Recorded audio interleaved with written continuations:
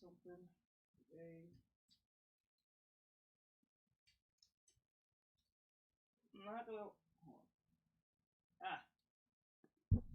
Not gonna lie to you guys today. Today's not my week. It's not my week. Anyway, I finally got things to work. All right. Oh, I was doing a thing for a student. Sorry about that, guys. Let me see real quick.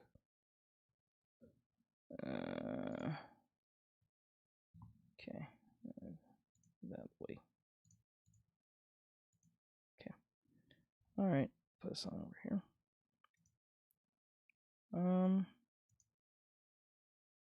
Okay. What are we doing today? Have anything today? I don't think so.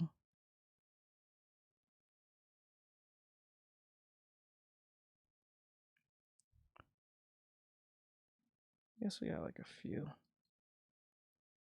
These disco skins are great. We got a few.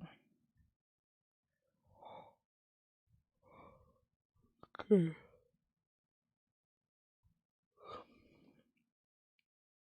Computer was acting strange. And I had to wait for the computer to load and I fell asleep. That's why I'm kind of late. Sorry about that. It's gonna start around 3, but kind of clocked out. I was up all night working, so. Sorry about that. Alright, so, yeah. Okay, first thing we put this out here. Got it. There we go. Then let me take this.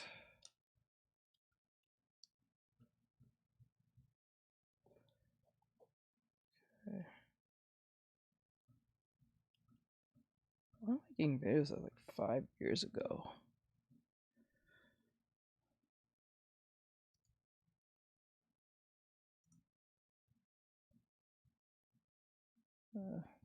I guess I'll put it there. Because I'll play this first and then we'll see where we'll go from there.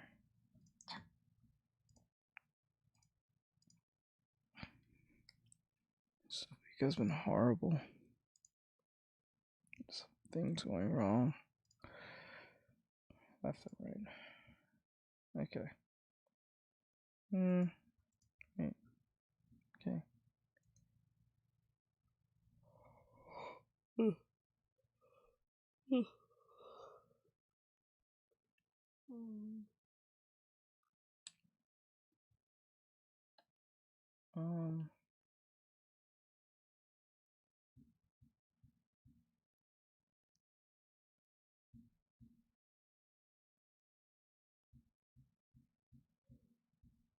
Oh, that's new. The other phone doesn't have. Okay, that's weird.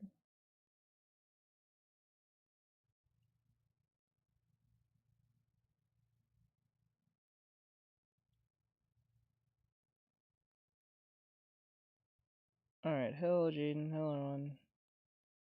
Hold on, just give me a second. I'm just trying to get everything ready.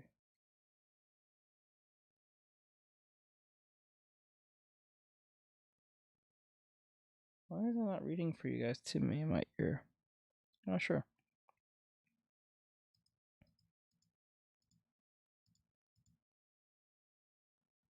Window capture. There we go. Okay. Nothing. Why is nothing working today?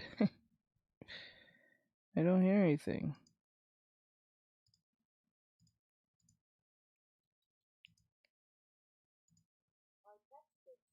Okay, there it is.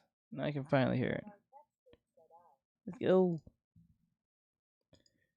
Alright.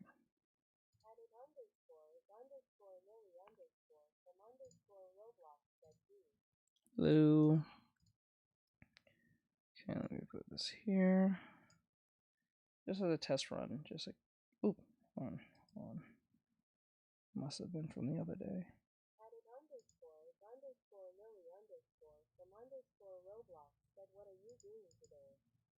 We're gonna be doing reactions. I got on pretty late because I fell asleep while waiting around 3 o'clock because I was up working. So we're going to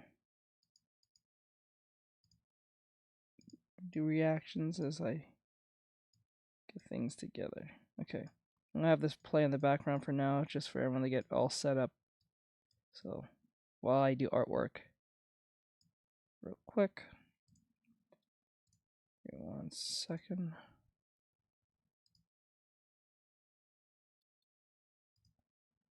Okay. Okay, let's go. Our library.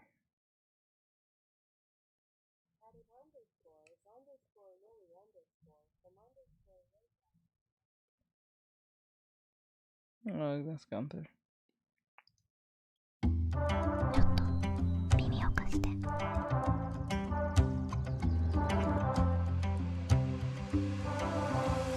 Driving slowly 한강의 놀이 바람에 눈을 감은 네 모습이 lovely 스피커를 키우고 sipping little coffee baby do you love me 여유로운 복장 친구들이 부른 다음 젊음한 복반 너에게 다 줄게 햇빛 눈에 champagne baby do you love me 내게 줘 너의 모든 젊음 넌 기대는 해도 좋아 걱정 마 나랑 함께라면 우린 언제나 젊을 거야 Baby 넌 그냥 내 옆에 어깨에 기대면 어때 When everything's supposed to understand you 모든 게 무너져도 driving slowly 한강의 놀이 we beat for the Driving slowly 한강의 놀이 we beat for the automatic vroom vroom vroom Driving slowly vroom vroom vroom automatic vroom vroom vroom Driving slowly 모든 게 무너져도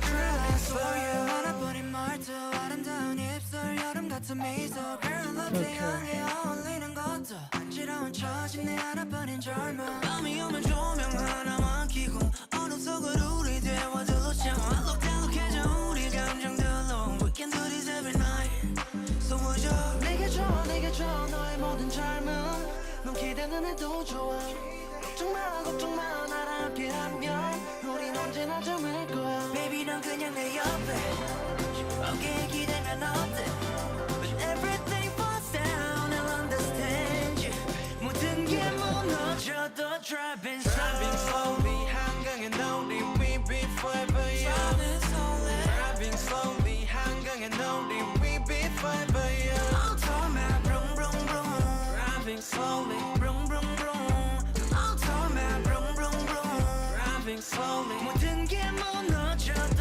driving slow 만약 불안해진대도 내 손 놓지 않는다면 몸이 나이가 든대도 I'll be here I'll be there I'll go wherever Okay, so you go forever young 모든 게 무너져도 driving slowly 한강의 놀이 we beat forever young driving slowly 한강의 놀이 we beat forever young automatic vroom vroom vroom driving slowly vroom vroom vroom automatic vroom vroom vroom driving slowly 모든 게 무너져도 driving slow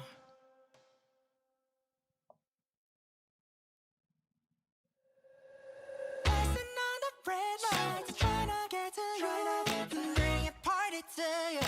Hope you're ready. 속에 내 fire, 온통 네 미소 twist. Put your favorite jacket so cameras on around. Stun it, girl, no stun it. 섹시한 네 굴곡에 내 심장을 running. Party, just for you, darling. 더 볼 필요 없이 네 온몸 다해서 원해. I need you to be by my side like I'm 내자. 눈을 감고 두 손을 올려 내 목에. You got this song kiss on your face. Oh, I wanna taste Chick from it. Demon Slayer. Put your favorite jackets on, cameras on a roll, baby. I just can't get enough of you. Serious anymore? Proud of thousands of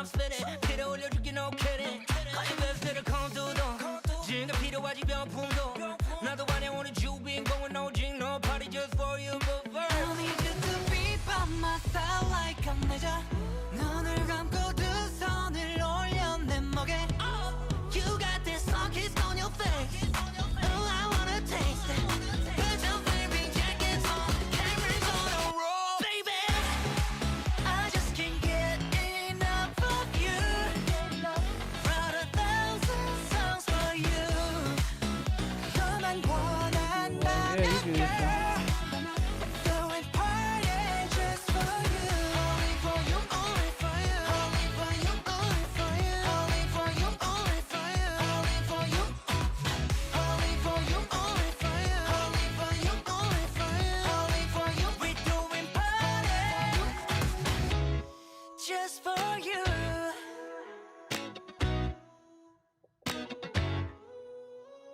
Hands at the sunroof, stuck on thoughts of you. I'll taste the pleasure, know that I'm gonna. Hands at the sunroof, stuck on thoughts of you. I'll taste the pleasure, know that I'm gonna. Passing on the red light, try to get to you. Bring it party to you. Hope you're ready, ready. Sugar be fire, don't need me so good. Put your favorite jackets on, cameras on the road. Only for you, only for you. Only for you, only for you. Only for you, only for you. Only for you. Only for you, only for you. Only for you, only for you. Only for you. We're doing party. God, that was fast with the gambit. Oh my gosh. You guys don't play. Like, that was fast. That was like fast. That was fast. Holy moly. I know Gambit just came out like a month? How long has it been since he came out? I don't think it's been that long, has it? It's been pretty relatively short, right? I think. I don't think it was all that long. I think of it now. But that's kind of crazy how it's just like they already have cosplays for him. Like, that was fast. Well, actually, no, because the latest heroes are out. I think it was just White Wolf. I think Black Cat's come after, I think. Actually, when I think, yeah, I don't know. Marvel Rivals be dropping out heroes like every other month, so it just feels like it's never been that long with a new hero that came out. So you think of it more and more. Alright, do your thing.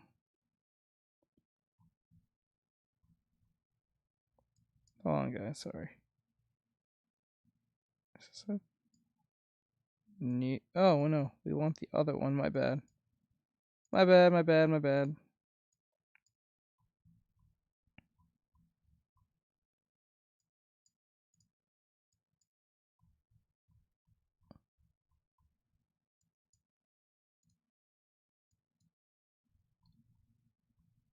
Holy moly, where's the...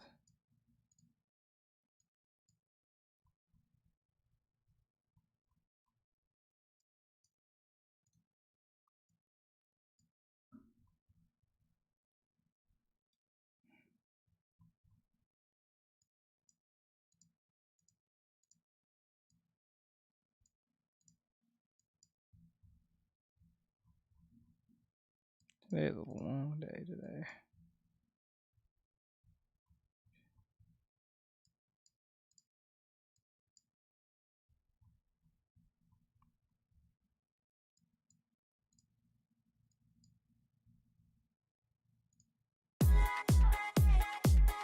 There you go.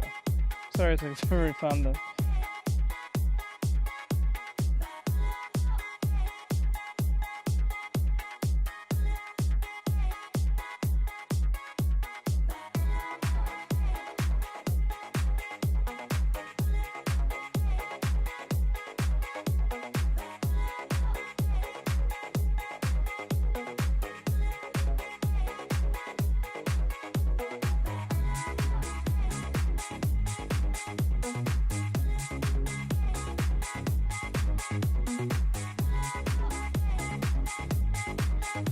People wear.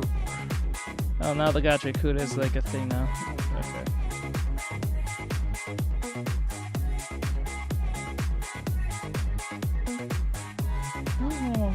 dress like Rio. Never interested.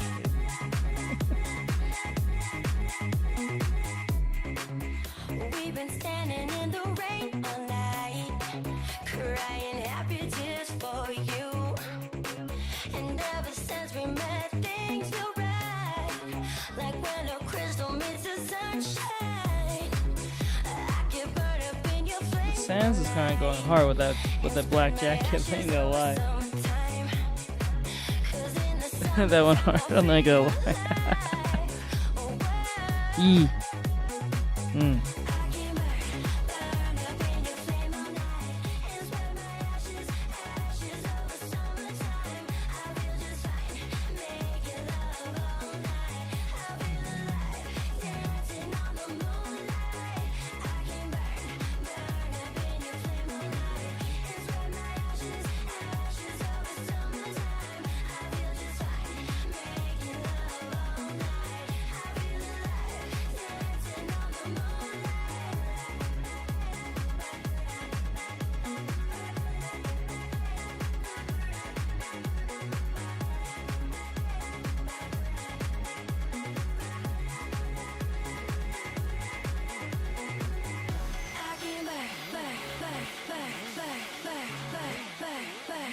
Turbo Granny!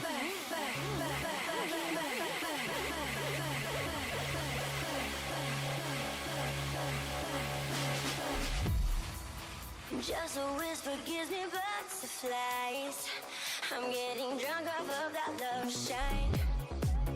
Free to love it like it's Hello. 69. A revolution where two hearts touch. How goes it? I could burn up in your flame all night and spread my ashes over summertime. 'Cause in the summertime I'll feel alive. Oh, wow. I can burn up in your flame all night and spread my ashes. I am well. Hope you're doing well. Oh, yeah, my awesome day.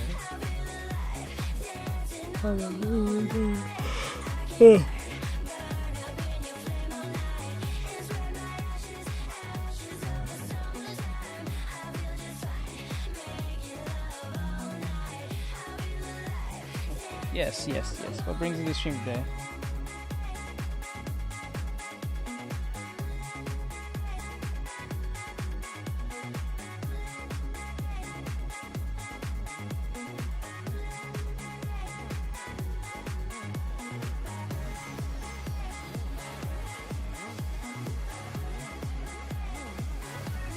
I got you. Boredom's usually the reason.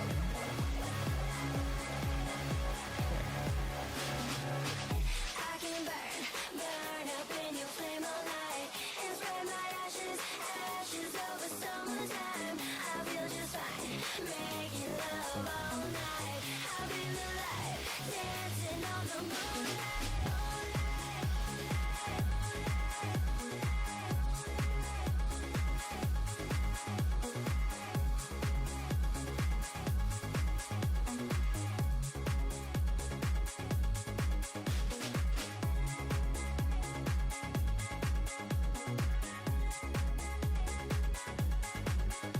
Oh, yeah.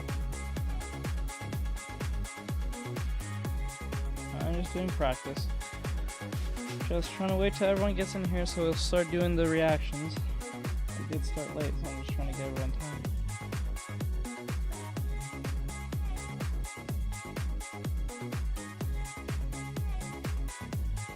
Crap.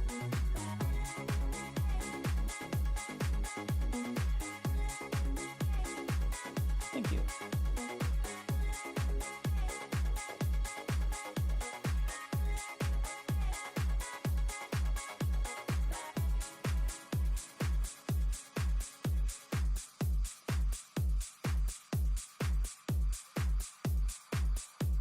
Thank you. Meh.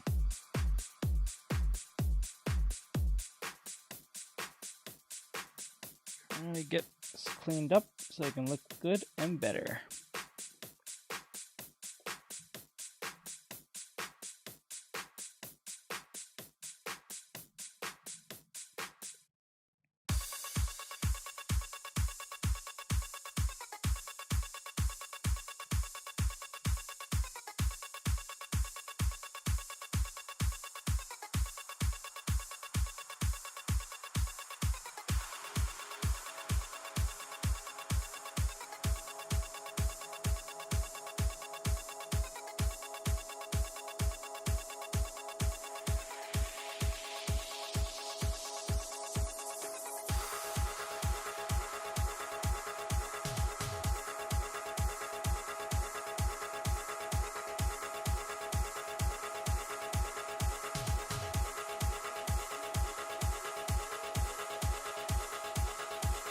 Oh.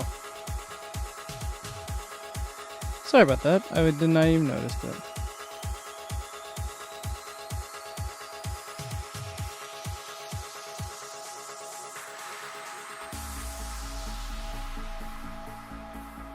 There you go.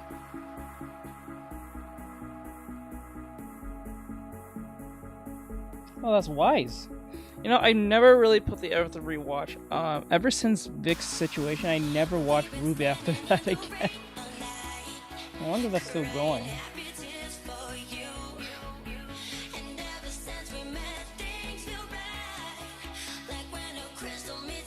That makes me wonder now.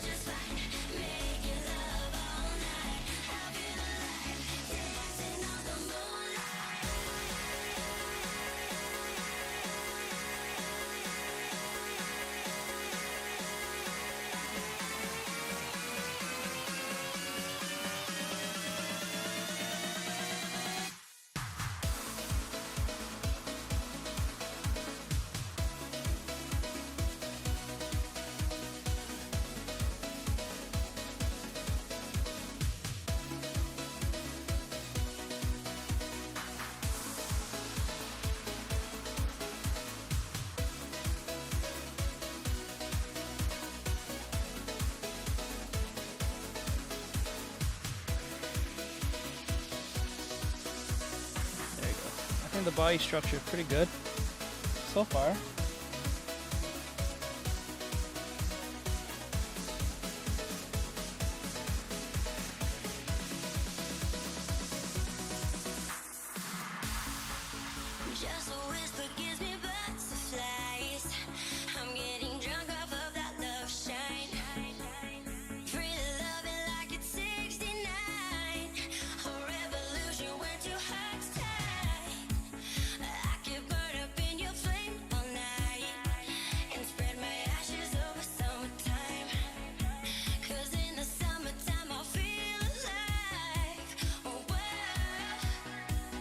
Hello, how goes it?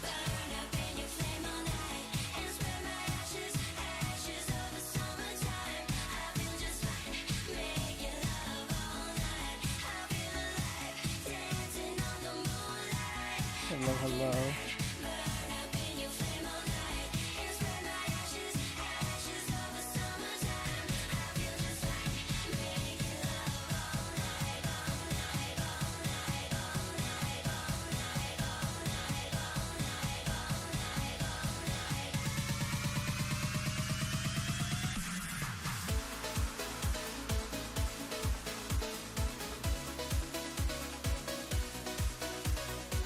Yes, we'll be doing that in a second. I'm just letting this play so we'll bring people in. And then we'll start.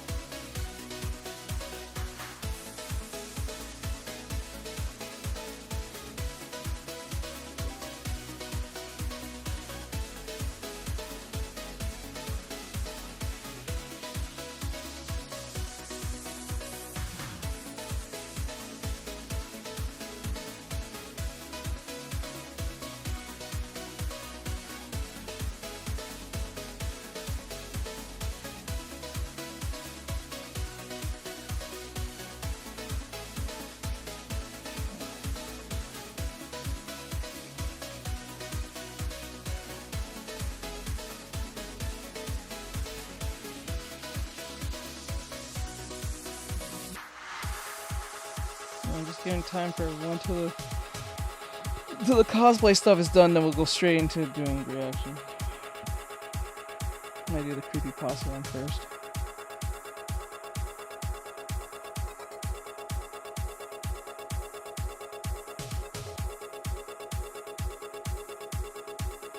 I'm doing practice sketches as we wait for everyone to come in once the cosplaying video is done.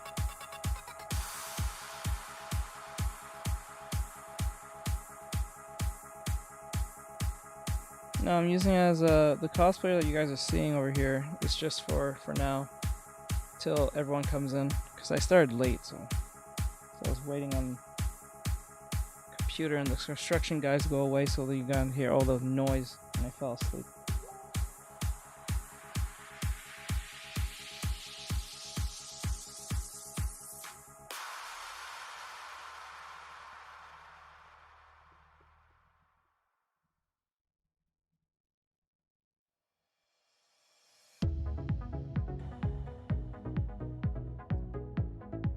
I wonder if they're gonna come to the convention I went to.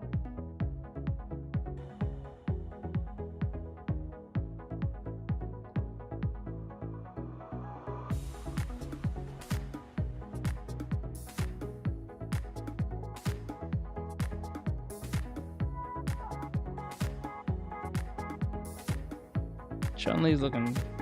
Chun-Li, oh my god.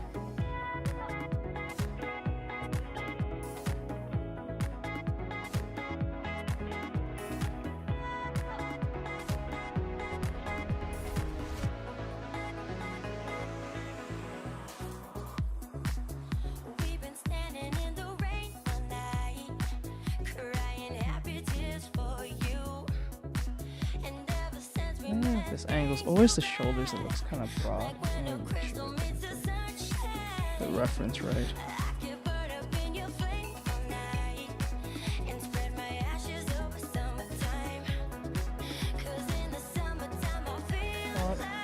I erase this?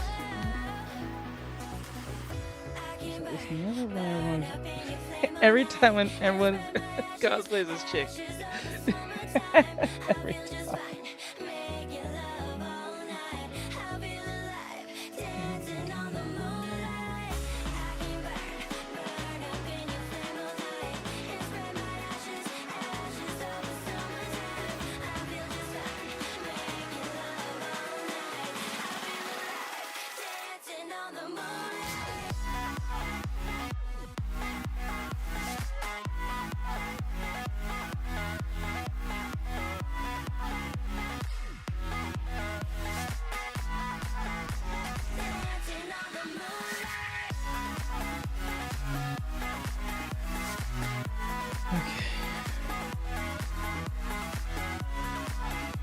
I think you're from League of Legends, if I remember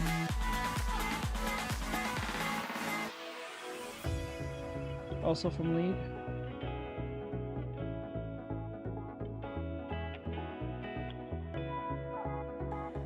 Yeah, if I remember right.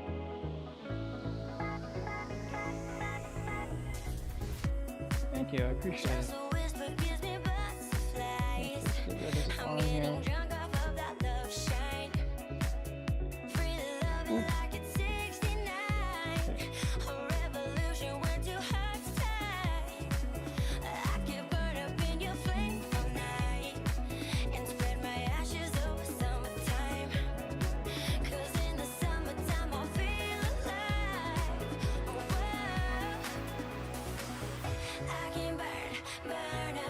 Just cut off the arms for now, and then we'll put the arms in later.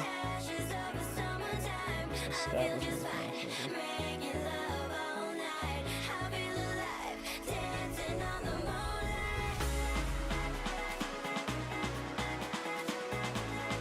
Thank you for the follow.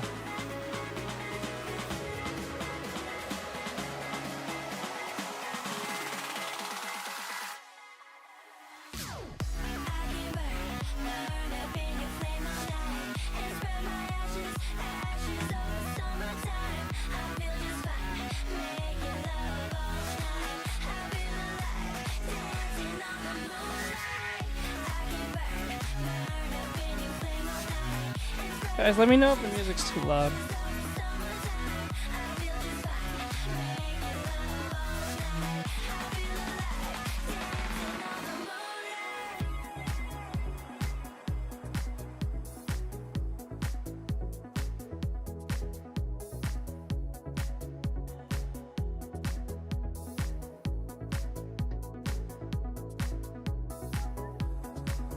Toji! Go!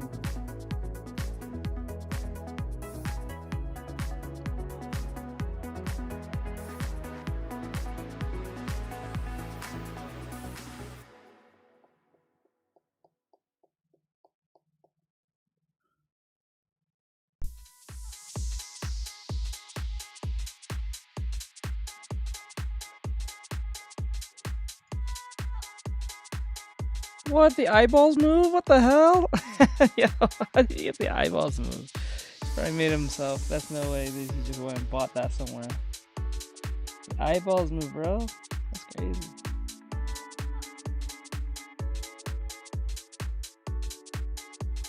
I'm not sure where you're from, but that's cool. Usually the same thing. Okay, good.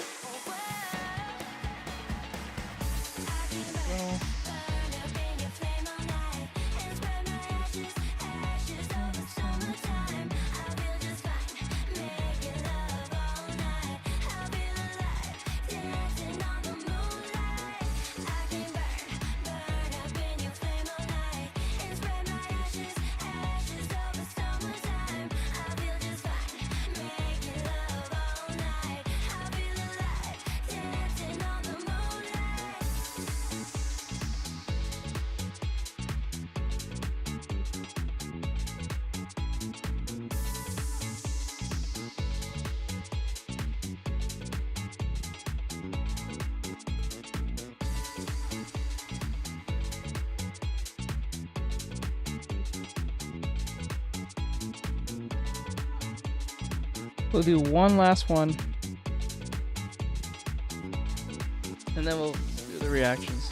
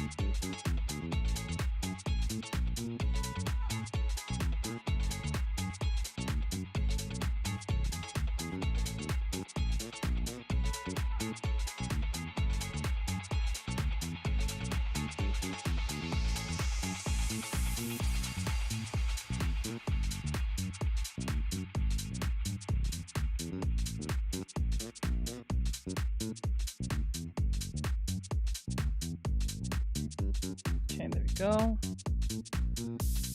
Now I gotta fix. The head's way too big. The heavy the head. Big the head, heavy the ground. Okay, now we fix the head shape.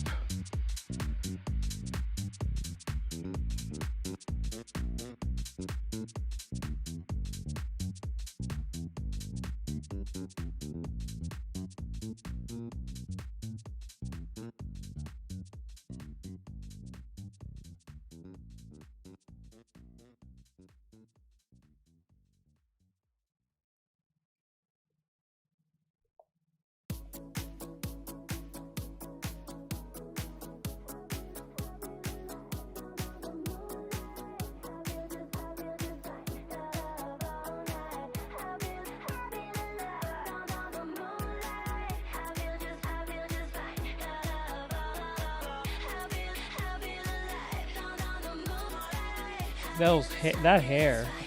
The hair though. The hair though. That was so clean. Like it's like, oh my god, it's just so straight. Oh my god. Man, the shit out of that thing. That's crazy.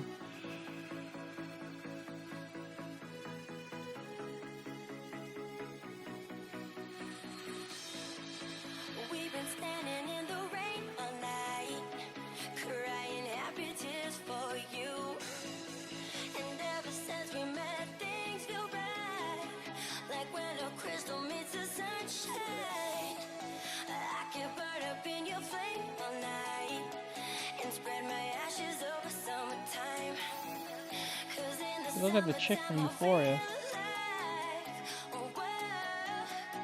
The thick Hispanic chick is better, man.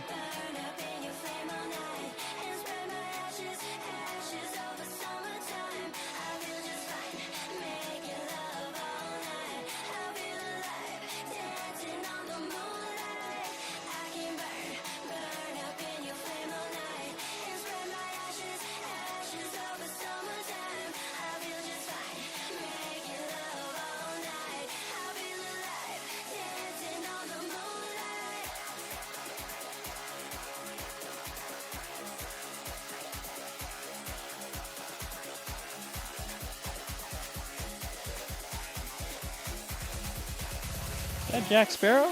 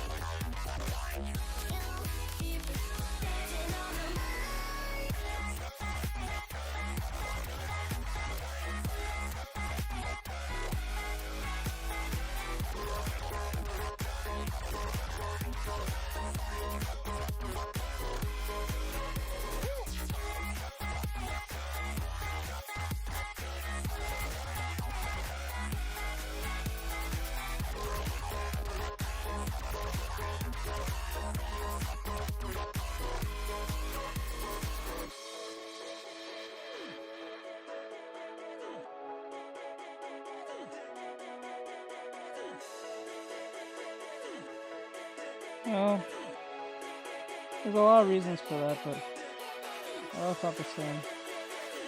Maybe there's not overtly a lot of women in bikinis. That's probably why.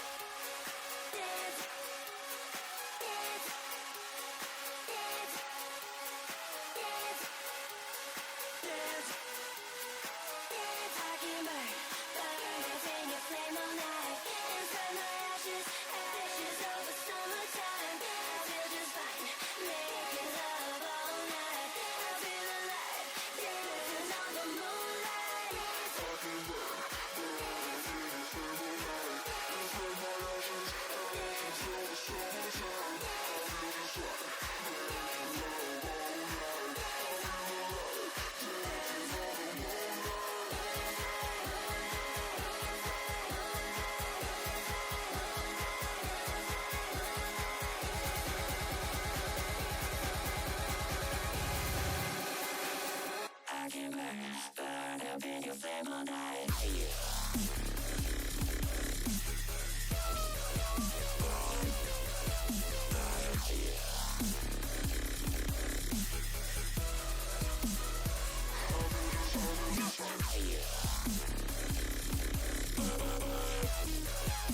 I think, yeah, just because I think it's not because there's a lot of chicks in bikinis right now. That's probably what it is.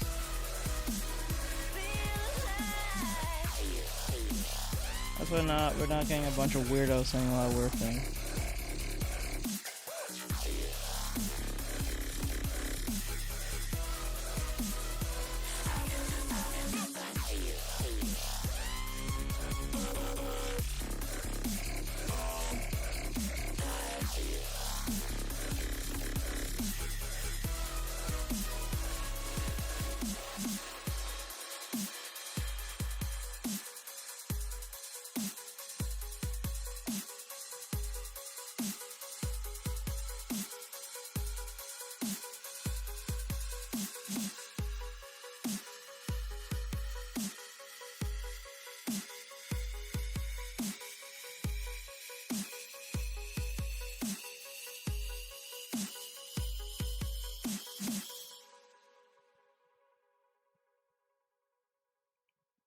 Four minutes left.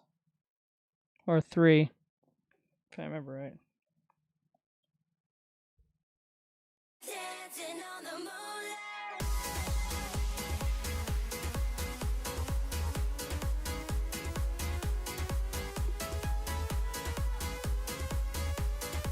The cosplays are nice though. We've been standing in the rain all night, crying happy tears for you. And ever since we met, things feel right, like when a crystal meets the sunshine. I can burn up in your flame all night and spread my ashes over summertime. 'Cause in the summertime I'll feel alive. Oh well, I can burn up in your flame all night and spread my ashes over summertime. Thank you, Kiki. Thank you for 100. Appreciate it. Dancing on the moonlight.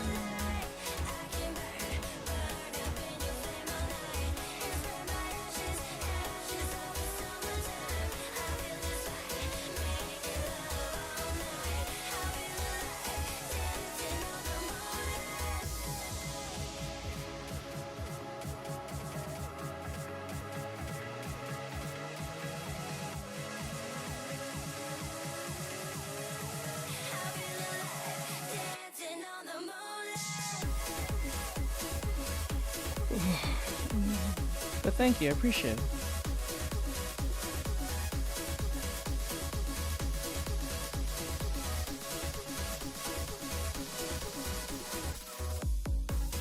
Just a whisper gives me butterflies.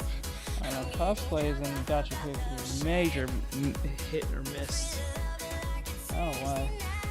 Either it works or it doesn't. When two hearts tie, I can burn up in your flame all night and spread my ashes over summertime. 'Cause in the summertime I'll feel alive.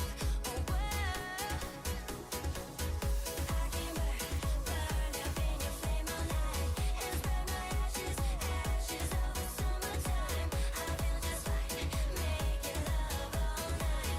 I feel alive, dancing on the moonlight. I can burn up in your flame all night and spread my ashes over summertime. I feel just fine, making love all night. I feel alive, dancing on the moonlight.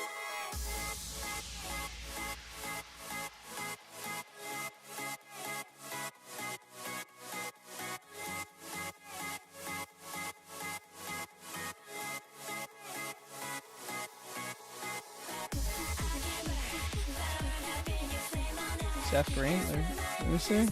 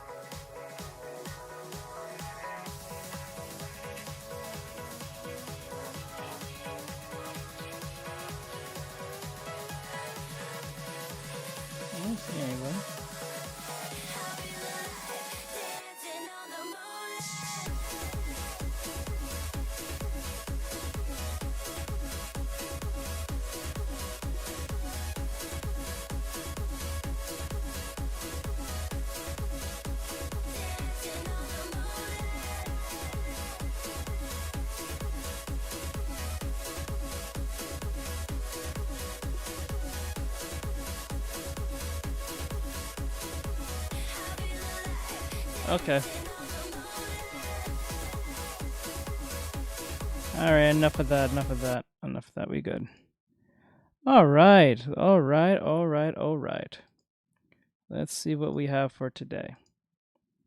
Alright, let's see. Carana. Monte. Well, first before we Monte, let's just get the biggest one out of the way. Because the biggest one out of the way is probably the 100 ghost stories. It came back again early in the vid. Oh, that was okay. Okay, that must be the Gotcha Kuda guy you was probably referring to. Titan gameplay. Where is it? I saw her. Where the hell?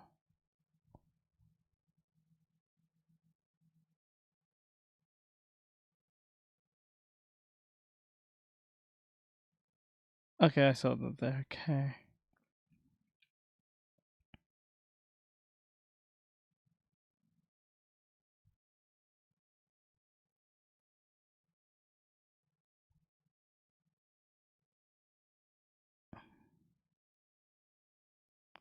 Here.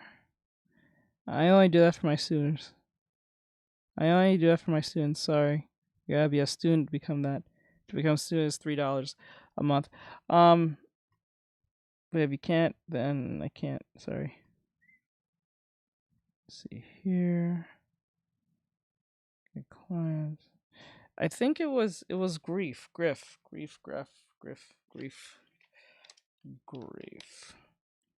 Just get down to it.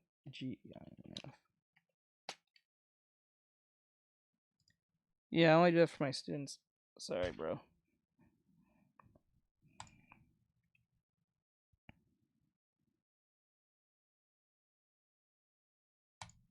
Let's see here.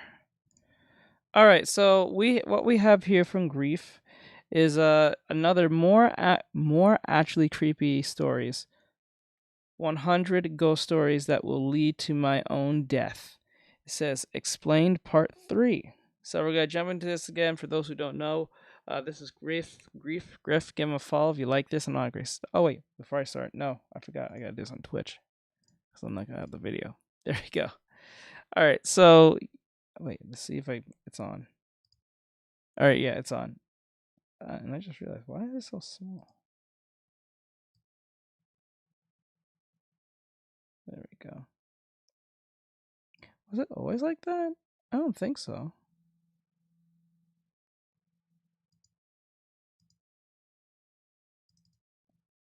Oh no, not saying that. It's saying I'm playing Peak when I'm not.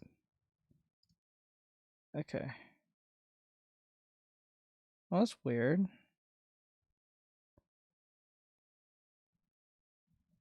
Yeah, okay, I'll just keep it normal. I'm gonna just keep this one normal. Alright, so I'll fix the window later. I don't think it's a big deal if I keep it this way. Push it a little more. There. Yeah. Dude, I'm gonna kick you out of here if you ask me that again. I told you have to be a student. If you're not a student, then I can't look at it. I don't know why they do that. Okay, you gotta go. I don't know why they do this.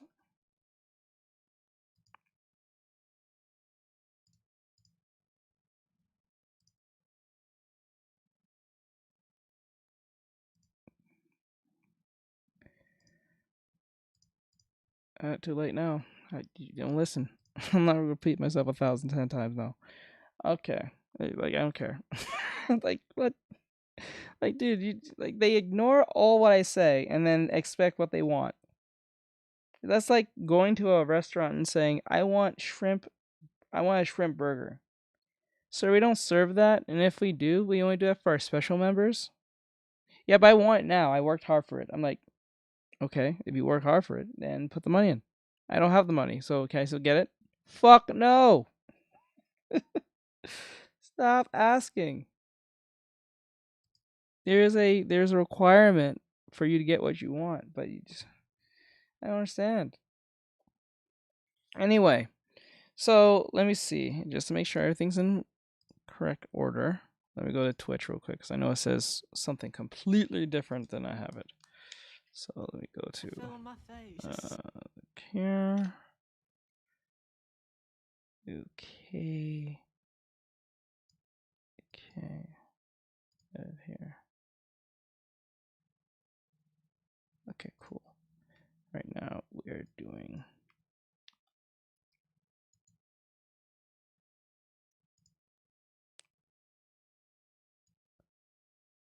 something tells me he'll be back. They always come back. Very odd. They always usually come back. I don't know why.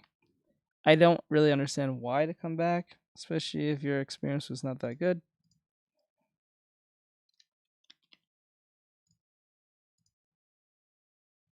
Okay, there we go.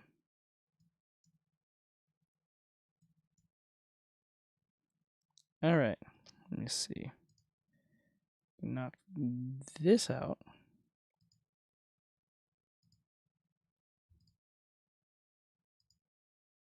No, that's fine. It's normal.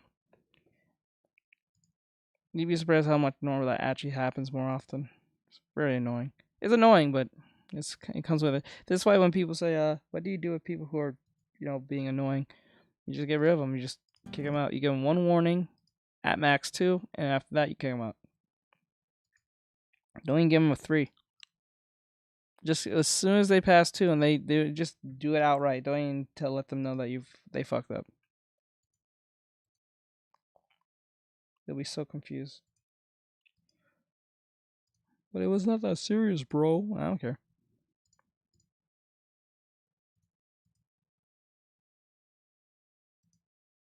So sensitive. Yes, we are sensitive. So that tells you not every chat is going to be sensitive. Non-sensitive. I'm gonna sit here and just argue with you over this. This is stupid. I got stuff to run. The hell? Wait, what the hell? Why is it? Wait, what? Wait, what? Cancel. Oh, there it is. I was about to say, like, what? Hello. All right, so for those who don't know, we're going to be doing our creepypasta session where we do a creepypasta setting as I work on a sketch, as we listen. We might do some gags here and there. Don't know yet, but we'll see based on how long this video. This video is actually 50 minutes, so I don't know if I'm going to actually edit this one. I might just let this go off rip, but it is what it is. Hey, Bri. Wait, I just realized, where is the art? Image. Test.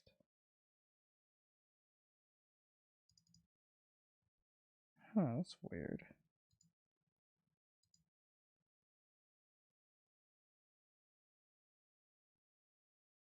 It always does that? Oh, no, my bad. Alright, so with that said, let's get into it now. Let me see. X this out. Alright, so yeah, so this is from Griff. Griff? Oh, wait, no, Griff. I think it's Grief. Grief, like you're crying, like you're sad type stuff. This is from Griff, and this is part 3 of the whole like horror creepypasta thing we're doing alongside his videos, reacting to it. This is the 100 ghost stories thing. It's called, let me see, more actually creepy stories, 100 ghost stories that will lead to my own death. Part 3. I don't know if this is the final one. I doubt it. This is probably part 3, and probably part 4 will be the last one. So we're going to jump into this and see. So that said, I hope you guys enjoy this. Please give Griff a follow if you like his videos, and I'll put his stuff in his either the video or his or both his channel into description. So that said, I'll see you guys in the next one. Let's go. I may not edit this one because when I get to a certain level, I don't.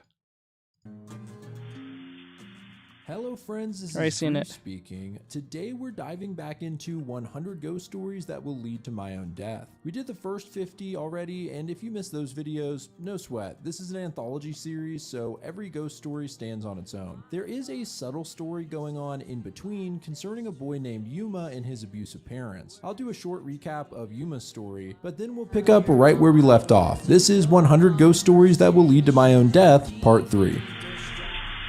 In the first 50 stories, we met Yuma, a troubled boy who almost jumps out of a window when his friend Hina stalls him by telling him about the 100 ghost stories, and how if you tell all 100, a real ghost will come. So Yuma starts telling the stories. He seems to be talking directly to the reader, but I suspect this to be some kind of an important object that he's talking to. As he tells the stories, we learn that Yuma has abusive parents. His stepmom constantly verbally insults him, and his dad is straight up scary, often physically attacking him. The more stories Yuma tells, the more supernatural things begin to happen, and Still not understanding why this child is reading this book in the first place. I feel like it's causing more problems than solving things. I already said I watched it already. Yuma alludes to a dark presence being in the house. At one point, in self-defense from his mother, Yuma stabs her in the hand with a pencil. No, I didn't. I told him that you have to be a student, and I said no. He refused and did not acknowledge that. He did like 7 times. I was like, so you have to go. And later, she's physically attacked by some force, putting her in the hospital for a while. Since that attack, the cops have been sniffing around, one of which starts getting strange bruises that spread across his body. This all culminates in the cop's arm being brutally broken by an unseen force, and he's dragged out of Yuma's window, which pretty much brings us up to speed. So let's get into the 51st story, What You Can't See. Yuma appears to be dragging something heavy and wrapped in a sheet into his room with the help of Hina. Once they set it down, Hina looks pretty frightened and says they should call an ambulance, but Yuma pulls back the sheet to show her that they're too late, implying the cop is dead. He says he'll figure No, fuck you. Get out of my stream. Don't tell me what to do in my stream. Fuck you. Go fuck yourself. What the hell? What is this? No, go fuck yourself. What the hell? No, get out. The fuck? You're not gonna tell me what to do in my stream? The fuck? it all out and asks her not to tell anyone what happened. After she leaves, he stands shaking, feeling guilty, but he reassures himself that it wasn't his fault and that he needs to keep telling the stories, which leads us to 51. A man wakes up to his alarm sounding, but he fumbles when he tries to put on his glasses and knocks them to the floor. As he leans down to pick them up, we see from his blurry-eyed perspective, and in the corner of the panel appears to be a human foot. He quickly puts his glasses on and looks up, but no one's there. It must have been his imagination. It's been a stressful week, and he decides to start the day with a warm bath, setting his glasses down while he rinses his face. He looks up when he finishes, and yet again we see the panel in his blurry vision. This time, outside the bathroom door, a tall figure seems to be watching him. The man freaks out and puts his glasses on, but there's no one there. This time he's convinced he saw someone and gets up to check the rest of the house, only to find no one around. He sits back down in the tub and pulls his glasses off to rub his eyes.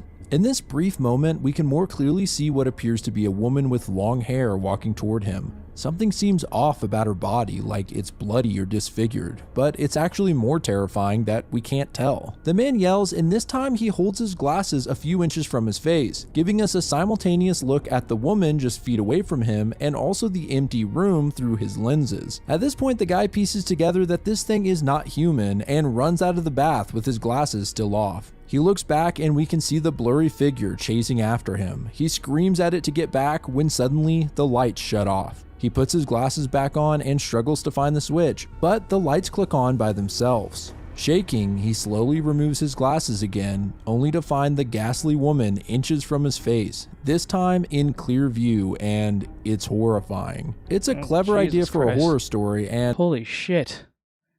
Oh my god. I'm sure it resonates even more with anyone who sees the blurry world like this guy without their glasses, such as myself. Story 52, Lord Oida. Yuma lugs a massive suitcase into his room, then sits down to tell the next story. It begins with a teen boy falling and scraping his knee pretty bad while at the market. He walks up to a shop where he finds an odd bracelet with the small charm of a man's face on it. He tries it on, and when the owner walks out, he assures him that he wasn't trying to steal it or anything like that. The shopkeeper says that the bracelet isn't his, but he knows what it is. He believes the young man has been chosen by Lord Oida, a god of protection. Should he suffer any injuries, Lord Oida will take them on instead. The shopkeeper then tells him to go ahead and take the bracelet home with him. The kid is a little weirded out, but starts walking home, and in an almost jarring panel, we see a tall, naked man with unnaturally long limbs smiling. Bro. Just all limbs today. Holy moly. Holy moly. It's just limbs. Bro, it's just all limbs. Yeah, that's Gunther. But yeah, that's crazy. Smiling and walking behind him. The kid turns around and falls to the ground scared, but no one else seems to see the guy. He notices that the tall man has a nasty scrape on his knee, and the kid's knee is now perfectly fine. Remembering what the shopkeeper said, he pieces together that this entity is Lord Oida, who has taken the damage from his knee onto himself. Well, this sounds great in theory, but Lord Oida stays right by the kid's side from then on, every waking second, even floating next to him while he sleeps. As it would anyone, this starts driving the kid crazy, and he asks Oida to leave him be, but the creepy dude doesn't respond. He then realizes he can't remove the bracelet either. Out of frustration, the teen bangs his head on his desk, and sure enough, the bruise appears on Oida instead. On a closer look, Lord Oida is a creepy looking guy. His eyes are half closed and his pupils go opposite directions. One day while walking down the stairs to the train, the kid stumbles and falls, getting brutally banged up all the way down. The people around him assume he'll need an ambulance for such a big fall, but thanks to Lord Oida, he's perfectly fine. He looks over at the entity, and we don't see him, but the boy seems pretty startled. Later, he travels back to the shopkeeper and says he doesn't want Oida's protection anymore, asking how to get rid of him. The shopkeep tells him he can separate from Oida, but doing so would mean taking back all the injuries that Oida suffered by the kid's side. The man asks if he'd be willing to do that, and the kid looks over at Oida, finally revealing his body, which is now torn up and mangled. His limbs are twisted and broken, and his head is bashed open. So I guess now the kid could either receive the terrible injuries and likely die, or have Lord Oida and his terrifying body continue to follow him around forever. Yuma ends the story and says not to worry, we're making it through the 100 stories no matter what. He then starts to lift the dead body in his room as if planning to put it into the suitcase.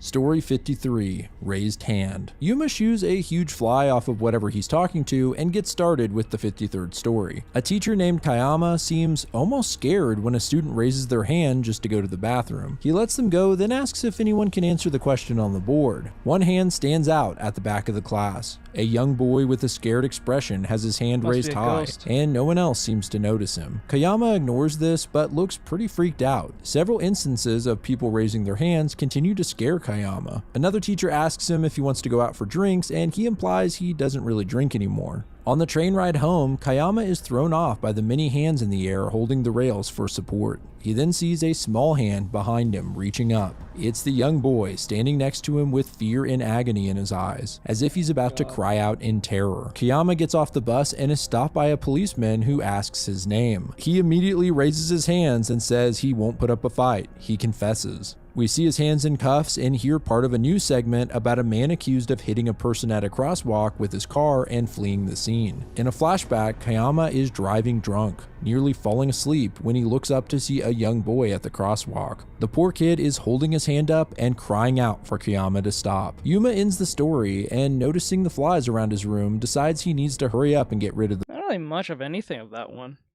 Just like this kid just scream. Well, he's screaming with his hands up? It's not really much of anything. Like, it's annoying, but I don't think it's scary. To read the final stews. Maybe. You might be right. They might actually do that. You might be right. They might actually have the parents read them out. The body. He starts moving the suitcase and accidentally knocks it over, making a loud noise. The chapter ends with one of his parents asking what's going on in there. Story 54, Bait. Taking place immediately after the last chapter, Yuma is hunched over as if saying a prayer or something, and then he grabs his door handle as if to hold it closed and starts the next. Yes, because they're disrupting the stream. The first person who came in asked me about looking at their drawing, And I said directly to them more than 5 times, I don't do that unless you're a student. But he kept insisting for me to look at it. I said, no, I can't do that. That's not fair to the people who paid for that. But he just kept on going. So that proves he's not paying attention, so I kicked him out. Makes sense. After a while, that means he's not listening. He just doesn't care. So. Story. A man named Takanori talks about his friend Aya's Twitter account. Her last tweet ominously said, "I think I get it now," and 2 days later, they found her dead body. Still, Takanori can't bring himself to unfollow her account. He sadly looks at her old tweets, but then notices a brand new image posted on her account of just a black box. He starts speculating that someone must have hacked her account, and several tweets start popping up where Aya is mocking the living and talking about how great death is. What kind of sickos would do this to her account? Holy Takanori shit. investigates the dark photo again, and on a closer look, he thinks he sees something. He turns the brightness all the way up on his phone and sees the image hidden inside. It's Aya screaming. It's pretty frightening, and Takanori notices something else behind her. There's some graffiti that he actually recognizes from the communal bathrooms at a local park. Taking matters into his own hands, he decides to go check it out. I kicked the ones out because they're the ones trying to fight for me over the person who said that they wanted their drawing to be seen. And I told them no. And then the one who told me how to speak, I'm like, that's not it's not your stream. You're not going to tell me how to run my stream. If you don't like it, you can leave. So they can go fuck themselves. Hoping he could get a clue as to what happened to Aya, and if he sees anything, he'll call the police. He looks inside the bathroom stall with the familiar graffiti and sees nothing. Then he notices it was being rude, and their punk-ass friend, who I believe that's their friend, didn't like that they got kicked out. When their friend didn't even stop to listen to what I said. I said no because I can't do that because it's not fair to the people who are students who paid for that very thing, and I'm just doing it for free for someone. Said it more than 5 times, and dude just not caring. He kept on saying please. Just because you said please and you worked on it doesn't make me going to go look at it. It's not fair for those who actually paid for it. So. a fresh post from Aya. Another black picture. Oh my God, get this out. time when he turns up the brightness, he actually sees a picture of the back of his own head. They don't listen. They do not listen. I think it's the same person. There's no way. That's the same person. That is the same person. You can't tell me. That is the same fucking person. There's no way. There's no way.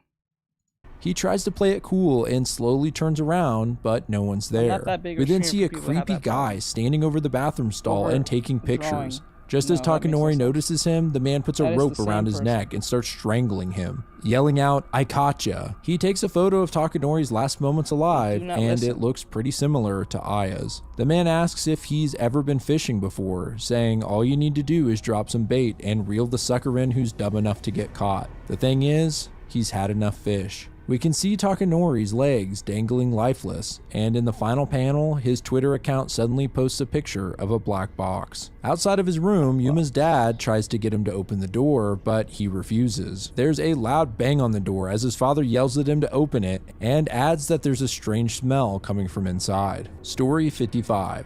Broadcast. The next day, Yuma's door is straight up off its hinges. He moves it aside and then puts it back as he enters, and the poor kid is pretty What's up, beat man? up. What's going on? He just sits down and begins the story. It starts with the school broadcast system sounding the bell, but there's also some strange voices coming through as well. The new transfer student is pretty weirded out by it, and that's not the only thing. He's also found that a lot of rooms are off limits at this school, and he even found paper talismans about for warding off evil spirits. One day he starts hearing those familiar voices again and follows them to the broadcasting room. Inside there's a cassette playing, which is where the voices were coming from. He removes the tape, assuming this, as well as the talismans, to be some kind of elaborate prank. As he exits the room, he spots a glossy-eyed girl staring at him. She asks why he went in there, and he tells her he was curious about the noise. She seems to know about the voices and starts to explain to him about how this school works. Apparently, it was built on some sacred burial ground, and as long as anyone can remember, it's been haunted. So the students and staff have put up talismans everywhere. And the voices playing through the speakers were actually sutras, ritualistic chants to help keep the evil spirits at bay. They're the main reason everyone can go to school in peace here. Well, realizing he fucked up, the transfer student starts trying to put the tape back, but the girl grabs him by the arm and says it's too late. It seems that she was one of these evil spirits, and on the final page, she laughs and begins snapping his arm in several places. Yuma finishes up the story, and behind him his father enters the room, moving the door aside. He tells Yuma he should throw the door away. He lost that privilege when he stole his dad's suitcase. He then puts a hand on Yuma's shoulder and begins smelling something. Then he asks the boy, where is it? Story 56. Won't forget. Hina's come to visit again, and she seems worried, saying that she tried knocking many times over the past few days, but no one would answer. Then she asks if something happened, and Yuma interrupts her to request she tell the next ghost story. He sits her down at his desk, and she reluctantly begins. A high school student walks out to find it raining and wishes he'd remembered his umbrella. Then he sees his crush, Miyashita, walk by. He blushes as they make eye contact, and when she realizes he doesn't have an umbrella, she offers to share hers. Some other students take notice of this interaction and of course start making fun of them. The boy then awkwardly declines her offer, and the poor girl looks brokenhearted as she walks off into the rain.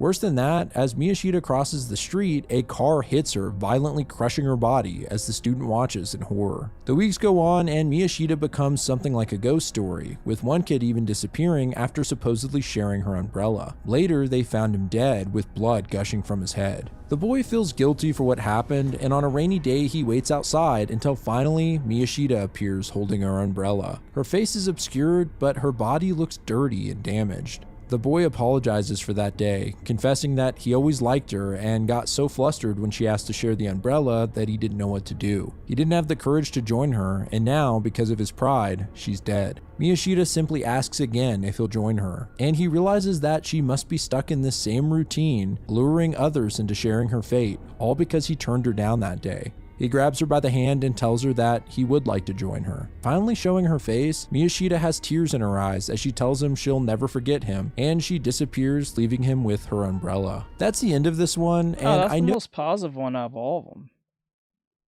I think that's like mainly the most positive one that ended good for somebody, I think, to a degree.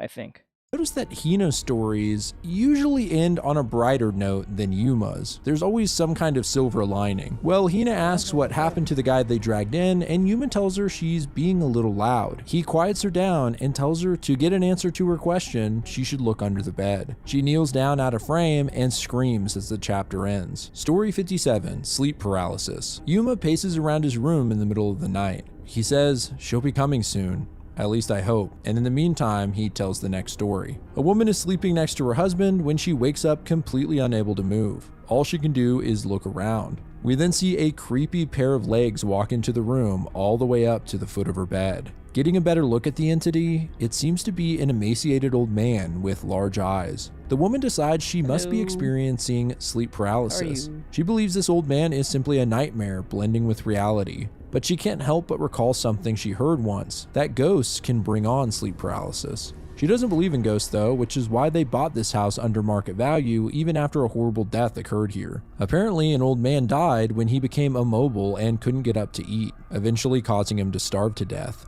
As she recounts the story, the thin old man starts pointing back and forth between her and her husband, as if trying to decide something. It's the eyes, bro. Oh my god, those eyes. Finally, he starts walking toward the woman and leans over her, sticking his finger between her lips. The woman begins crying in terror as the entity starts trying to pry her mouth open. But since she's completely locked up, he fails and gives up.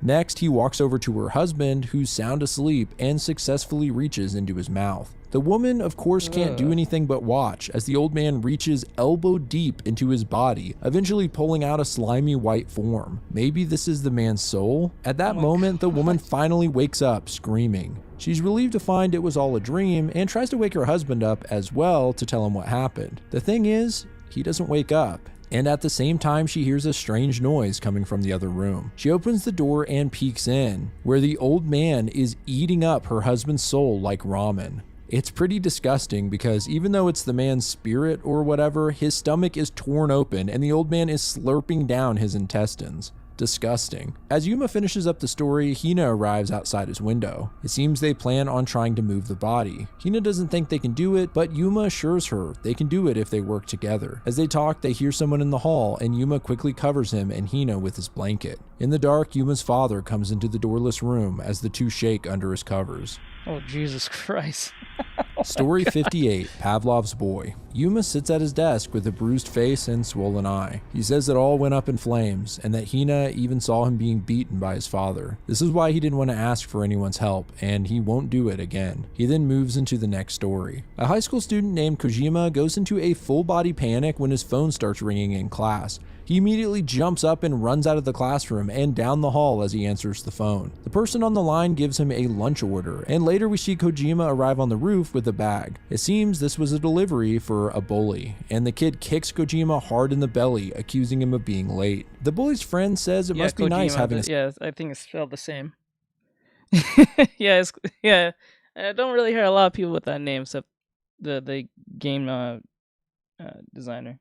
Slave, and the bully tells him it took him a while to condition him this way. Simply by calling his phone, Kojima has developed the involuntary reaction of running as fast as he can to the bully, kind of like Pavlov's dogs. If you're unfamiliar, this was an experiment on classical conditioning where Ivan Pavlov rang a bell every time he fed his dogs. Over time, they developed the response of salivation just by hearing the bell ring, even if there was no food. It appears the bully has trained Kojima to run to him anytime he hears his phone ring. Pretty fucked up. Kojima ominously tells the bully that from tomorrow onward he won't be seeing him again, but the bully just blows this off. The next day, Kojima has ditched school, but the bully guarantees he'll come if he calls. Kojima doesn't answer, but after a while, someone appears at the top of the stairwell. Finally, they step out into the light, and it's Kojima's headless body. It runs full tilt towards the bully, knocking him off the roof to his death below. As Kojima's body stands there gushing blood from the neck, we follow the blood trail back to his house. There we see Kojima's head on a rope tied to his door. I guess he was trying to end it all when the bully called, and his body, conditioned to respond, ran all the way to the school. Freaky. As Yuma finishes up the story, he hears a rattle at his window. It's Hina, and Yuma begs her to leave, but she's determined to help him. Yuma breaks down crying as she wipes his tears. Story 59, The Tunnel. This chapter starts with Hina standing alone in the room. Yuma shows up and says that everyone is asleep, and then he starts on the next story. It's about a common supernatural event that happens in a local tunnel. People often see two ghosts, a girl running for her life and a man chasing her down. The boy telling us this actually knew the high school girl who died here. Her name was Rui Asuka, and as he lays flowers down at the edge of the tunnel, he hears footsteps. The two apparitions appear in shadow form, acting out that horrible scenario of the man stabbing her to death. The strange thing is, Asuka clearly died in the event, but the killer didn't. So why are there two ghosts? The boy... That's a good question. I was just about to ask that same question. Like, how is there two ghosts if one's dead and the other one's not? Speculates that maybe it's the rumors themselves that have conjured up these phantoms. In order to test his theory, he slowly starts trying to remove any mention of the tunnel ghost from the internet. When he visits the tunnel again, he does see the phantoms, but they're way less visible. I guess in JJK terms, that would have been like a cursed spirit at that point, right? Because isn't cursed spirits just basically just negative energy from humans? Is that what that is? Like conjured negative energy?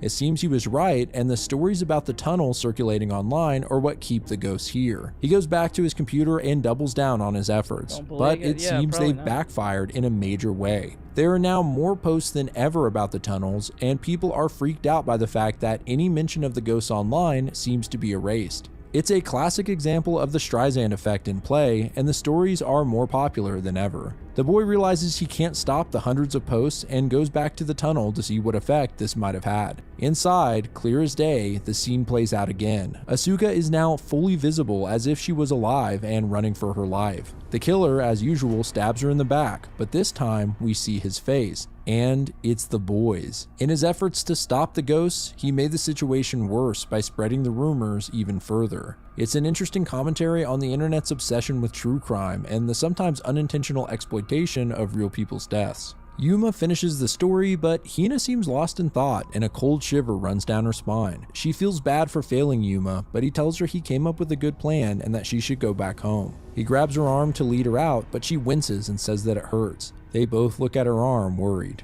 Story Demons 60. possibly? Bug. Probably, yeah. Yuma says that Hina hasn't come back and wonders if someone found out she's been sneaking out, or if she's just sleeping. Either way, he starts the next story. A woman named Shimizu is listening intently through her earbuds to someone talking when suddenly the signal goes out. In her apartment, we see the walls are filled with photos of a popular streamer. Later, she shows up to the house of a strange man who seems to sell mischievous items to people. He already sold her 2 bugs that she used to eavesdrop on the streamer by sending them to him in the mail. Unfortunately, he found both of them and broke them. But this chick is desperate and will try as many times as necessary. The man then suggests something different, maybe a magical tool. He takes her into a back room where he has a collection of magical items and shows some off, like a love potion for instance. But that's not going to work in this situation. Next, he shows off what he calls a life knife. You can cut a person up with it and they will still live. In the past, its users would cut off the heads of their cheating lovers and keep it alive so no one else could have them. Unfortunately, this doesn't seem like much use either. This seems pointless.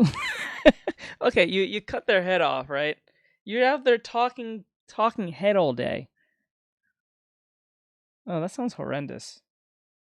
That sounds like a horrendous thing. Like, oh my god. As Shimizu could never get close enough to cut him. She says that millions of people watch his streams. He belongs to everyone, but Shimizu wants to hear his voice nearby, like he's speaking directly into her ear. The man tells her that he doesn't have anything that would do that, but Shimizu gets an idea and whispers it into his ear. Later, we see the streamer get a fresh load of fan mail, including a little stuffed cat that fits perfectly in his background. It seems that this was another bug sent by Shimizu, who listens intently in her apartment. She's finally gotten what she wanted, the streamer's voice right in her ears. However, he notices blood at the bottom of the cat and cuts it open to find something horrific. Shimizu's severed ears sitting within the cat's stuffing. Jesus Christ.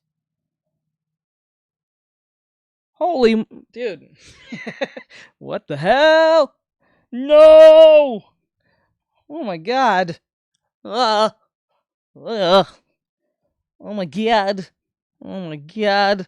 I guess she used the life knife to cut off her own ears and send them so that she could listen in. Disturbing. Yuma finishes up the story and then finds Hina outside of his window. She seems injured and falls onto his bed. Here we can see bruises have spread all across No earbuds included. her arm, much like what happened to the cop. Story 61. Peekaboo. Yuma says he took Hina back to her house and hopefully she can rest and recover. In the meantime, he starts the next story. It begins with a pretty traumatic situation. Social workers are removing a young girl from her mother's filthy apartment where garbage is piled high. The woman screams at them, but they tell her that they have no choice. They've already warned her many times, and the girl will have to come with them. Clearly, the little girl is terrified, but her mother is in denial and tries to play a game of peekaboo to cheer her up. Of course, it's actually scary as hell coming from this unhinged woman. The little girl is happy to escape, and as she turns her back on her mom, the psycho lady breaks down on her knees and looks through her hands as if to finish the game of peekaboo. We see her distorted face through her hands, and it's a nightmare. 10 years pass, and the girl is now a teenager living in foster care, and then swears that she hears her mother's voice coming from the closet. It sounded like the words peekaboo. This isn't the first time she's heard her mother's phantom voice, and she lives in a constant state of fear. Her mother has continually requested to see her, but she's denied the visit every time. As she walks around the facility, she continues to hear the voice calling out. One day, one of the caregivers informs the girl that her mother has passed away. She breaks down crying in her room, but feels relieved. Finally, she might find peace, not having to live in fear that her mother will someday get to her. As she cries, she begins to hear the voice again coming from her closet. This time, she confronts the sound and opens the closet, where the ghost of her mother is hanging upside down and playing peekaboo. Only her face is torn up and her eye is nearly falling out of the socket. It's a frightening image for sure. Yuma ends the story and is still really concerned about Hina making the connection between the cop's bruises and hers. Story 62. Chased. Yuma says he stopped by Hina's place on the way home, and it seems her bruises are healing. He looks slightly happier as he moves into the next story. A high school student calls himself a psychic and says that he can see dead people walking around, Sixth Sense style. However, he's not afraid of them. He actually finds them pretty annoying and just ignores them. One day, he notices a ghost walking behind him low to the ground, and is kind of freaked out when he gets a better look. It's a man who's been cut in half at the torso and is following him on his hands and knees like Teke Teke. The kid's never really seen one like this, especially one that wants to follow him, and he's pretty spooked, so he takes off running. The creepy guy chases after him, dragging himself with his hands, and it looks like he's in agony. The kid almost loses the torso around the corner, but surprisingly, the man's legs come running out. Now both halves of the ghost are chasing him down, and they force him to run onto a mountain trail. He almost gets away, but finds the path is blocked by a massive tree that's fallen. It looks like the ghost has led him here on purpose. The kid suddenly notices a pair of legs under the tree and realizes that this must be the man's corpse. He's not really sure what the ghost wants. It seems a little too late to call an ambulance. The worried-looking ghost then pounces over the tree to show the kid something else. On the other side is the man's crushed upper half, and in his arms is a small baby. The kid calls the police and picks up the child, who luckily is still breathing, while the ghost of the man bows his head in thanks. Yuma says that he actually got that story from Hina, which explains why there turned out that to was a more that was what, the second positive one, I think there's been a total of 3 of them out of all of them, but like that's probably a positive one because he saved the kid, I think. I'm not totally sure. Is that the third one? I think that's the third positive one, if I remember right. I think there's been a few, but I think that's the third one. be a silver lining. He hopes if she gets better, she'll be able to tell another soon. Yuma's stepmom then enters the room still in a neck brace and says that the police were here looking for Yuma. She raises her voice and asks him what he did. Story 63, Dream After Dream. Yuma enters his room all smiles and says that Hina is all better and the bruises are gone. He's relieved that it doesn't seem to be related to the cop at all and continues on the next story. A father stares down at the dead bodies of his wife and son. He's in shock and suddenly blood appears on his chest and he falls unconscious. He wakes up in bed realizing it was only a dream. He gets up and runs into his son, who asks if he can stay home from school. The father tells him he'll have to power through it, and suddenly he wakes up again, as if that was a dream too. I wonder if this were to get an anime adaptation. I wonder if they're going to go down the same art style, or they're going to go down more of a more modern anime art style. I have a feeling that they might go more modern. But I feel like if they go down this art style, it'll be a lot more effective because it's supposed to be unsettling. When I think of it now, I think it'll be better off if they go down that path. If they go down more of a modern-looking anime like look, I don't think it'll have the same effect. It'll feel like you're watching like weird corpse parties or some shit. He hears a loud slap and walks into the kitchen where his wife is slapping his son because he ditched school. The kid apologizes and the father calms everyone down and tries to cheer everyone up, saying he just had a horrific dream, so it's nice to see them all lively. To make sure he's not dreaming again, he pinches himself, but he can't feel a thing. The TV turns on to a strange show where a man in a mask and a suit talks about dreams. He says it's for the purpose of... Wait.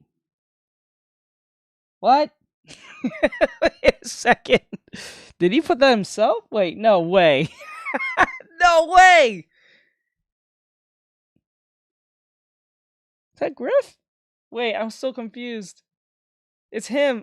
It is him. What? It's Griff. What the hell? Of consolidating information and escaping reality. The father starts panicking, realizing he's still dreaming, and wakes up again. This time he's back in the nightmare where his wife and child lay dead on the floor covered in blood. He falls back again and wakes up to find his family smiling at him in the kitchen. The TV's on and playing the news where there's reports of an incident in which a boy stabbed his parents before taking his own life. The mother... It sounds like some type of PT shit, some type of like Silent Hill PT, Groundhog's Day type shit. Lost her life and the father is still in critical condition. Realizing what's happened, the father doesn't pinch himself this time and instead carries on in the dream with his happy family. It seems he's stuck in an infinite... Yeah, maybe. That can probably work. That might work. State of dreaming while his body is in critical condition and he doesn't want to accept the fact that his wife and child are dead. Yuma finishes the story and thinks he'll check on Hina again, but before he leaves his room, his father comes in. He's back home early from work and says that he was worried about Yuma because a dead body was found at the nearby park. It looks like Yuma and Hina did manage to get the body out, but it's been discovered. Story 64, part-time job. Yuma crawls out of bed and fixes his desk lamp, which is knocked over, then begins the next story. Two students get a summer job that seems to pay well, though they aren't exactly sure what the job is, other than it's some kind of call center. When they arrive at the building, it's empty except for two desks with phones and a manual. They read the manual, which says that they're a consultation center for the dead, and they must lend an ear to any concerns the deceased may have. Makes sense. It goes on to say that getting involved with them is extremely dangerous, and to keep all of their responses to strictly positive affirmations. The biggest rule is to never ask the dead a question. If they do, they may be taken to the other world themselves. They're unsure if any of this is for real, but they get started anyway. As soon as they sit down, calls begin coming. I'm not gonna lie to you. Whether it was real or not, I'm not fucking with this.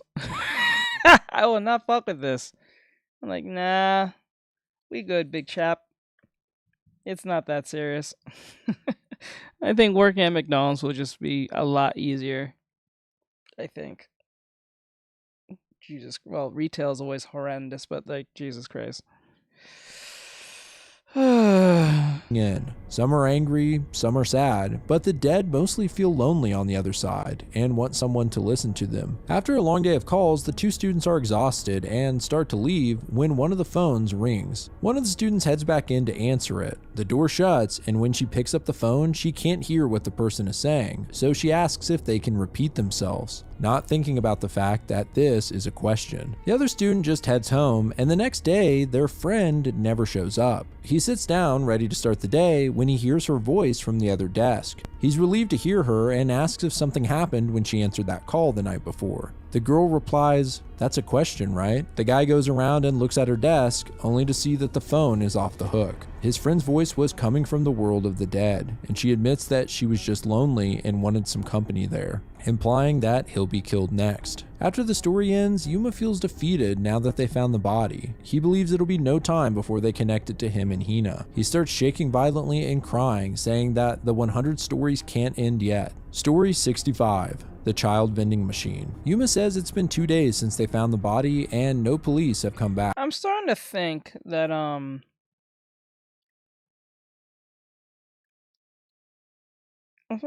the girl placed a curse on Yuma and his family.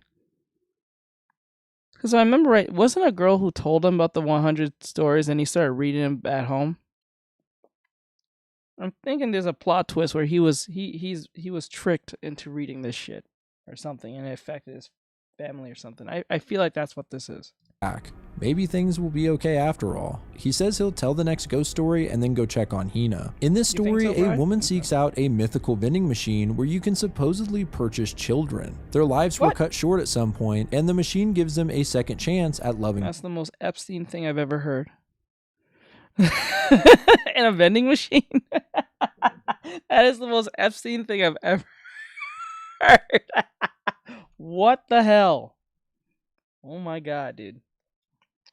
Just purchasing children in a vending machine. Parents. The woman has always wanted children and has traveled deep into the mountains to find this legendary machine. Well, she finally finds it in a clearing in the forest. It's almost comical seeing a vending machine just sitting out in the middle of nowhere like this. Well, she pushes the button on the thing and an aluminum can falls out with the name Mimiko on it. She opens the top and sees an eye peering up at her, calling her mama. Startled, she drops it and a substance leaks out of the can, forming into a small child. It smiles and runs into her arms, and she gladly accepts the little tyke. Just then, a person walks out carrying a box. They kind of look like an elf or maybe an angel, with both pointy ears and wings. Turns out they manage the machine and are here to restock the product. The woman asks the creature if there's any way that they could move the machine to a more populated area so that the kids would have a better chance at being purchased. The angel says no way, it's hard to get to on purpose.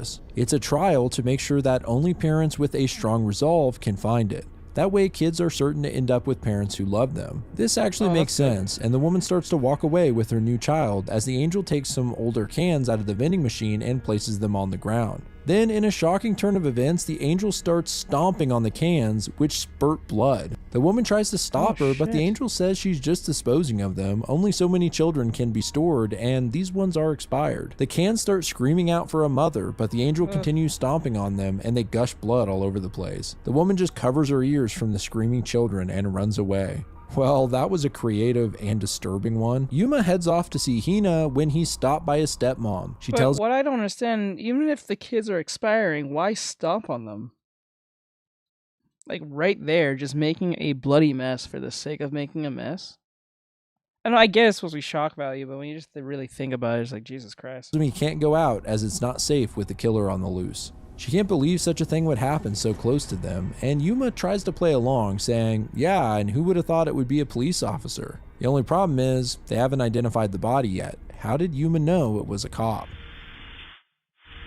Story 66, Fence. Yuma sits at his desk trying to convince himself that his stepmother won't have noticed his slip up and goes into the next story. A boy named Takeo calls up to his neighbor Mamoru to come play soccer with him and some other kids. Just a quick note here, in these panels it looks like Takeo is a ghost or something because he just phases through the fence, and this confused the hell out of me the first time Oh no, that's a common thing that happens in some anime. I think there's some sports anime that does this. I think particular anime does this. I think it was called The Big Wound Up, is a baseball anime. So you may know what I'm talking about. And I think there's a scene where there's a bunch of kids who are standing by like a chingling fence, I think what they call it, and they're looking at the other kids as they're like playing the game, because it's a sports anime, so they're gonna talk about the game as they're watching, and they get super analytical with it.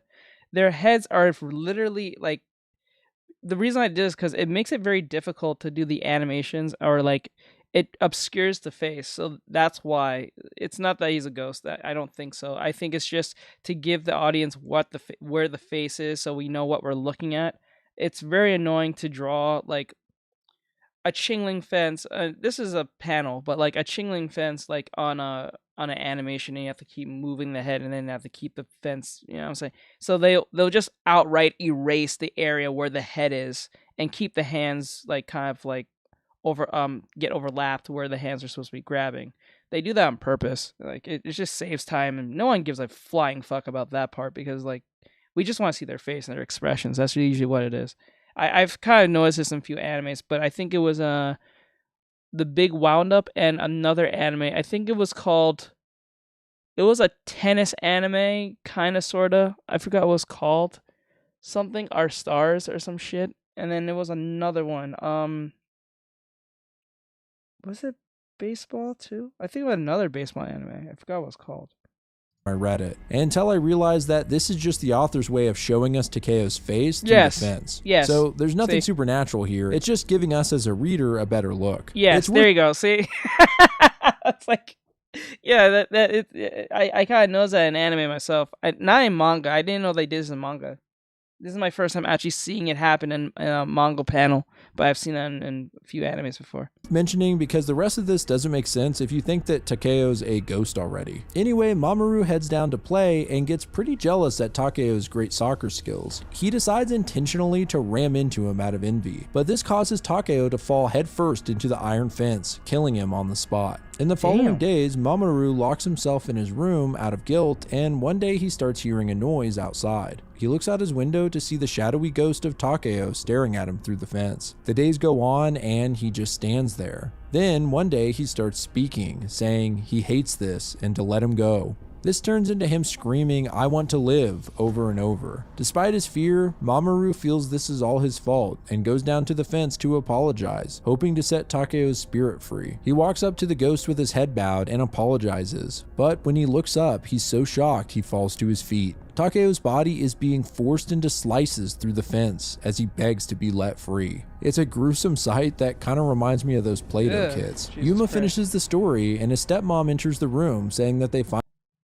It's easier that way. Yeah. finally identified the body, and it was a cop.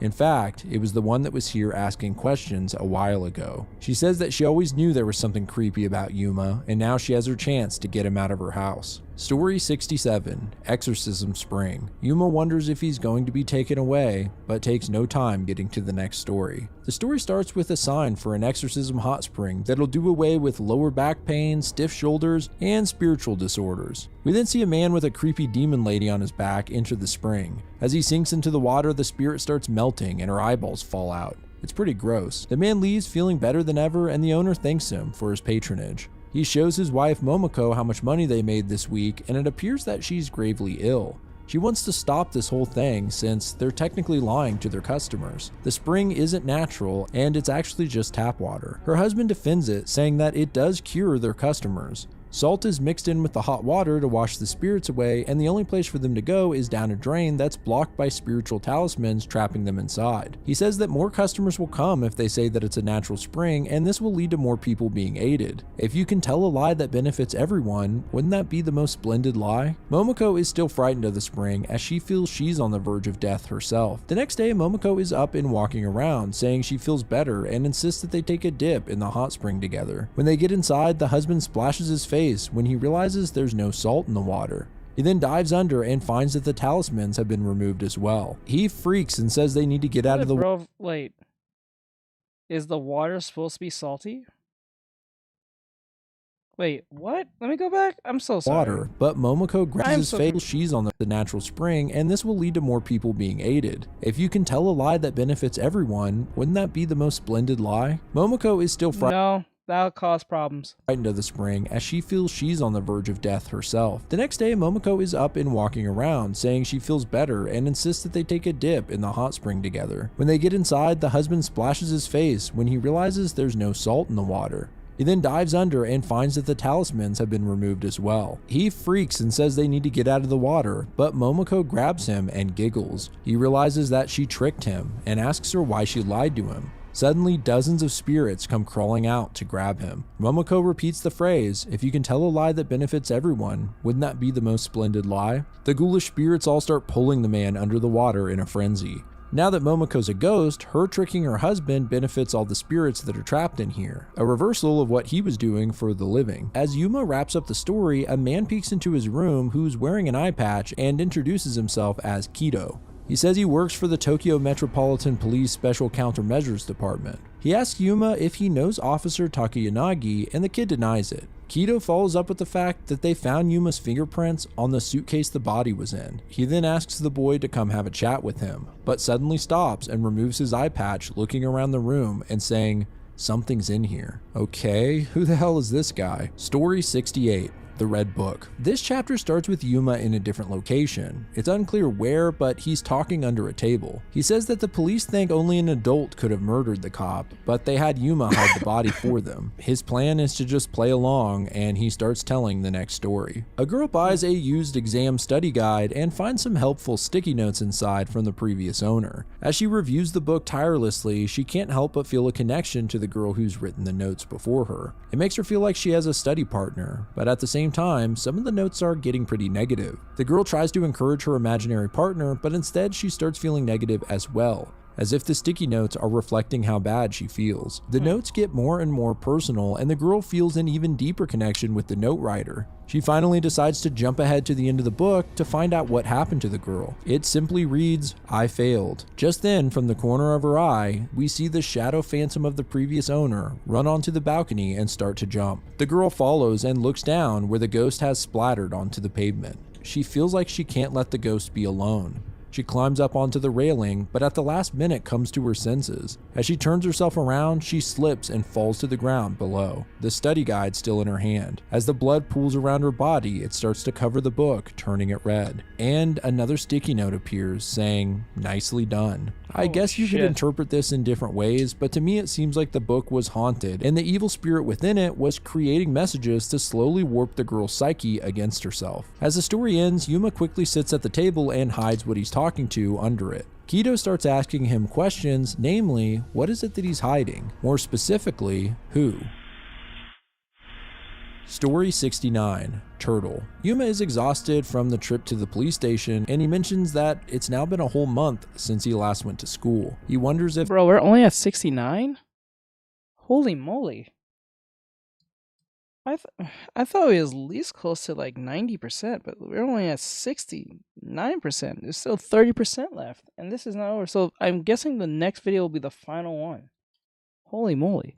if he'll ever go back at this point, and then goes into the next story. A young boy named Goro is on his deathbed, and his dying wish is for his mother to feed his ashes to his pet turtle. He believes the calcium from his bones will make the turtle's shell stronger. Once she's done feeding him the ashes, she wants her to let the turtle out to sea so that Goro can see all the beautiful and terrifying sights along with the turtle. Well, the kid does die, and his grieving mother can't let his dying wish go unfulfilled, even if it's insane. She takes his ashes and starts feeding them to the turtle a little bit day by day. On the final day, she notices how much the turtle has grown, and even stranger, his shell almost looks like a face. The turtle bursts out of his habitat and runs to the front door, signaling that it wants to leave. The mother then brings the turtle to the sea for the sake of her son. As she starts setting the turtle in the sand, Goro's face appears in the shell, opening his eyes and mouth. The mother freaks and drops the turtle. Its head then sinks into its shell and re-emerges, only it has Goro's face now. This is definitely one of the weirdest images in the entire series. Yuma finishes the story and says he needs to go back to the station now,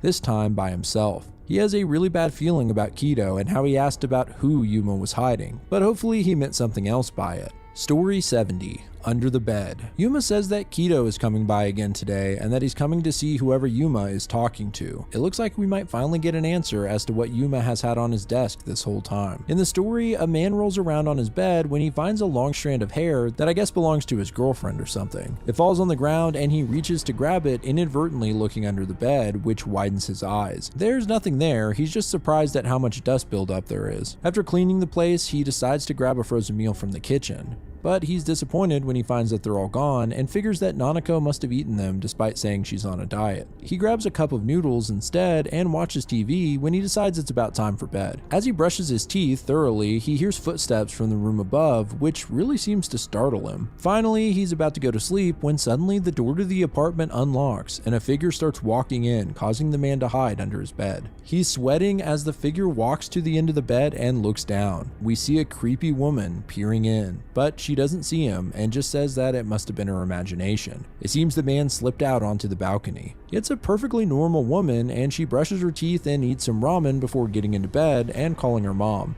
She says she gets really lonely living here by herself. And as she speaks, we see the man laying eyes wide under her bed. It looks like she doesn't know that he's living there. It's another great twist and something that legitimately freaks me out. Oh my god. Actually, there's has been stories of people like living with people they didn't know they was living with. There's people who's like living in like I forgot, they're squatters, but like they're like very professional with it. Like they can live in the house with you. You wouldn't even know. They'll live like in the attic or something. Like, there's been like horror stories of this. Like I think there was one where I don't know if it was a white guy or an Asian guy. I think it was a white guy. I think. I don't know where. I think it was either in Japan or it was in Europe.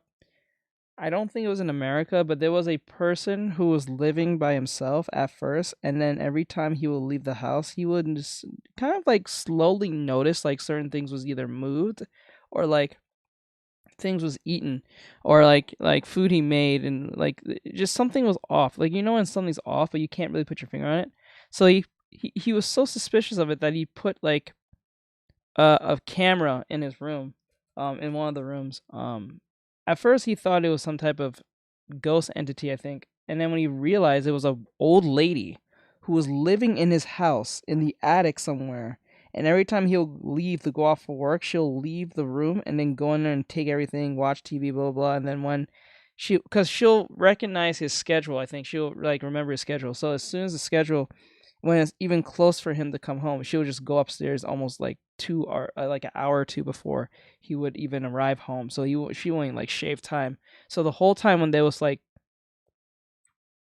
he was living there, she was just getting free food and I guess entertainment to a degree. I'm not totally sure how she would know he would leave, but maybe pretty much just based on noise. But that was a thing. Like there are horror stories of people doing this. It's pretty scary. You know, it's a thing. Out. This one's good to read through twice because you'll notice some gross details like how he brushes his teeth with her toothbrush. gross. Kido shows up just in time to hear Yuma mention that this is the 70th story. He sits down and looks at the object on Yuma's desk, saying, "So this is why you've gone so far." He removes his eye patch again, and we see that his eye is all white. Kido touches the object and quickly pulls his hand back. His arm gets covered in bruises that are spreading rapidly, but he doesn't seem all that fazed. Instead, he pulls out a straw doll and rubs it on his hand. In an instant, the Bro looks like Light Yagami. Why does bro look like Light Yagami off Earth? I really thought it was like Light Yagami for some odd reason. I don't know why. It just got like, why? Why do you look like you light, bro? Like, why are you looking like this? bruises go away. Like I said before, who the hell is this guy? I didn't expect a character like this to show up, but I'm more curious than ever. This actually explains why Hina and the cop both got bruises. At different times, they both touched the object on Yuma's desk. Story 71, Artificial Intelligence. Yuma wonders about Kido and how he made the bruises disappear, and then starts the next story. This one takes place in the future where AI takes up 40% of the population and they're indistinguishable from humans. A girl named Lisa has decided to jump off the school roof because I wouldn't put it past Elon Musk, Bill Gates, and Jeff Bezos, and probably that lizard man we call Mark Zuckerberg, to actually think of implementing not only just robots in general, but like robots that look like humans just to walk among us, just for the fuck of it. Just for the fuck of it. There's no real reason or rhyme to it. They just want to do it because they can. Not because they should or they shouldn't. They just can, because therefore.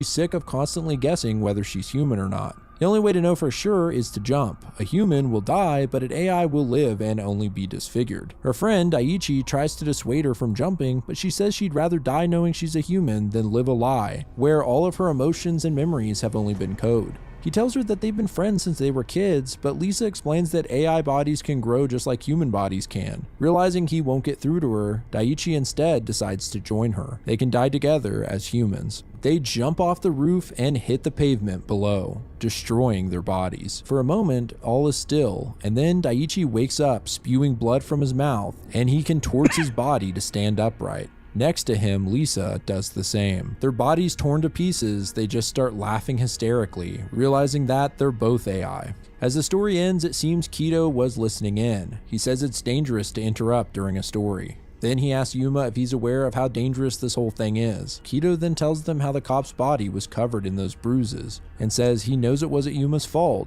but they can put an end to this if Yuma helps him. Story 72. Moro Hakayama Station. Yuma is thinking about how Kido's bruises went away and hopes that this means that Hina will be healed as well. Then he starts on the next story. Two schoolgirls, Mita and Yumi, talk about their crushes and how, since they're graduating soon, this could be their last chance to confess their feelings. Mita says that her crush is the guy that she sees on the train every morning for the last 3 years. She's actually never spoken to him as he's on the other train, but for a brief few moments, they look at each other through the windows. Yumi points out that she's only seen the guy's face though. What if he's a bad guy when she finally meets him? Well, either way, Mita decides to shoot her shot and seeks out his train the next day. She finds him and nervously asks if he recognizes her. He says he does, but weirdly there's 2 speech bubbles, as if he said it twice. Blushing, she asks him if he'd like to get to know her better. The guy says that he thinks it'd be best if they didn't. And once again, it's like 2 voices are speaking at once. Confused, Mita looks behind the guy and sees that his back is identical to his front, as if he's stuck in a mirror. She freaks out and looks up at the sign in the train, which says Moro Hakayama, meaning something like Double Grave Mountain. She steps off the train in fear and looks back at all the people staring at her with creepy eyes. She turns to find Yumi standing in front of her and asks for her help, but when Yumi replies, we once again hear 2 voices, and it seems that she too is doubled. I don't know what to say about this one. This was weird. At the end of the story, Yuma says he's going to ask Kido to help save Hina, but he's also maybe it's a metaphor. Maybe it's a metaphor for a doublespeak. Like, okay, so like for instance, like you know how they said like how she asks, "Do you notice me?" or something like that, or do you remember me? And he said yes. He might be saying yes just because he don't want to be mean, but he could be saying yes because he's telling the truth. So he could be lying at the same time, or the intention could be different from what she expected. So like, it's like when men are just saying yes, you're pretty, just not because they genuinely don't think you're pretty, they just want to get with you for the moment being. That's it, but not the intention of actually wanting to be with you. So it's like a form of doublespeak. like lying of intention, but not lying in words. You get what I'm saying? Like, I think that's what it means when the double speak with two heads. The head that you see is saying yes, but the real head back is saying yes, yes, in the sense of like I'm only saying yes because I have double intentions towards you, compared to the face that you're seeing now, type shit. It's like a two-face type shit. Keto said he doesn't want to put an end to the stories. Story 73, Payback. Yuma contemplates how he's going to save Hina while also getting Keto out of his way, but he interrupts himself to start the next story. A man looks through the garbage by his apartment, wondering if there's anything good worth retrieving. He picks up a doll, but when he sees its human-like face, he throws it into a nearby bush and calls it creepy. A week later, on his daily commute, he sees the doll sitting on the steps right in front of him. It seems to smile at him, and he runs away. When he gets back home to his wife, he tells her about what happened, and she wonders if it's Miss Mary, a real Japanese urban legend about a doll that slowly creeps closer to you. He dismisses this, considering she was right in front of him from the start. Either way, his wife suggests that he apologize to the doll if he sees it again. A few weeks go by, and the man is running late for work when he sees the doll sitting in the middle of the crosswalk. He apologizes to it about before and begs it to let him pass. However, the doll makes a really mean face, and he runs away, taking a slower route to work instead. When he gets to work, his boss says there was a bad accident at the crosswalk where he saw the doll. It looks like he's lucky that he took another route, so maybe the doll saved him? Time goes on, and one day, arriving home from work, the man sees the doll outside his front door. He looks up to see smoke coming from inside the house, and worried about his wife, he just runs in, knocking the doll out of the way. He picks up his wife, who's collapsing inside, but the fires rage, and they both burn up. We can hear the man screams from the porch, where the doll sits burning with tears in its eyes. I really don't know if I understand what happened in this one, or what the doll's motives are. After the story, Yuma comes up with a plan to save Hina by intentionally causing Keto to bruise. And when he pulls out the doll, Yuma will steal it and use it on Hina.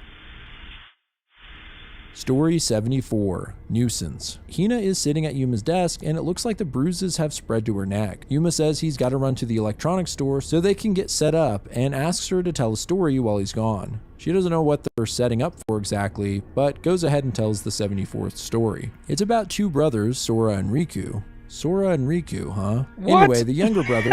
What? Okay. What? Even Griff calling that. Are you serious? Are we really doing this right now? Are we really doing this? Oh, she was alright and he was thinking something. Oh my god. Holy shit. That's crazy. Sora is really jealous of Riku for always one-upping him at everything. One day, Sora tries to outrun... Come on. Riku's always one-upping on Sora? Come on, bro. Can't make it any more obvious in that one. Riku and falls on the ground, skinning his knee. His older brother tries to make him feel better by saying, "Pain, pain, go away," and rubbing his knee. This just pisses Sora off, and he slaps Riku's hand and pushes him. Unfortunately, right in front of a large truck. What the? Hey guys, is it not showing the video? Hold on. Hold on. Is it showing the video? Shit, it looks like it's gone. What the hell? Hold on, let me fix this. I'm sorry.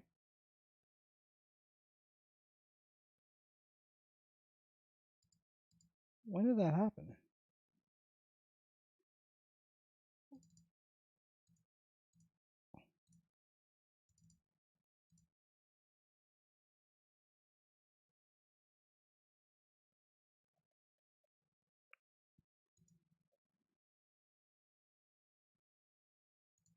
Okay, okay, I get it, I get what just happened. Okay, I fixed it. Okay, I thought it was, okay. It was a me problem. I think everything was working just fine. It was a me problem. My bad, my bad.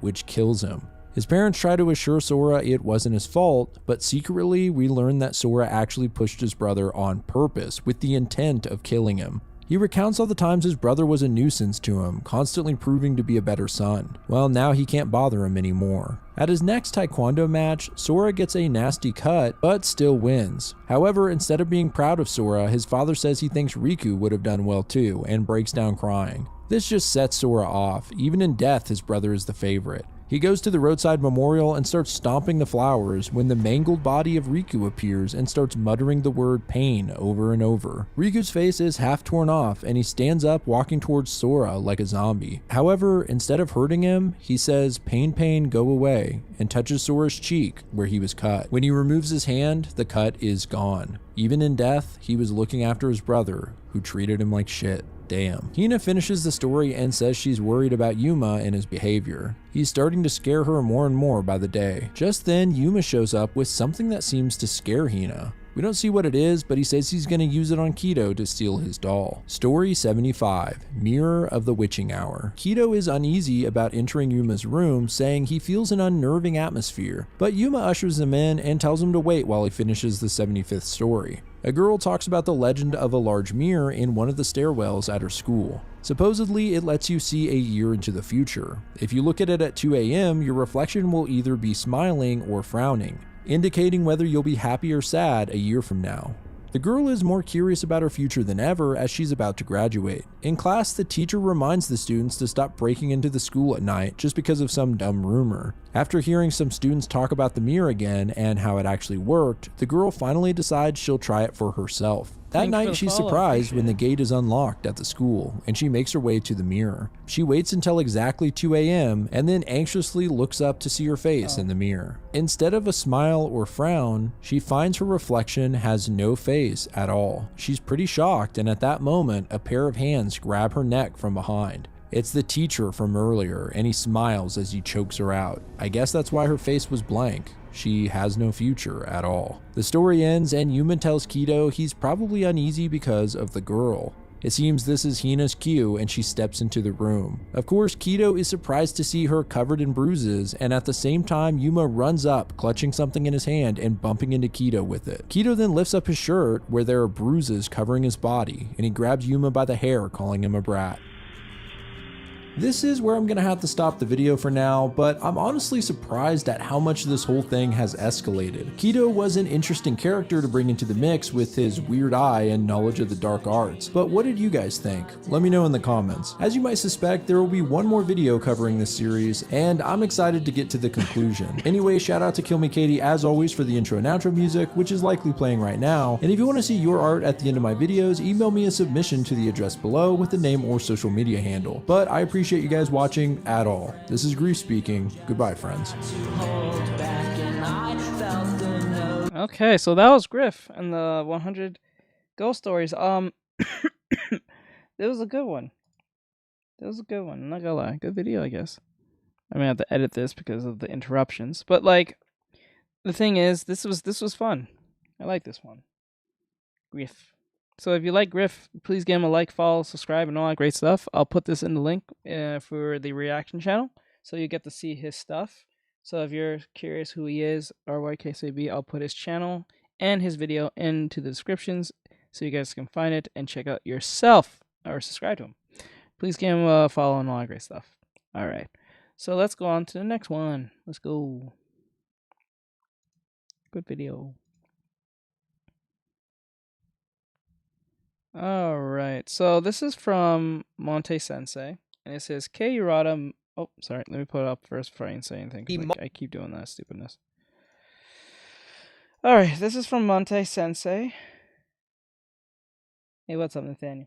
I just noticed the support me thing is just blocking the face of Gunther here. Hold on, let me fix that. Sup, bro. Let's see. Is it this one? Yeah, it's this one. Make this smaller so I don't.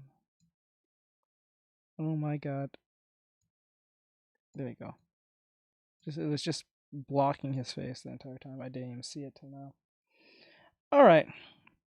Yeah, so this is from Monte Sensei. It says K. Urata must learn this ASAP. Gotcha, Kuda. So I guess the K. Urata Gotcha Kuda fandom has not ended yet. I think we're still going through it, and I think there's more to come. Jesus Christ. Alright, let's see where this goes. manga artist. Oh, give a follow to Monte Sensei if possible. Great stuff. If you do enjoy his stuff, I do enjoy his commentary. So let's see where this takes us. Forgachi Kuda is frustrated with how toxic people have become towards her work. During a live stream, Kei Urana got frustrated as she had to shut down many questions of fan canon shippings and asked if she was non-binary, racist, and more. Long story short, she says, from my perspective, this is a common sense rule, but if nobody says it, things will turn into chaos, so I'll say it. What frustrates me is not the unofficial settings themselves, it's the people who throw childish tantrums about them. And believe me, we all know who those people are. It's the godforsaken shippers. Yep. Something Kei Udana must learn ASAP is that there's a huge section of her fan base. I think what's happening is the people from I'm not gonna say all, I'm not saying all, but a good section of the My Hero Academia people has shifted over to Gacha Kuda. I think most of them never shifted to most of the Soul Eater like section of things because just at the time of like timing of things, because Gacha Kuda came at the far end of like that's what I'm saying. They never do. They just kind of assume whatever they want and just run with it. But the issue here is like it just seems like in a way that every time this it just seemed like when the MHA peoples came to the far end of Gachakuda, My Hero Academia, they kind of just latched on to Gachakuda at the end, because I think the time Gachakuda started airing is when My Hero Academia was coming to a close. I don't think most of the MHA people are actually into vigilantes as they are in the original show. I think it's because of the story, or maybe the art style, because of like the comic book. They went with a more Silver Age looking comic book look. I think that probably might be it, or there's not enough characters to do a bunch of shipping around. Maybe, I'm not sure, but like, I don't know. It just feels like it's kind of like the Undertale effect, where Deltarune exists, but a lot of people don't really pretend it. Like I don't think it's technically bad, but like, I don't hear a lot of Undertale people talk about Deltarune that much. Like, people know what Deltarune is, they know it exists, but I don't see as much of a push as Undertale compared to like Deltarune. I think most of them have moved to between Five Nights, Poppy Playtime, and Digital Circus. It feels like they go between those three particular franchises, but anything outside of that, no. Very rare. Very rarely. Oh, I only hear them talk about Deltarune. I rarely ever hear them talk about it. I hear more people talk about the original what do you call it, Undertale, than actually like Deltarune. It's kind of weird to me. That are actually non-fans, which is an understatement. They're full-on deranged, psychotic, ruled by chaotic emotion, needing to be in an asylum. And I mean that seriously, that's not hyperbole. They're adult children who, the second they don't get what they want, they react in a very spoiled, entitled brat manner, throwing a fit. I just want a bicycle!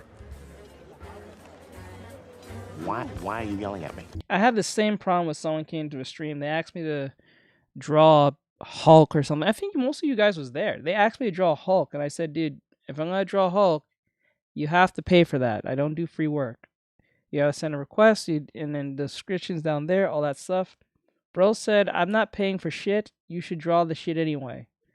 I said, no, I'm not doing that. And the bro had a whole fucking crash out. Just like the last dude who came in here earlier asked me to look at his drawing. I said, I will look at your drawing if you are a student. I said that several times, over and over again. Dude did not care. And then he had some lackeys come in here, or people who just come in not listening because they don't like to use their ears. And I said, the reason why I'm not going to look at your drawing is because I do that for my students. They are paying members, paying customers. They get those perks for me to go look at their stuff and critique it, or whatever the case may be. If he was a student, I would have just did it off rip out, no question. But because you wasn't, I had to let you know on that, because it's not fair to the people who came into the stream and paid for that, and then I'm just doing that for free. It just defeats the whole fucking purpose. but because people don't want to listen, or we Westerners don't use our ears, they just came here trying to argue with me for a person that they probably don't know or didn't hear the whole context to. Or if they did, they just didn't give a flying fuck and just want to argue for the sake of arguing, feeling entitled like he did. When I said several times no, and he just kept on saying the same thing over and over again, spamming the same thing over and over again. Like, that's going to make me go look at it. No. So go fuck yourself. And anyone who came in defending him and not hearing the whole story, you can go fuck yourself. I think I was very reasonable. I said, I'm not doing it unless you become a student. I'll wait till you become a student, then I'll look at your drawing, and then I'll do whatever you need me to do, and I'll give you my critique on it, or the case may be. And I even show it off on the stream. Nope, you didn't do that. You just kept on spamming the same shit, and then you just had a bunch of lackeys, probably the same person, over and over again using the same accounts just to come in here and be a fucking idiot. So, it is what it is. And then telling me how to run my stream, like, this is exactly why I have to do this. They have an unhealthy attachment to the characters of Gachiakura and a parasocial relationship with Udana herself. They don't see her as a human being, but more like a doll or toy that must behave in a certain way if a specific button is pressed. And if she doesn't, they react like Sid from Toy Story. These are people who've had a bad upbringing. They're socially underdeveloped. The way they communicate is like someone stuck on ecstasy and Adderall at once. Their mind is constantly living in the space of the extreme, which is why they always speak in the extreme, calling her some of the nastiest things, which I can't yet mention because it's still too early in the video and YouTube doesn't like that. Now, this is probably something she isn't used to, being from Japan, but in the West, this type of chaotic childish behavior is becoming more normalized, tolerated, and in fact celebrated in a lot of cases. Something she's been forced to realize, having to address this toxic radioactive part of her fan base strictly in English translations. That is no coincidence. Now, to her, she most likely thought interacting with her Western fan base is a marker of a creator acting in good faith, something that will be appreciated, showing her human side, and if she makes certain mistakes along the way, that people will be very understanding, because a mangaka who's willing to go out of her way to communicate with her fans is a very rare thing. Let's reward her by treating her with decency and respect. But to these types, things like manners, decorum, decency, and respect are all foreign concepts. And see, but this is the thing where I think Jordan Lee Peterson and Harrison Ford said this. I think it was Harrison Ford. I think it was Harrison Ford. I could be wrong. I think it was Harrison Ford. They had a conversation together. I think it's the wrong actor, but you guys know what I'm talking about. He was that dude who was that really weird dude who was eating a lot of shrimp and shrimp cocktail in that one movie called The Substance. If you know what I'm talking about, you know what I'm talking about. Go look it up if you can. You'll know he's the very annoying TV executive dude who just kept on eating and being very disgusting with how he eats. But anyway, I think he said to Jordan Lee Peterson, they was having an interview, and he said, the idea of the celebrity is dead because what has happened that social media has made it so easy to give people the somewhat illusion that they can kind of touch their favorite celebrity, e-celebrity, or just their favorite idol or whoever they deem worthy of their time. So what'll happen is because we can at anyone at any time, any moment, you can at right now Kanye West or Elon Musk or whatever the case may be. And they may or may not respond, but you know you got their attention, or not got their attention, but you at least notified them in a way that they can at least see it if they choose to see it, whether it's them or a PR person who's running their shit. But like the fact that you can do that and gives people that sense of illusion that they can do that kills the idea of celebrities, because celebrities back when I was growing up, I think within the 2000s, even when the internet was still kind of at its like internet-y type way with AOL and all that shit, they were still shrouded in the idea of mystery. You didn't know their political standings. You didn't know about their religious views. You didn't know about what they believed and what they didn't. You know what I'm saying? You didn't know absolutely nothing except the roles that they played, whether it was a teen idol to an adult or whatever the case may be, or in a Disney teen or kid or Nickelodeon, so on and so forth. So because of that, they always was shrouded in this sense of mystery and wonder and awe, or this esoteric like feeling like they're just different from everyone else, which they were because they lived on a different plane of like money, status, and all that stuff, so they can afford certain things. They can go on places and they can do whatever they want and still have an influence. And because of that, that gave them that sense of, to most people, I'm not saying I did or anyone I personally knew, but you know what I'm talking about. We had people who actually worship these people to a degree. They worship like the characters they play, but not really the art, the actor per se. Sometimes they'll do it, even if it was the actor, based on how they looked or how they sound or whatever the case may be.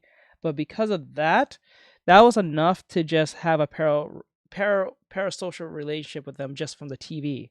So, like, for instance, if you was watching like in the early 2000s or even 90s or 80s, if you watch a show, a sitcom, and a character was being played by someone who is not that smart or pretty stupid, people genuinely believe the actor who was playing the stupid person was actually stupid in real life. So that's how warped our minds were at the time. So like, even now, like we were so warped that if you played a character who was really smart, really cynical, really mean, really this, really that, people genuinely believe that's how that person is in real life. So it's like a weird blurring of the line situation. So that's what's happening. That's what has happened. So now we live in an era where whether you're playing a role or you played a role 10 years ago or you even said a tweet, that's enough to be almost life ending, like career ending, if you are picking the right roles within the time frame of whatever's going on. Not that you can like foresee what's going to happen, but you know, like there's people who got canceled for things that they did like 20 years ago for like a role or something. Like people still harass RDJ, Robert Downey Jr. about the whole like Tropic Thunder thing, right? Even though I don't think he should say sorry for the blackface thing, because that was the whole joke. The whole joke was like the blackface thing. And then I forgot his name. The dude with the giant ears, I forgot his name, from Zoolander. I think it was Zoolander. Was it Zoolander?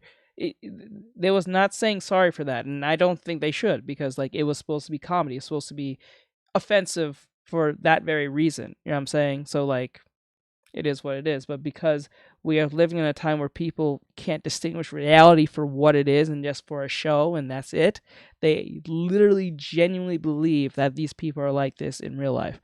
And they even in their tweets, they'll like, as soon as someone tweets something that doesn't go with the technical social norm, it goes left. That's what's happening. So yeah, People like them that just ruin it for everyone else, which is consistent throughout all fandoms. What she has to realize is that this goes beyond just bad communication skills. These people truly suffer from mental illness. I wouldn't even be honest with you. If I were a showrunner like Kay and doing this and getting this opportunity to make her manga become the anime it is, I don't think I'll interact with fans ever. I don't think I would. I think we need to bring back the idea of being anonymous with our with fans in general, and not be so interactive with them. Because I think just recently Rihanna was attacked by, I wouldn't say she was a fan, but she was really mentally ill, in the sense of like, she said she had beef with Rihanna, and Rihanna didn't know who this person was, but she had imaginary beef with Rihanna. I think we all have heard that story, that Rihanna got her house shot at or something. No one got perished or anything, but this lady was not okay, to the point that when they went to her backstory, she lost her daughter when she was 10 years old. Not dead, but like she lost custody of her kid. And then you start seeing videos of her having like these imaginary beefs with celebrities that never knew that she existed, but she was so adamant that they knew who she was, that she actually took the mental illness to the real world, in the sense of attacking celebrities at their home. So that's right there what we're talking about here. I think we need to make things more anonymous. I don't think at the time we live in, celebrities or e-celebrities should ever, or even voice actors should even interact with fans in the slightest, unless it's like a necessary thing that they have to do, that is sanctioned by the companies and the organizations that they work with. Then, because that's a cleared type of situation. But when it's just like, oh, you're on the like internet or on the Twitter or whatever the case would be, I don't even think you should even have a Twitter. I think if you're at that type of public figure, I don't think you should have a Twitter. And if you do, have someone run it, but don't let anyone interact with anyone unless it's like a organization or some shit. So Not only do they have an unhealthy attachment, parasocial relationship with her, but with the characters as well. When we had the fiction versus reality debate online, where we implored these weirdos to stop treating fictional characters as real people, to them, it's the inverse. Reality doesn't exist and the fictional world is the real world. So Correct. to them, these characters are real people. They don't see entertainment as something to be entertained by, to enjoy, nor these stories to be inspired by. They only see it as a source to draw validation and limitless affirmations from. And when these characters don't meet their expectations because you, the creator, denies their made-up fantasies and headcanon, they flip. Oh shit! Sorry. Didn't some actor get harassed recently because of this? Because some people are yes. You'd be surprised. I think it was Sanji, the dude who plays Sanji on the live action One Piece. I think he was just recently harassed, if that's what you're referring to, because he won't give his political opinions on something that was asked of him. So a bunch of fans are harassing dude. I think that's what you're referring to. That's what I heard just recently, and that was like, what, 3 days ago? So you might be heard someone else, because that's a common thing that happens to a lot of celebrities. They won't get into, like, those who are smart will not get into a political discourse because they don't want to jeopardize their careers, because, well, it makes sense. Why would I talk about divisive shit and when I'm trying to promote my movie, right? So, like, let the movie speak for itself type shit, but don't give your opinion, even if you align with those people or not. This is the problem I have with Mark Ruffalo. Even though he may not like Trump for whatever reason, and that's fine. That's perfectly fine if he doesn't like him for whatever his reason is, or any of these other, But the problem I have with Mark Ruffalo is that he goes off cuff and just keeps talking. I'm like, bro, you're doing exactly what Rachel Zegler did. Stop fucking talking and just talk about the movie. You're talking everything but the movie. Bro went off mask off bullshit and started just talking. And now he lost his role as Hulk. Now I don't think that was genuinely the reason why he got kicked off, but that could be one of the reasons why he's not Hulk no more. I have no problem with that. I have no problem not seeing him in Doomsday or the battle what's it, Battlefield, Battle Wars? Is it what is it? Battle Wars? The fuck out. Secret Wars. Yeah, Secret Wars.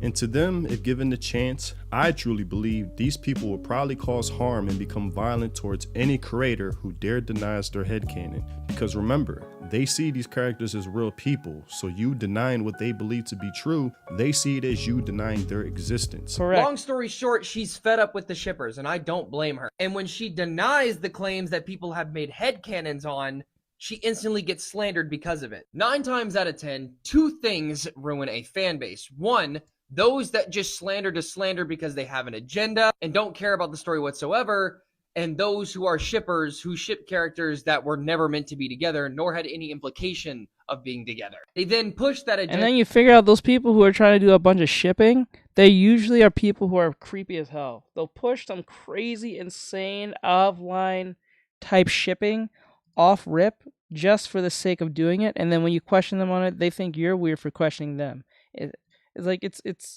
weird. It's weird, and usually most of them are not even like young kids. They're like people in their 30s plus. Like, it's very weird. Like late 20s, early 30s type shit, and then they'll be very adamant on that shit. It's very weird. Very, very weird. I can get it with the like young kids, like teenagers and stuff, because they're teens and they don't really understand. But like when it's like a grown ass adult who are like doing this and get very like toxically insane about it, it's like something's wrong with you, bud. And when it's outright denied, they just go and say the most random, heinous shit imaginable against the person who denied it. Which in this case is... And no, I have no real problem if you're an adult and you watch anime or anything like that and you enjoy the show and stuff, and that's fine. You can be normal and still watch it. You can be still a productive member of society if you watch anime at your 30s and even 40s and up. I don't think that's a problem. I think it's a problem when you become a shipper and then you become very temper tantrum-esque, like entitled, and if someone doesn't really fuck with that whole thing, you have a whole problem with them. Like, nah, bro, that's weird. Kei Urana being the victim here. The way they view entertainment is strictly through an ideological lens. Their brains have been so politicized to the point, for most, they become a lost cause. You technically can't communicate with them, which is why during the live stream, they constantly spam the same questions. Thank you. Just like the dude came in here and kept on spamming the same shit over and over again. I'm like, bro, I can't do that. He did not listen. But because the other ones feel like they should get their shit for free, they started defending, or that was the same person. Either one. That was either his friends or that was the same person. I don't know. But Jesus Christ, I was very clear and precise with, I can't do the drawing, bro. I mean, do the drawing. I can't look at your drawing, bro. You have to be a student. So only $3 a month. You can try it out. But if you can't, I'm sorry I can't. But hey, enjoy the stream. If you can't, that's fine. Till you can, I will look at it, but I'm not going to do that for free just because you asked me. I would do it for free, but because that is something that is a perk, as a form of membership, I can't just go and do that. But because he didn't listen, I had to kick him out. And then I said it more than 5 times in a row. Not just once or twice, 5 times. And bro kept on spamming the same shit. I think he spammed it like 10 times. There was no way of a gap there. You could not be able to figure that out. There's no way. They're like robots, only programmed to repeat the same things over and over again. Spamming has now become their way of communicating. These iOS identity-obsessed fans feel more entitled to your work than you yourself, which is why when you ask politely not to do certain things with your official work, they just laugh. They just laugh and don't give a fuck. Yeah. Yeah, when you be nice with them, that's when they take your niceness as a form of weakness, and they just say, fuck it, I'm gonna just do whatever please.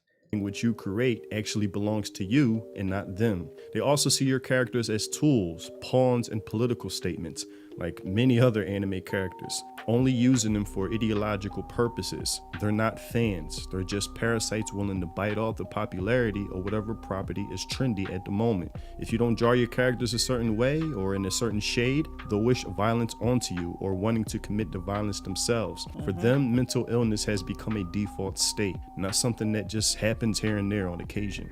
And I really don't care. We need to call shippers losers more often. We really do. This shit's uncalled for. And I do not blame her for the way that she's acted towards this Western fan base, knowing how they are. I'm telling you, man, these shippers have been a problem for quite some time. And it's about time somebody said something. This is a problem I think creators the shippers have become more brazen ever since My Hero Academia really took off. I think by like season 2 or season 3.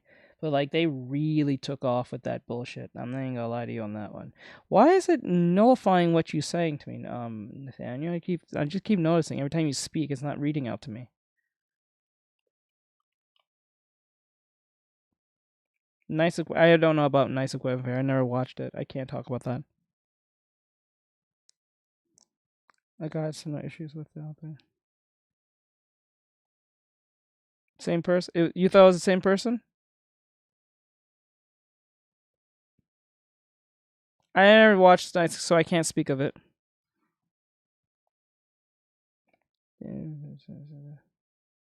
Stupid gang. Yeah, I got no issues with the shipping, only if it's like some down to the low. Wait, I got no issues with subs down to like some creepy stuff, I guess. This guy say, oh, I remember on another art Discord I had showed a gesture drawing of men and women, and some dude wanted me to draw some degenerate crap of a woman and got mad. Yes, that's a common thing that I get. Yes, you're gonna. I'm sorry, Nathaniel. I'm sorry, Nate. I'm gonna let you know now, bud. Once you start drawing gesture drawings and you're trying to learn, right? And you're doing a bunch of like mannequin like drawings and stuff, and you're not drawing them anything crazy, just like this. For instance, you see on the screen, you see me doing this anatomy study right here per se. I'm trying to get this right? As you can see, she's not technically naked. She's just a mannequin, right? Like a dummy, right? But because someone's gonna walk in here and see it's female coded, which is a female, but like it's female, they're gonna ultimately call it Gooner. But if it was a dude who was standing in his muscles and everything, bro could be wearing a Speedo. No one will say absolutely anything per se. maybe some person will say one thing, but when it comes to dudes, it's not as much. Like if I get 5 creepy things about dudes, it's gonna be 30 from women. It's wild. Like it'll be if I drew a dude right now, I'll get 5 weird comments. If I drew a girl right now, I get 30 plus. I get literally 30 plus of that. Off rip. And guess what? The bitch is just standing.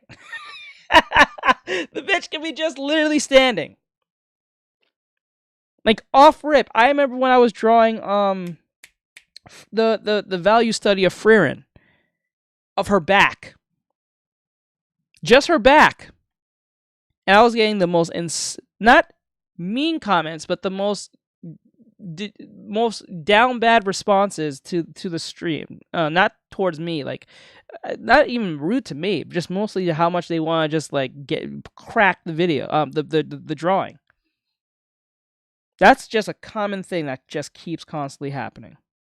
So that I said this to my mod Mikey. He said he had always issue when because he draws traditionally. I don't think he has digital, and he said whenever he's drawing traditionally, especially if he's drawing a girl, he always feels like he's getting weird looks because as soon as he draws a girl, people feel like they're looking at him weird. And I can understand where he's coming from because every time as a dude, when you draw a girl, there's always some type of like feeling that you're drawing something degenerate when you're just trying to learn. Like you're not drawing them doing anything insane. You can literally draw them standing, right? In T-pose, and then someone's going to make a big shit out of it. Like it's wild as hell. So I understand where you're coming from. So don't feel attacked by it. It's just sadly that's just a rite of passage at that point. Like everyone thinks you're weird if you're a dude drawing a girl, even if it's for educational purposes. Yes, he was drawing in public. I think he said he was sitting down at some cafe or some shit or something like that. I think so. He said he was sitting outside at somewhere he eats at. So I was like, yeah, I know what he's talking about. But the only time they don't really consider it as gooning is when the drawing is so detailed to the point where they can't help but look at it. Yeah, it's annoying. So don't feel bad, anyone, if you're trying to learn. I understand if you're trying to learn how, like, the pelvis, the breast, the neck, the head, the ear, the hair, the eyes. I understand. I get it. Don't feel any way. Sadly, you may have to. I see your point. Yeah, like I can see why a lot of dudes would want to draw girls in public. I get it, and I get it. So. I would just, if you're going to draw in public, draw a guy. If you're drawing private, you might also draw a chick or a guy. But if you want to play Russian roulette, you can. I don't think a lot of people will come up to you if you're drawing a girl. But then again, in the internet, you will get a response because it's more anonymous. And then there's no real, like, face-to-face situation. Especially if you're a dude who is, like, very intimidating. A lot of people won't fuck with you. But, like, if you're a chick and you're drawing, like, chicks half naked or like you're drawing them in gestural poses, I don't think anyone says shit to you. If anything, they might say you're insecure because you're drawing girls who are like much leaner than you are. So someone's going to use that weird warping situation against you. So if you're a girl who's like more on the plus size or not just as skinny as the drawing you're drawing, someone's going to compare the drawing to you somehow, which makes no fucking sense. I will never compare a drawing to a real person. Makes no sense, but I think some girls have actually gotten that. Like, so, like, for instance, like, you could be a digital artist as a female. I'm pretty sure some girls have gotten some type of, like, I won't say death threats, but have gotten, like, mean comments where saying, oh, you draw girls all pretty and skinny. I'm pretty sure you're probably, plus size XYZ type shit. That I'm pretty sure some girls have gotten that shit, that weird reverse Jedi mind trick nonsense towards them, even if they're not in the plus size area. I'm pretty sure they've gotten that just because they can't see them. So it is what it is. In today's world, where this mental illness is promoted and rewarded rather than condemned or made to face consequences. The more you grow your audience of readers and viewers, the more you attract not just normies, but the deranged person. I think nowadays the smart thing for creators to do is to weed out these people early on before they embed themselves into your garden of a fan base, making it hard for true, actual fans to navigate and maneuver through. There's a scene. This is part why I'm kind of scared to get into doing a manga. This is part of why, not the full reason, but this is part of it, because like I know so many people said, "Oh, you gotta do a manga? You gotta start a manga? You draw so well, X, Y, and Z. Well, you gotta start a manga, bro." And I'm not against the idea. It's just I don't want to deal with that headache. Like, what if I actually write something that's worth a shit? If it is worth a shit, which it probably will never be. But like, if it becomes worth a shit, and then you got a bunch of shippers and weirdos trying to tell me how to do shit when it was the first place I started the bullshit, and you got into it to the point that you're telling me what to do. You can go fuck yourself. That is the most weirdest. Imagine that. I make something you like so much that you're telling me what to do.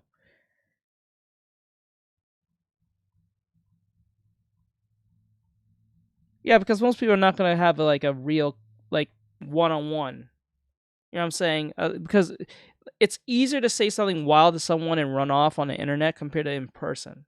That's why I said if you're a person who may be intimidating in looks, and I'm not talking like saying ugly, but maybe you're like really tall, or a case may be, and the person, and most people are not going to walk up and see what you're drawing. Very rare anyone's going to say what you're drawing. Most people just mind their fucking business, especially in like in real life. But in like something like this, like how I'm streaming, someone who's passing by on the stream, oh, they're definitely going to ask because they can, and there's anonymousness. So they don't have to worry about the awkwardness, especially if there's like a delay or they can just leave. You know what I'm saying? So it is what it is. From a recent episode of Hell's Paradise that really stuck with me, where we get a flashback scene of Tamiya's or Tetsunosuke's character. Yo, yo! いい尻、いい胸、絵に描いたようないい女。何？色仕掛け？おお。違う。タオについてだ。何があっても心静かに。Damn.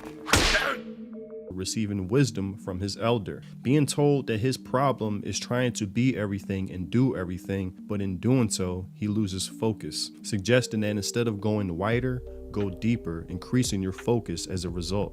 その中に全部あるから、広げんな、深めろ。相変わらず意味わからんじじいだぜ。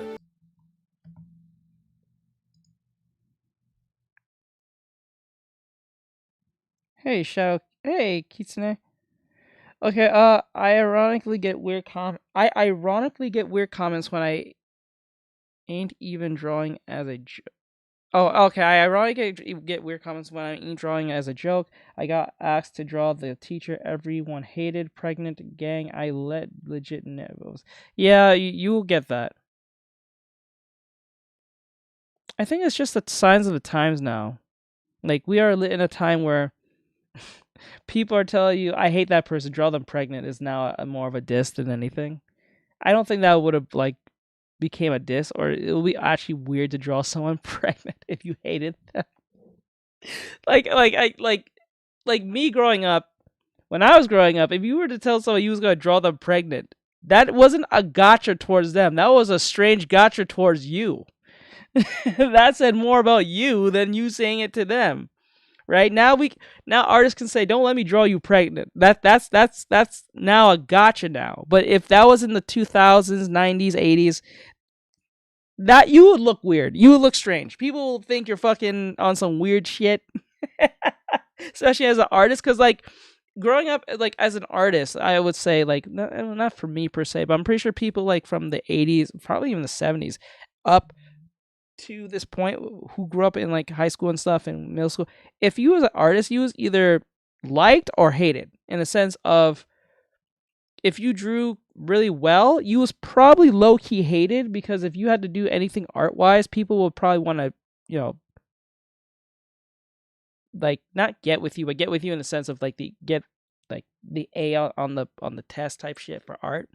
But like most cases, most artists was considered loners. Because if you're drawing, you was like considered as a loner to a degree. Now, there's other people who might draw with you, but I'm just saying, most cases, artists always had this weird stereotype where they're kind of like on their own, and they're like kind of like the quiet kid type shit, if you know what I'm talking about. Rice, $200 bucks. They take this shit seriously. Yeah, you'd be surprised. You'd be surprised how many people offer me crazy money to draw some absurd, insane mental illness shit. In most cases, I don't even think they're joking. I think they're legitimately serious. And I'm like, nah. Bye, dude. Me drawing handsome, beautiful women. Understand? Yes, that's you'd be surprised. I also this is what I'm saying. Like, this is one of the 5 weird questions I'll get. If they saw me drawing a dude with his muscles and shit, they ask me, "You gay, bro?" Like, oh my god. And then if I draw a girl, yeah, you're instantly targeted with yes. Being a quiet kid in high school is like god tier. Yeah, it was. You're not wrong. You're not wrong. It was god tier to a degree. It depends on the school and your situation, but like it really depended. If you was already hated outside of being like an artist, for whatever reason, like if you was hated for other weird things outside of being an artist, then that made things difficult. But if you was like you didn't have problems with anyone, you have no beef, you was not getting bullied, but people kind of just not, I wouldn't say avoided you, but considered you as a weird kid who drew, they'll leave you be and stuff like that, and then they'll come up and ask you, what are you drawing? How you like is that? And then they'll try to guess your drawing as you're drawing. And if it would felt so antagonistic, it didn't feel like they was actually caring. It just felt like they was testing your patience on what they're asking you. I did sports and art, so I was kind of yeah. When you're doing art and sports, it's a weird thing because you're not considered technically a weird kid in the sense of quiet kid, but if you're in sports, you're kind of like very creatively liked. You know what I'm saying? Like if you're in sports, like if you did soccer, football, basketball, and then you do art, you was kind of like because you was creative and you was athletic, so it's like you kind of had two the wins of both worlds in that sense, right? But like if you was like one of these two things, they usually opposed each other in some form. Because if you was like the quiet kid who just did art, most likely you're not taking part in any sports, right? So like, and if you're taking sports, the likelihood you're into art maybe not that high, or you used to do it but you don't do it no more as you used to. You know what I'm saying? So it was always a weird balance to do them both depending on what your situation was. So yeah. But yeah, that was the thing. That was one of the weird comments. If I drew a dude who was muscular and I drew him really well, you get the question, "Are you gay, bro?" And then when you draw like a very sexy woman, "Oh, you're down bad, you need to touch grass." Yeah, I'm saying like you can't win any which one, especially if you're just doing the sketch. It's not like you're outright drawing some degenerate NSFW shit. You're literally doing the sketch, and you guys see it many times when I'm just doing the sketch. They'll lose their fucking minds when I'm doing the sketch. I just literally did the starting of the drawing. I didn't put any clothes. I didn't put any hair. I didn't put no eyes. I didn't put no nose. I didn't put no nails. Nothing, and they lose it. Let me see. I did soccer, choir, piano. Yeah, I'm saying like if you did soccer, choir, piano, because remember, piano and choir, singing and playing piano, guitar, whatever. If you were in sports and you was in a creative space, as in like music, drawing, piano, whatever case may be, dance, you was kind of had best of both worlds. You was kind of cool with the art kids, creative kids, and you was cool with the jocks and the athletes and stuff like that. So you kind of had best of both worlds. So in some ways, right? Especially if you had like if you're attractive to a degree, or you're more than average, or you was average, but you still was able to keep up that type of like lifestyle in high school, you was pretty much liked. Most cases. You was all-rounder. You was like an all-rounder. You was kind of like a balanced character in a fighting game. You know what I'm saying? If you get what I'm saying? You're balanced. You're not totally one way. You're not the other. You're kind of like liked in a general sense. Or so. Man, teach people thought I was mute in middle school. I kind of wondered how far I could have taken it. You know what? You know what? You know what, Brian? The opportunities on that. The opportunities. I remember in elementary, and to middle school, I was taking boxing while learning how to draw at the time. I probably could focus on sports, but not gonna lie, that sounds boring to only focus on one thing. It was like, but that's the thing. But if you had sports, see, the thing was, what's funny about sports is that sports really helps your sense of focus, right? And discipline. So if you had that sense of focus and discipline, you applied it to art. Oh my God. You know what I'm saying? Like I played a bunch of football and soccer when I was growing up. I didn't really care for basketball, but I played a lot of football and soccer. So it made it much easier for me. This is why most of you may wonder, like, how can you like do a drawing for so long and then just say, you know what, I'm not doing it anymore. I'll do a whole new one. Because when you have that sense of focus and discipline, you want to get the results. You don't really care about, I guess, the journey per se. So you guys seen that before. I think Bry's seen it. I've done a drawing that took me like 6 hours. Actually, I remember I did a drawing. It was a freelance work. It took me 3 days to do, and I just wasn't happy with it. And I erased that bitch, and I literally did the whole thing over again. And I finished it within 8 hours because the ambition of what it was happening was not going the way I wanted, and I was just pushing myself to just get it done, and then I realized it wasn't at the quality I wanted. So I just erased that bitch completely, and that was 3 days of work. So I just did the whole thing all over again, and it took 6 to 8 hours to finish it. So yeah, I made it more simpler for myself. So, you know. I think this advice can be applied all across the board in countless fields, especially for creators. That instead of trying to grow your base as much as you can, or what many Japanese creators and studios are doing, appealing to the global audience, only focus on your niche base, the die-hard, hardcore, true fans that will actually remain by your Brian was there, he knows. side through decades to come. With them comes longevity and sustainability, while with normies and casual fans comes uncertainty and instability. They leave just as fast as they come, looking for the next trend, and the deranged, mentally ill non-fan only looks for validation and affirmation for themselves. Choose wisely by going deeper instead of wider. But that's all I have for this video. Tell me what you think in the comment section below. Now, Kei Urana has addressed this section of people that has hijacked her base, stating how frustrating it is to deal with these lunatics, not only forcing headcanon onto her works, but who she is as a person as well. Due to the popularity of Gachi Akira, she may now need to do this frequently to clean house, which she already seems to be doing with these statements becoming more routine. As I said, it sucks, but it seems nowadays it's almost mandatory to keep the integrity of what you create intact and healthy overall and enjoyable for the actual fans.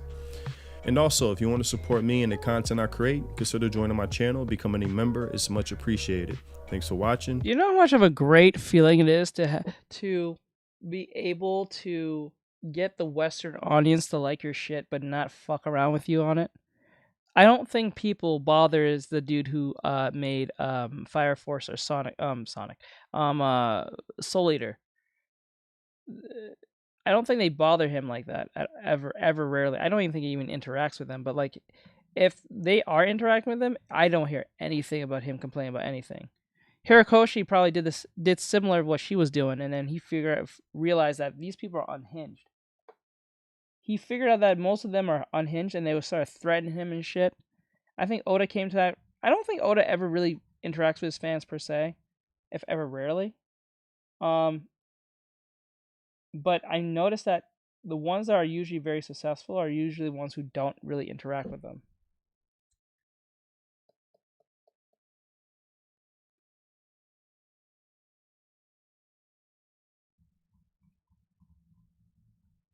Ah, I thought yeah.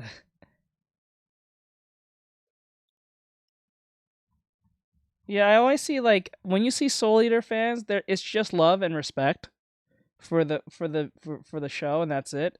That's usually it. And I think the reason why a lot of people, or I think a lot of like My Hero Academia shippers or these shipper types, do not really run with Fire Force or even Soul Eater like that, is because either I think it's just straight up timing. And Soul Eater was popular back in 2008, but I think it was 2008, but it was not as popular as like the other shows that was airing. It was like mid-tier popular, amongst the others that was running. I think at the time Soul was running. I think Attack on Titan just came around. So it got eclipsed by things like that, if I remember right. I thought it was 2008. I think it was 2008 or 2009. But like it got eclipsed by shows like that. It is, but it is amazing though. It was just there, right? Like if you was a Kingdom Hearts fan, you kind of enjoyed Soul Eater because it had that, I won't say Kingdom Hearts aesthetic, but it just felt like it had that Kingdom Hearts like feel, like a dream state type thing. Like it's like very creative, right?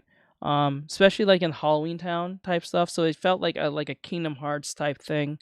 Not really, sort of, but you get what I'm saying. But very Halloween themed, right? So it really played with the kids who like watch Invader Zim or with goth kids and stuff like that when there was actual clicks, when kids used to go outside and go to like fucking malls and shit, and it was not so like clinically stuck to the internet, because remember at the time people were still trying to figure out how to work YouTube came out in 2005. I think Soul Eater came out in 2008 or 9.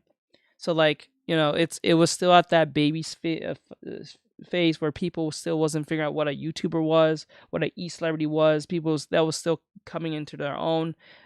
PewDiePie was still streaming, I don't know, fucking Amnesia or some shit at this time. So like everyone was at mid tier, like literally like baby tier of the internet. So there was no real discourse like that. But now, the landscape has drastically changed. People just outright just destroy their lives for just clout, just for the sake of clout. It doesn't even have to make sense to them. It just has to make enough sense for them to throw everything away just for some clout in hopes that they make it big for one viral moment. That's what we have come to the conclusion now. And people just don't care. People just don't give a fuck at all.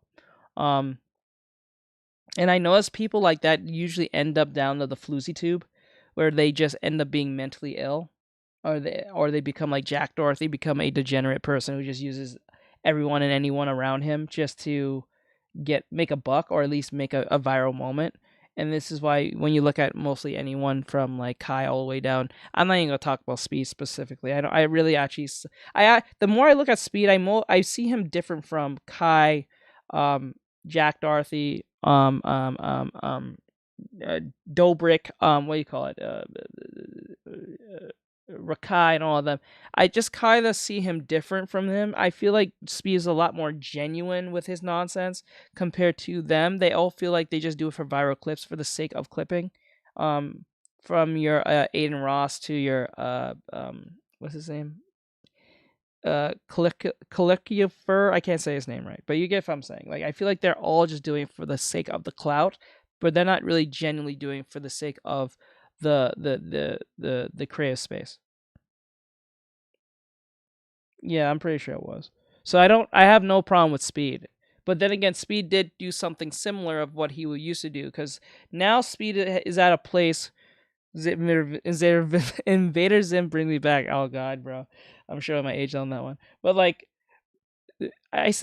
but then again, I can't totally just keep Speed out of it. But Speed, I need this. But but but then again, when Speed was coming up, he had to do a bunch of insane things just to get to where he is. Now he's still over the top, but not as much as if he would throw like virtually like insane as he used to be. Right now, he's more, I would say, mature with it. He knows how to he has mastered his craft in the sense of like he doesn't need to be too over the top. He just needs to be over the top enough to get what he wants. You know what I'm saying? So he's kind of at that point now. Because if you watch the old videos of Speed, you would like, oh god, this is a direct difference between the Speed that we know now compared to the Speed that people grew up with. A bit much, but like compared to him, you know, just being silly, you know, compared to him telling a girl that if it was just her and him on a planet, what would stop him from taking it? And then she's like, I think she responded saying like, if it was just both of us, it's not happening because X, Y, and Z. And he said, who's going to stop me then? Well, he was insinuating something that we know is a dark joke, but it is what it is. Are you serious, bro? Bro, Speed got role played, grappled by a Fortnite flamingo gang. What the hell? I don't keep up what he does, but I only know about the whole tour thing. I think that's come to an end, right? So like, it is what it is.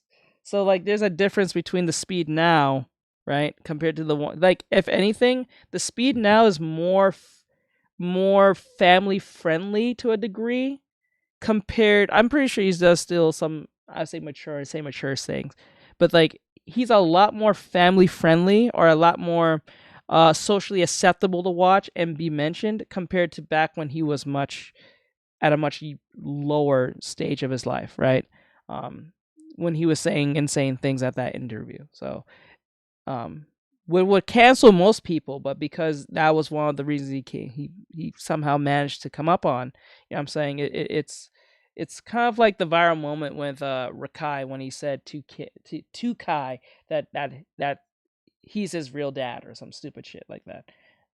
It was one of those moments, those viral moments. So like it just happened to play out for him that well, which most people wouldn't do because it wouldn't end up well for any other dude. It just has to be like the timing of all things. It is what it is. But yeah, that's pretty much what that is.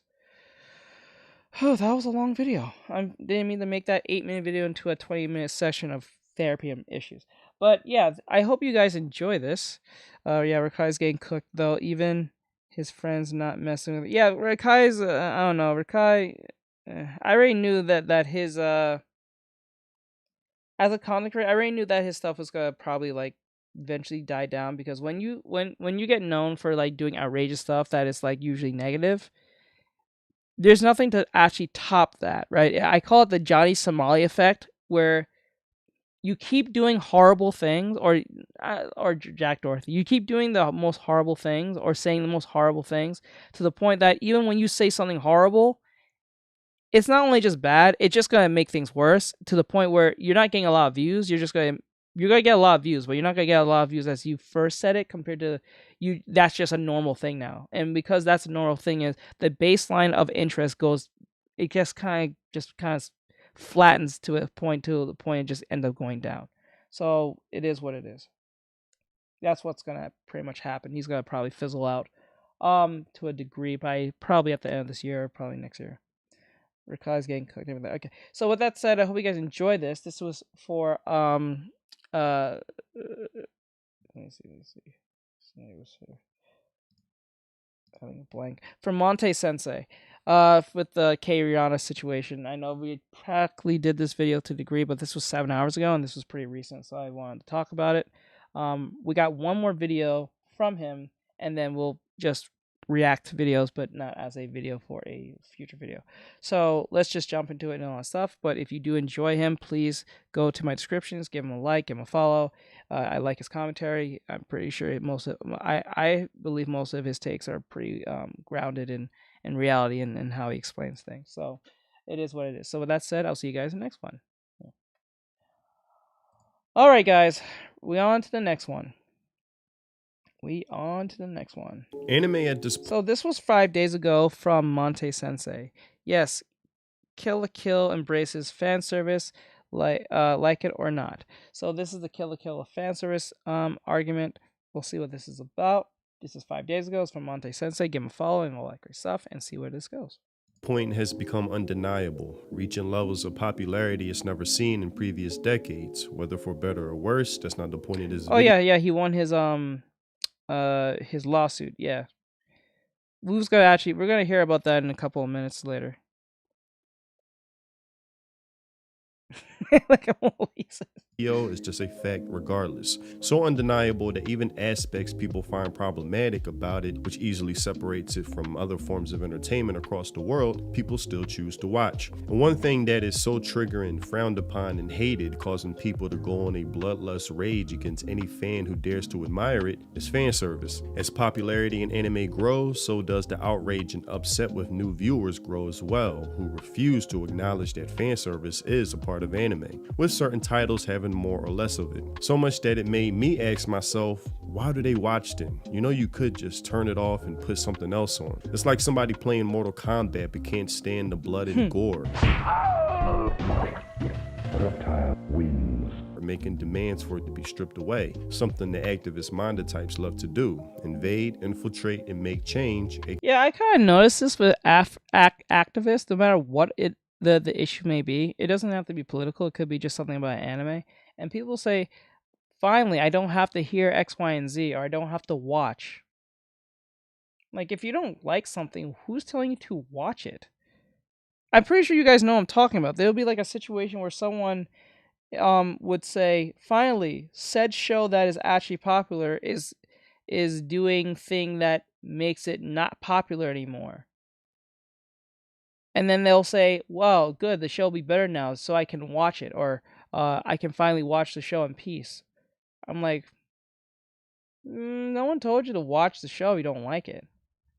Like, if you don't like it, don't watch it. Like, why would you watch something that makes you upset? That doesn't make a lot of sense. That I would just, like, I don't like watching feminist shows. But I'm not going to say outright, oh, finally, a feminist show is gone, I don't have to watch it. Who's watching it? Why are you watching it? What the fuck? Yes, it is. You're a real one, PT. AKA destroy.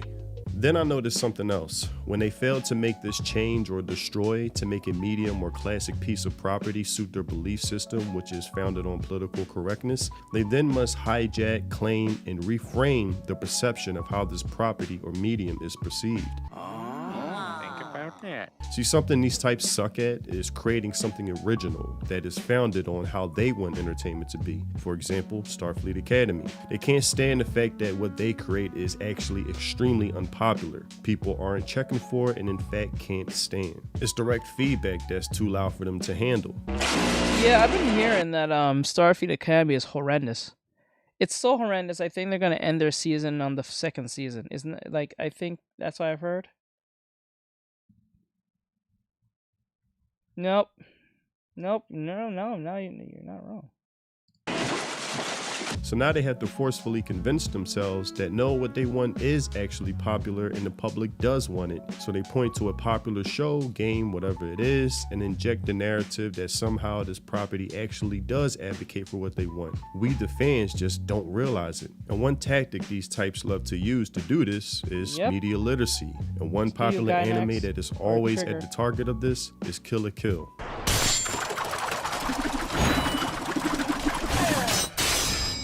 I think the same people who make Gurren Lagann. What was the other one? BNNA. BNNA. Gurren Lagann. Little Witch Academia. And I'm thinking Cyberpunk made this. But this came out before majority of them. I think Gurren Lagann came out before Kill la Kill.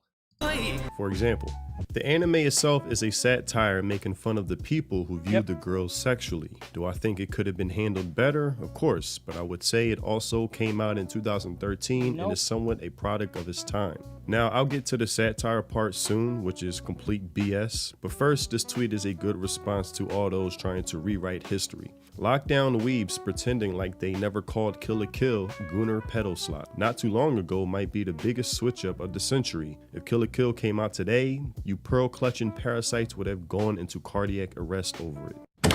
Thank you!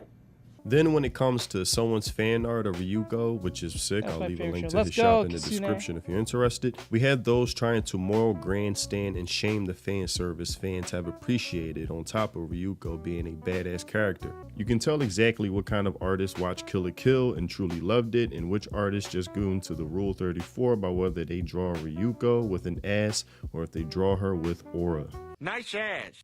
And I'm so glad that there are responses that just tear away at this fun police mentality. If you watch the show, you'll come out knowing she has aura and a fat ass. Damn straight. You can tell who genuinely enjoyed and loved Kill la Kill and who didn't by whether they bitch and moan about fan service. No need to be saying all that with the perfect meme below. Then we have this article from an activist journalist. 12 years later, this 2013 action series female protagonist made it the best shonen anime ever. Now, something I want to address is the satire part that so many have convinced themselves to view Kill la Kill through, something this journalist does often throughout this article. Very few fans credit Kill la Kill's shonen approach as the best the genre has ever seen, even including the fact that it elegantly deconstructs shonen tropes with the biting power of satire. While Kill la Kill's decision to center the transformation sequences might read as either shonen fan service or shoujo self-image issues, their exaggerated presentations are undeniably a satire of the same. Everything seamlessly mixes together in the Kill la Kill cocktail, offering the anime medium a masterpiece of both pure storytelling and witty satire. Now, something Kill la Kill does well is mix in many references from different genres within its anime. A major one is mecha, with many outfits resembling designs of their subgenre completely. And another is the magical girl genre with the many transformations it has. And you can tell a lot about the person viewing this on how they interpret Kill la Kill, but let's stick with this journalist. In fact, the magical girl genre has the biggest role. I remember Girl Gone. Never got to watch Kill la Kill, gonna be honest. Gotta watch it. Give it a watch. Well, I don't know, you may not like it, Nathaniel, because I won't watch it around your parents though. But then again, give it a try. Watch it with your girl. She might actually enjoy it. If she watches anime, she might actually enjoy it. Like, the transformations are so over the top, you're not even gonna notice it anymore. Like, I think if you ever watch a comedy anime called Prison School, or like High School DxD, there's so much fan service to the point that you just it's just so like it desensitizes that you don't even see it anymore.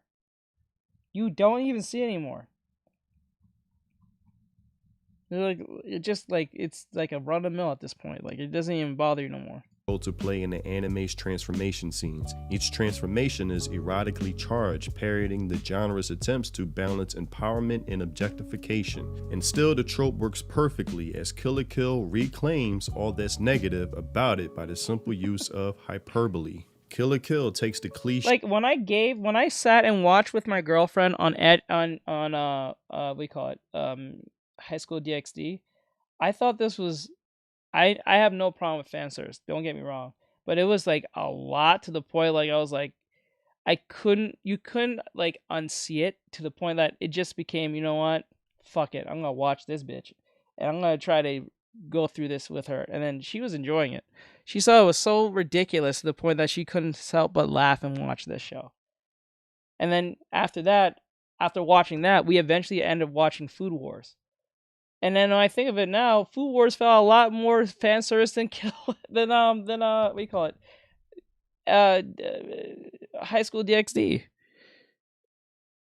Just because it was about food. Like, the fact it was about food, and people eat food and their clothes just fly off. I'm like, you know what?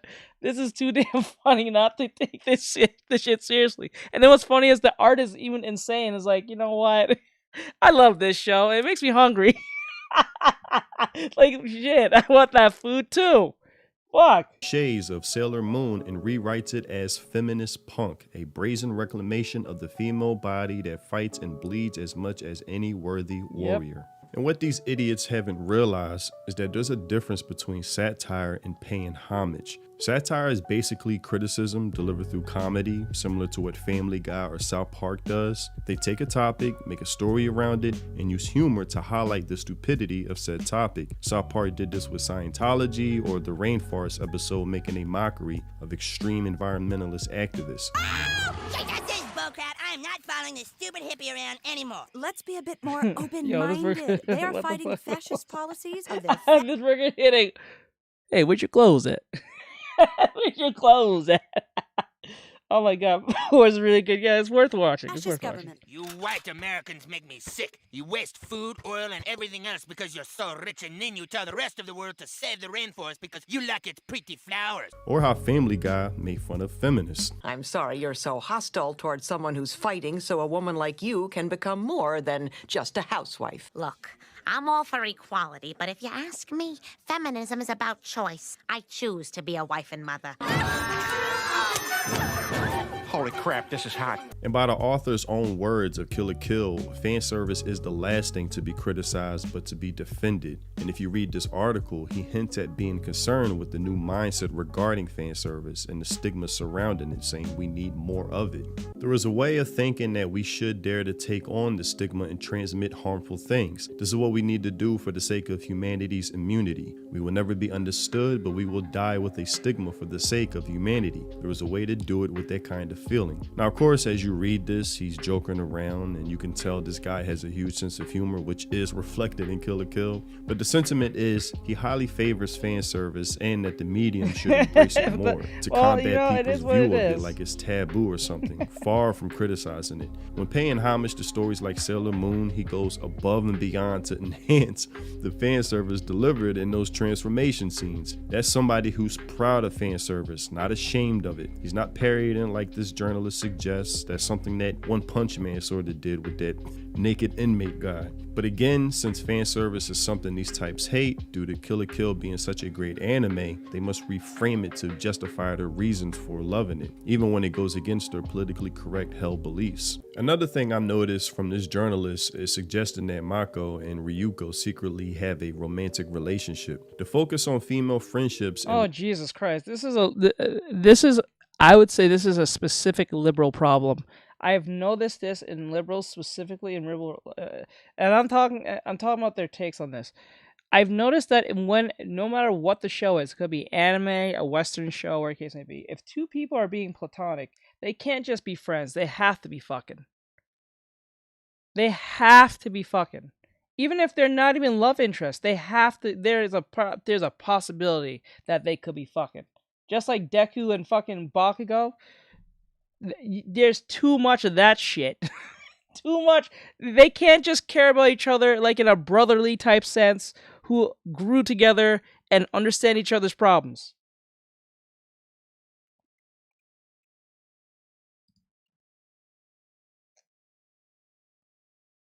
Okay, if I had an anime series, comic, if not adding fan service, mostly because I have no idea why I would add it. Well, it depends. You want to make sales. So, like, if you're drawing someone, the fan service doesn't have to be women. Fan service is just men. Actually, quite frank, what was the video that I was watching the other day? Oh, it was fucking what's his name? Kyle or Sayal, depending on how you hear it. He was saying he was making a distinction between how when what do you call it? It was, I think it was The Gamer. I forgot which game article was it. They was complaining how Stellar Blade was made for gooners, or a case may be, and this is going to set back the gaming like progressiveness and shit, because when Stellar Blade came out, no more than 2 days ago, the same people who complained about Stellar Blade being a Gunner game was the same people. They said it's a Gunner game, and there's over 45 mods that was made for the game since its release, or something like that. And then they complained about that problem, like how that's going to set back things and it's bad for young girls or some shit like that. But the same people from the same studio, when Resident Evil Reckoning came out, which was I think a week ago now, they made a article that was sucking off the ass of like Leon with his shirtless mod, and they was pushing how many mods you can get for him to take off his clothes. Do you see the irony in this? When it was a Asian game made by Asians, considered to be a minority in the West, they had a problem with this. But when the Asian game is made and it had a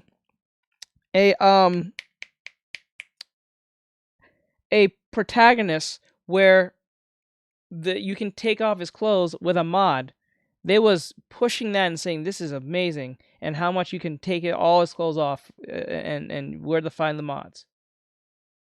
Huh. It's very weird. That's very, very strange. The same people who said they had a problem with the Gunnar stuff had no problem taking Leon's clothes off.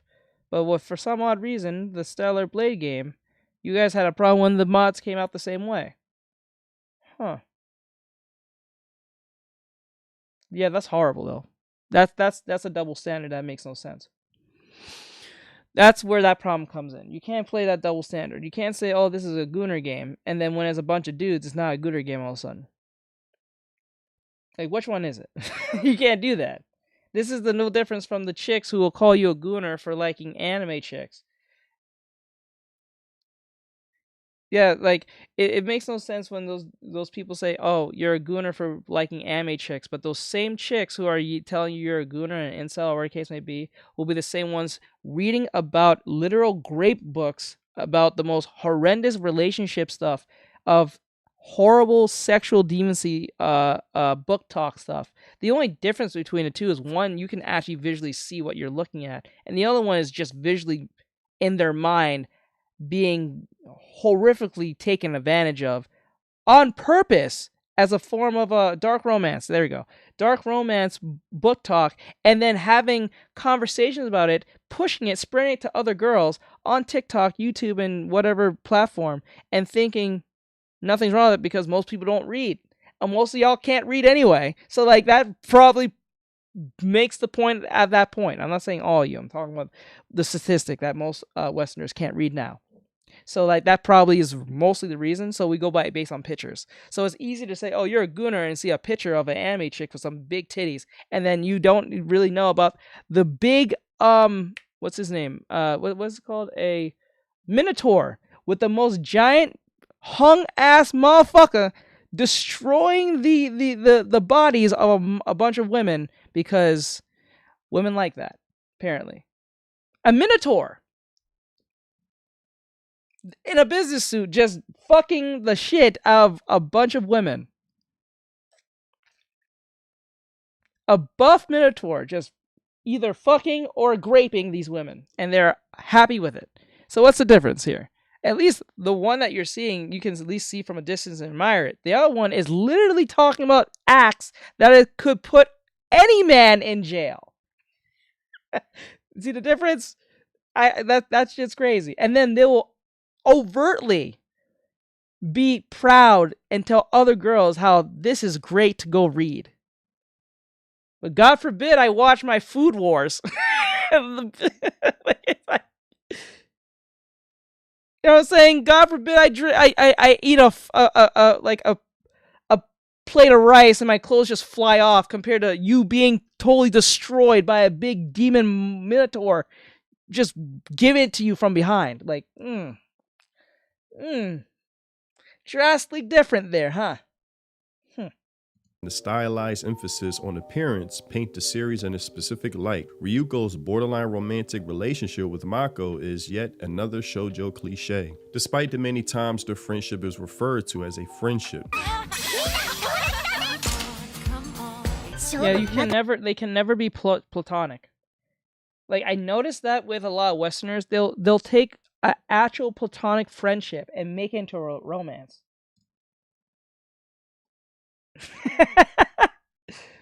But it's true though. That's where the double standard comes in. You can't tell a bunch of people you're a Gunnar for playing a video game like Marvel Rivals, and then in the same breath telling people to get all the mods to take Leon's clothes off from Resident Evil.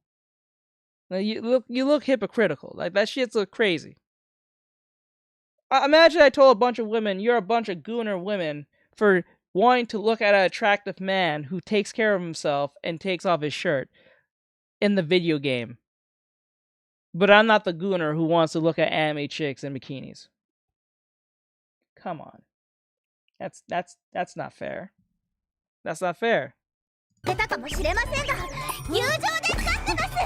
友情で勝つということは人生で勝つということです。親友のハグなのに。親友って。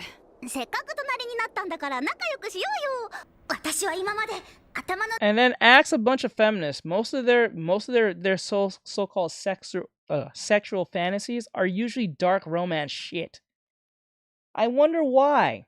And usually who they're fucking. The dude who do not run with their ideology in the slightest. You notice this, right?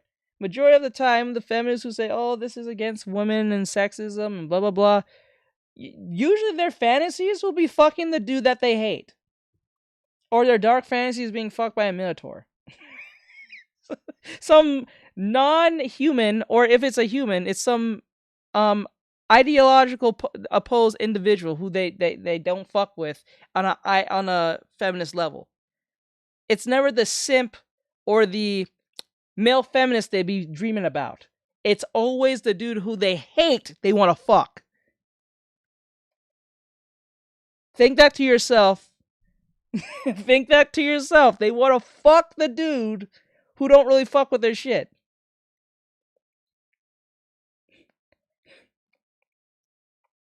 No, it's like some I don't know, like women dominate weird stuff. Yeah, they're usually in dark. See, they usually in dark fantasies. You know what I'm saying, I'm not crazy. They usually are. Yeah, just be honest. Like, I understand you want feminism, you want equality, I get that, but don't play this bullshit game like you're gonna fuck Keith, who's been standing here with you in your women's rally, compared to, like, I don't know, Chad over there, who don't give a fuck about any of this. And you know what I'm saying? You're gonna fuck Chad. You're gonna fuck Chad. You don't want to fuck Keith. Like, Keith is nice and all. He's a good friend. You know, you ever heard that? You're a good friend. Any girl will date you, but she won't date you. She won't date you, but she's like, you'll make a great boyfriend. I don't see why no girl will date you. Knowing that she's single saying this. Usually when they say this is when they're single saying that to you in your face. That is the most insane shit. Imagine you tell a girl that you're friends with, oh my god, you're so beautiful. I don't know why you don't have a boyfriend. Why? I don't know why I have a boyfriend. You're so damn beautiful. That should be crazy. That should be insane. Now, there's situations where you can just still be platonic with someone, but you hear that more often than not, in the sense, like, if, say, you deal with five girls and one of them said that and that was your genuine friend, then you can understand. Yeah, that's like my sister. I'm not gonna like look at her in that way. But like if she's four, like if out of the four of them, and they're all saying this, and you're not that close with them, but you want to be romantic with them, but they're saying that with you, and you're so-called friends with them, what does that say to you? It's just like, what the fuck? Like, what? Imagine you said that to your female friend who don't have no boyfriend, and she says she wants a boyfriend, and you say, you're a beautiful girl. I don't know why no guy would date you. You say she's beautiful enough to date, but you won't date her. Huh. It's odd. 中にしか友達がいなかった。でもリュウコちゃんに会って本当の友達ができた。リュウコちゃんとずっと友達だという気持ちです。だからついていくのです。 I could keep going, but you get my point. This is something that has plagued not just anime, but fandoms of all kinds. When journalists, tourists, and activist-minded normie types invade, any friendship is automatically seen as gay, queer. There's no way two characters of the same sex. See, but see how that makes sense, though? You eventually dated her. They don't date you at all. That's the irony in that. You end up dating her eventually. But they don't date you at all. But they'll say shit like that to you. And that's not just one. It'll be like more than one will tell you that shit. So cool with each other. And this is something that Kei Udina is slowly learning, the Gachi Akira author, more and more as she further interacts with the If anything, it's a form of gaslighting. Being shrouded in empathy and niceness. Non-fan part of her fan base. Now there is a usually unintentional. They don't even do it on purpose to make you feel bad. They're just saying it because they're being nice. But they don't realize how that insane that sounds. Scene that this journalist refers to, where Mako quickly kisses Ryuko, but it's meant to be shocking and comedic, saying after their final battle she wants to go on a date, which just means a girl's outing to celebrate them saving the world, which it is as Sasaki joins in too on their shopping spree and outing. It's just how girls communicate differently than guys. It's like when girls refer to friends who are girls as girlfriends, while straight guys wouldn't refer to their friends as boyfriends. And the comedic kiss Straight girls will say that's my girlfriend type shit. We're girlfriends. They like hang out. They go and palette their nails in the fucking bathroom or something. And me and Bri will be sitting across each other. Like, that's my homie. That's it. It's my homeboy. That's how we say it. That's my boy. You know what I'm saying? You don't say anything like, that's my boyfriend or some shit. Like, what the fuck? Like, fuck no. Like, it's a straight guy thing. Like if a straight guy calls another straight guy on the phone and tells him good night, depending on the context, if I were to call Mikey or Bri Av Rip just to tell him good night, because girls do that, that would be weird amongst two straight men. Now, the gestures could be just nice, just being nice, but when you think of it, that's just weird. But girls do that sometimes. They'll just call each other just to talk and then go night. Yep. And that's not a form of disrespect. That's just how we get down. There's a funny video of a dude doing this.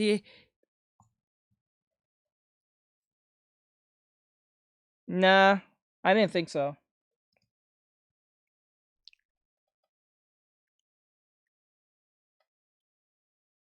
Nothing like that.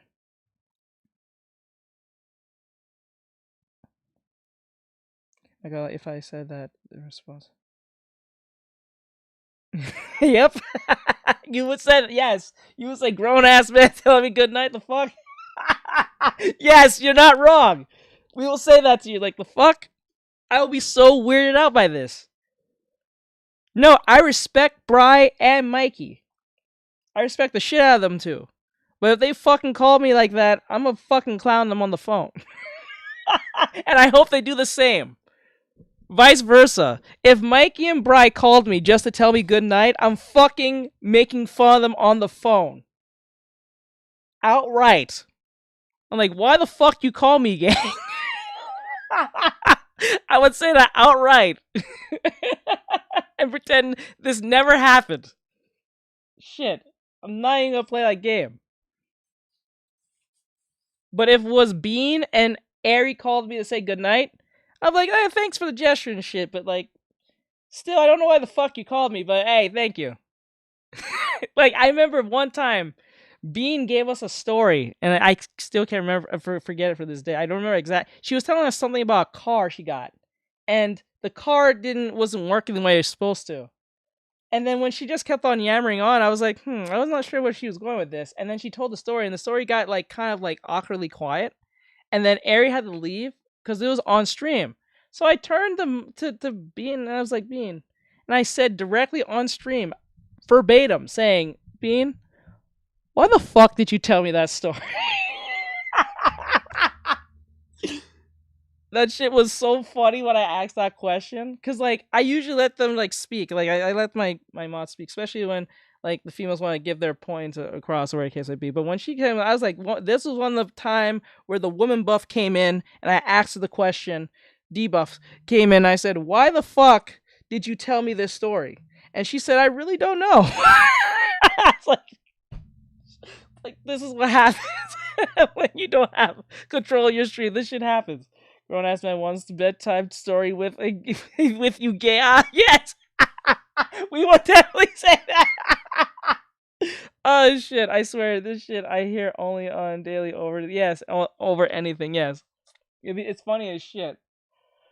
Oh, but yeah, I swear to God, if I were to call my male mods and ask them, tell them happy good night just for the sake of getting good night. Not there's a reason why I'm saying, hey, Bri, just want to let you know something, bro. X, Y, and Z, just to give you a heads up and all that stuff. And he's like, oh, okay, Teach, I got you, bro. Okay, yeah. So yeah, do your thing, bro. Have a good night and all that good stuff. Yeah, bro. Yeah, that's usually how the conversation would probably play out. But if I just say, hey, what's up, Bri? And he says, hey, what's up, Teach? What's going on? I said, well, I just want to tell you a good night. Bro, that's exactly what he would say. He would be dead silent. He probably even hang up the phone, or he would tell you, like, motherfucker, like, go to sleep, bitch, and hang up the phone. I am dead serious. If I were to call him and he said that to me, I would have no problem with it. I would have no. I would be even up. I wouldn't be upset. Covers 2 gang, yes. Like that shit crazy. Oh my god, that shit be crazy. That's just funny though. I would go crazy. But yeah, but back to the subject at hand. Yeah, girls will do that. They'll say that. Girls like it just. I don't know if this is just like a straight thing for straight people specifically, for heteros, but like there's just a different rule set, just like how gay people have a certain rules for themselves. Or like LGBTs specifically have their own rules and how they play about how they do their thing. Like just like how if two dudes was on a double date with their girls and they went to go into powder their nose, that's just like their thing for them to talk probably shit about both of us or just talk shit in general. And then me and Brian was on a double date, and me and him was just there. We'll just talk about video games or a case may be and what's going on in our lives. That's pretty much it.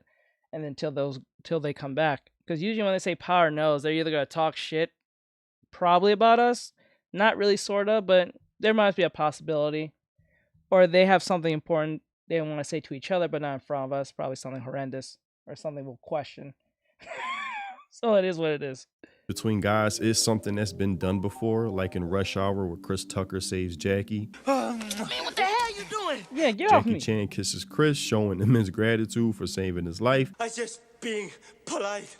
Well, next time be polite to my nuts. Then afterwards, from saving the day, they both go on a vacation to celebrate. Oh my goodness. This place is off the hook. Doesn't mean they're queer or have a secret romantic relationship. They're just pals and friends who enjoy each other's company. Again, this is something I noticed in the liberal mindset, that they think because two people are friends, they have to be fucking, or they're very close, they have to have romantic feelings to each other. No, people can be platonic. Even girls and guys can be platonic. It is possible for it to happen, especially if there's no form of attractiveness. You can actually get along with a girl for a very long time and not have any romance. That you actually see them as your sister, right? That's possible, but in most people's heads, in writers' heads in Hollywood, if two men are very close and friends and they're not blood related, they must be fucking. Correct. You're right. You're correct. And if you're the ugly dude, you have to always ask for where your hug at. If you're ugly, you always have to ask where my hug at. You know what I'm talking about. If you're ugly and you have to ask the chick that you like every time where my hug at, you know you ugly. Company. Then, of course, you had the forced feminist lens of viewing this as a takedown of patriarchal themes and toxic masculinity. Kill la Kill features a female protagonist, arguably defying the most important aspect of the shonen genre by refusing a male character to take the lead. And they say refusing like it's something to be fought against, but continuing. Just as Ryuko discarded the shackles of pride and vengeance to seek a better life, symbolically and literally sacrificing her toxic masculinity for a tender version. The gender imbalance in Kill la Kill's woman translated into a better equilibrium, one that sees characters like Dandadan's Momo or Chainsaw Man's Power in the same heroic light as their male counterparts. Which I made a video addressing these types of how they approach anime like activist academics. They don't approach it as fans. They must find a way to see it through a cause, fight the power, brain dead NPC activist lens. And as a reflection of countless real world wait, let me see. He said, I used to get my afro like puff by everyone. Mostly, I had cousins that were friends with most of the girls. Hey, hey, let's go. Men right now, Ryuko that's good when you have family. Two cousins there. Gotcha. At least we have family. That's the best thing when sometimes we have a good cousin or a good sibling. They can get you hooked up. Impose emotional isolation speaks volumes. Gone are the days of stolid anime protagonists who struggle to express themselves. Because of course, to these types, stoicism or being stolid is what they call toxic masculinity, a made-up activist term. In their minds, if men aren't acting in a feminized manner, treating every conversation like a therapy session, trauma dumping, always in their fields, then there must be something wrong with them. Characters like Spike Spiegel, Guts, Hey, or BK201, hell, even Rama, despite being a comedy, are all problematic. Matter of fact, forget old classic characters. You know, that's the irony. Ask every girl. No hugs for you. Like, ask every girl, nearly every girl who likes One Piece. You get the same type of men who gets picked. You get the Zoro, Trafalgar Law, and who else? Who else is like? Usually Zoro's usually the most big. No, it's Ace, Zoro, Trafalgar Law, and who else? It's someone else. I guess you can say Sanji. And I've been hearing a lot of Lucci. I don't know what's up with that. It was just a toxicity in them, but like, it is what it is. You tend to hear about the I say oots.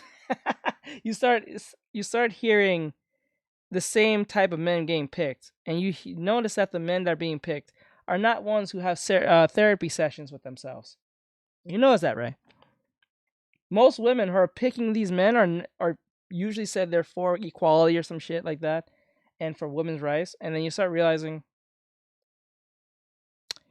most of these men they're picking are not even close to what they would ever deem to be for their cause. Characters. One's from this season. Definitely Toji. Toji from JJK. Including Orhun from Jack of All Trades, Noah from Noble Reincarnation, or Xylo from Sentenced to be a Hero. Very stern characters, not overly expressive, only concerned with the task at hand. To them, these are all toxic to the journalist's eyes. They need to act like females. That's what will make them special. And what's funny is that when Ryuko sorta adopts these masculine traits, this journalist praises it but frowns upon it with male characters, a common trait amongst these types. Yeah, there's bitches who will pick Sukuna knowing that he will slide. Yeah, there's some motherfuckers who will pick Sukuna. I'm not gonna lie to you. I think, and they won't even pick him because he's evil or he's ruthless. They'll just pick him because of the tattoos alone. Just the tattoos alone is enough to get them. Yeah, he definitely ain't open up to nobody. Yeah, he definitely not. Like, just alone, the tattoos alone is enough to get you some ass. And Makaraka too. You pick Makaraka.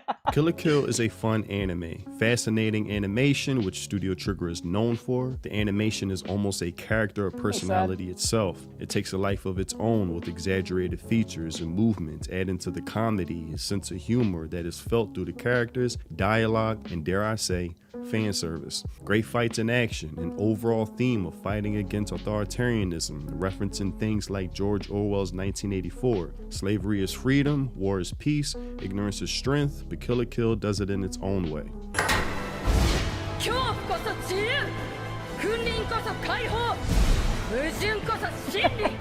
But leave it up to the fun police or academics to be the buzzkill, trying to intellectualize fan service, boobs and ass.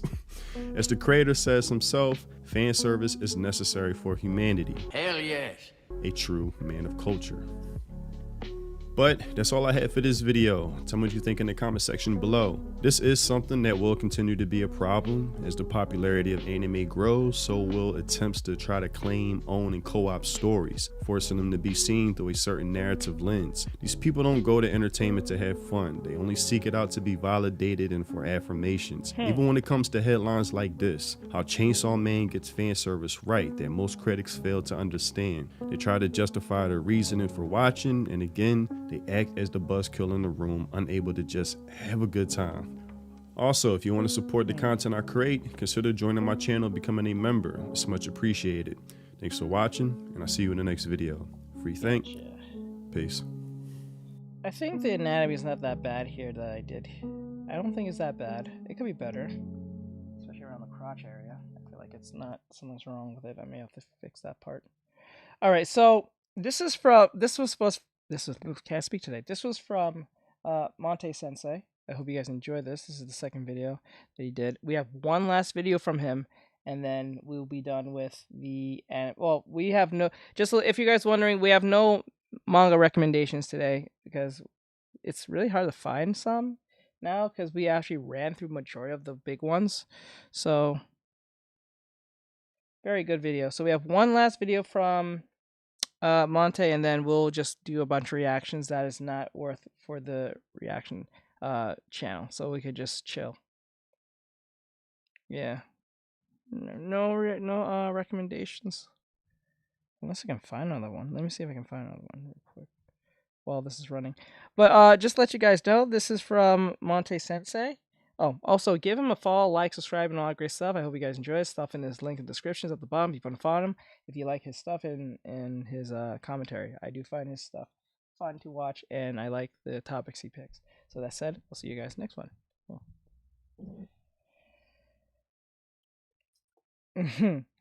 Let me see here. So this is Monte Sensei. Again, this is the last one we're going to do for today, for the reaction channel. It says, Deathmage. It says, anime live adaptations deserves high standards. OPLA, One Piece live action. Okay, that was OPLA means One Piece live action. So he's talking about the Netflix live action one. So this is gonna be interesting to hear. So I wanted to hear his opinion on this anyway. So let's jump into this and see what Monty has to say about this, because I watched all of season 2 of One Piece live action. It was ridiculous, but it was ridiculous enough to just stay grounded enough.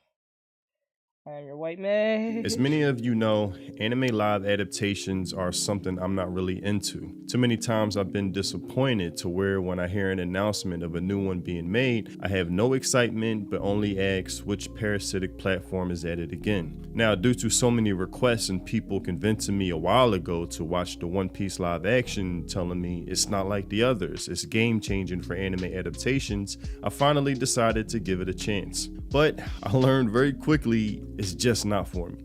The set designs look like a stage play performed out of a carnival or an amusement park. The acting was really off with few exceptions. There were obvious bad casting decisions, and the special effects were just too noticeable in a childish way. And all of this led me to having no sense of immersion when watching this. And yes, I understand a level of suspension. I'm not gonna lie to you. You guys might disagree with me, and that's perfectly fine. That goes for my mods as well. You can disagree with me on this as you want. But I think the best actor of all the actors on the One Piece live action is probably Usopp. I believe Usopp is probably the best adaptation of Usopp. Not even like a one-to-one to the character, but a more realistic version of him. In my literal opinion, I believe he's the best casting for a realistic Usopp. Not a believable Usopp. There's a difference. Not from like exactly from the anime or from the manga. I'm talking about if he was real, I believe this is more likely what he will be about. You know what I'm saying? That feels more believable what Usopp would be compared to his anime counterpart. If we're talking about if he's one-to-one to the anime, fuck no. But if we're talking about if this was taken in a realistic sense, yes, I believe so. I believe he's the best actor on the cast as Usopp. Honestly. Now, I'm not saying the others are horrible or anything. I'm not saying that at all. But I'm just saying, like, for some odd reason, out of all of them, I believe that Usopp, the dude who's playing Usopp, I believe he's the most believable one out of the crew. In the acting wise. Suspension of disbelief is required. I know this, you're preaching to the choir when you say that, but suspension of disbelief is something you have to earn from the viewer. It's not something you should automatically expect. Now, this video isn't a review or meant to be something to shit on other people's enjoyment. What's for me may not be for you and vice versa. I'm cool with that. I'm sure there are people who enjoy Dragon Ball Evolution or even the Cowboy Bebop live action. Will I take your opinion seriously on what a good film is? No. No. But that's not the point of this. What I have a problem with is when people make statements like fans shouldn't have expectations or high standards for how the property they're a fan of is handled, such as people are watching One Piece live action through the lens of Game of Thrones or Breaking Bad. If you watch Oprah One Piece live action thinking that you see a Game of Thrones or Breaking Bad, I don't know why everybody's using that, level of cinematography or acting, then I think Oprah is not for you. This attempt at shaming fans for daring to have some type of standards for what they're a fan of is what I have an issue with. It's this mindset of viewing the realm of manga and anime as something lesser. Stop expecting good acting besides mediocre or even worse. And that was dog shit. I remember when what's his name? It's a Gun talked about that. Like, I remember It's a Gun talked about that, and I saw the clips. It was horrendous. They made Vicious into a bitch. Spike Spiegel is very stiff in his performances. They made Faye Valentine like this typical Fallout. Well, Fallout. When I say Fallout, I'm not talking about the video games. I'm talking about the TV show. Fallout acting type nonsense where she'll just say a bunch of curse words and shoots a gun and blah blah blah. I just like, no. At times, cringe. Stop expecting a billion-dollar company like Netflix to produce something that looks better than a high school stage play. I can't imagine if this mindset was applied to comic book movies. We would have never gotten the golden era we received before it was ran into the gutter by non-fans. I remember going to see The Dark Knight for the first time back in 2008, and after the first scene with the bank heist, I was already blown away. I believe whatever doesn't kill you simply makes you stranger. I couldn't believe. Didn't we see this? I feel like we've seen this.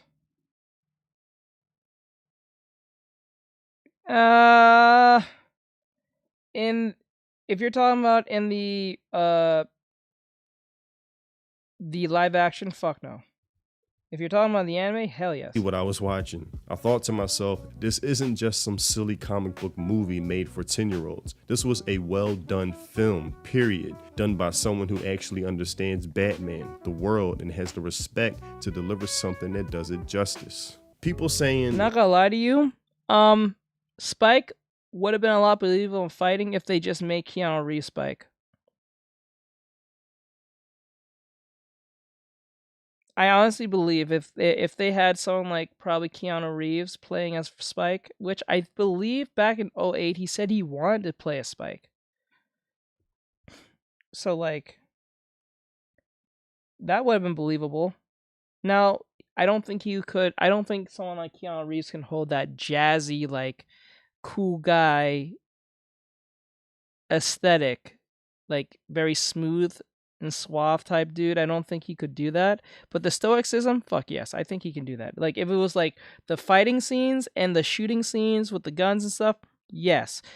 Him being charismatic, no. You're better off having someone like Keanu Reeves play someone like Samurai Jack. Yeah, pretty much. And I think that's where AI is going to come and play. Welcome back. But that's pretty much where AI is going to probably come in and just replace majority of these actors once they perfect the way to trick people that the acting is real on AI.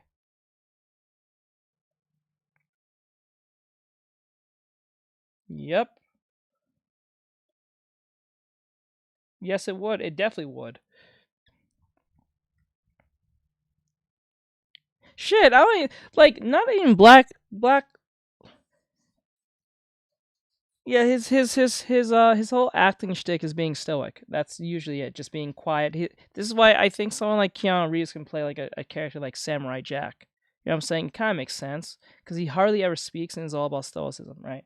But I can't see someone like or like Neo, right? But I can't see someone like him talking and being charismatic while fighting and talking and being like very playful with it. It'll feel very awkward and strange, given that he is already John Wick and John Wick don't speak. So having him speak like Deadpool. Well, then again, I'm not gonna say that Spike Spiegel speaks like Deadpool, but like have a charismaticness to him that he will to fight and talk at the same time, because Spike can do both.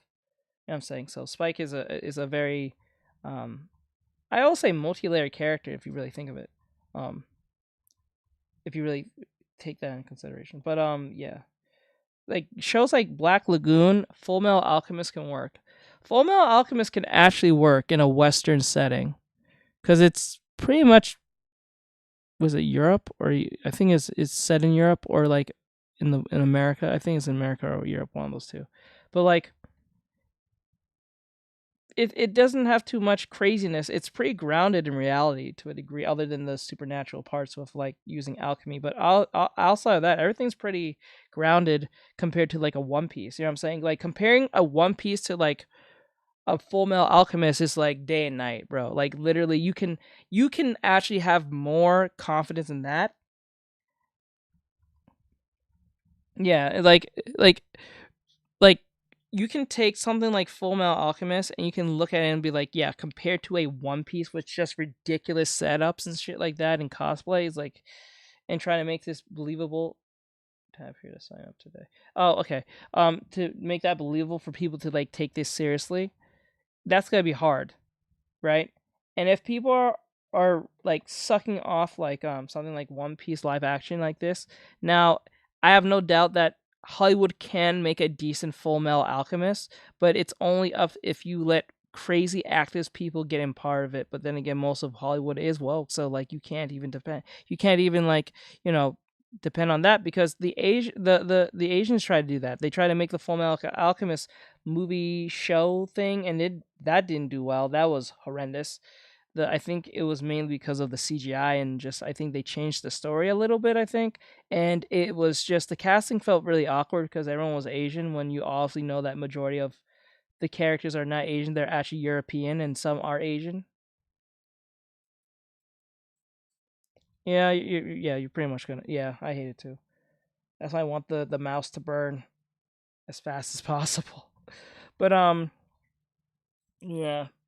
That's just the sad thing. The thing is, we have the technology and everything to make these movies. It's just the human element comes into play when activists gets a hold of it, and then you just kind of you just get cucked at this point. You know what I'm saying? You just get ultimately cucked at that point. So. Well, anime and One Piece are too cartoonish to expect it to transfer well into a live action. Have you ever seen the character Joker? He's one of the most exaggerated cartoonish characters known, yet Heath Ledger, RIP, delivers some of the best scenes ever. Correct. And then you look at the Avengers.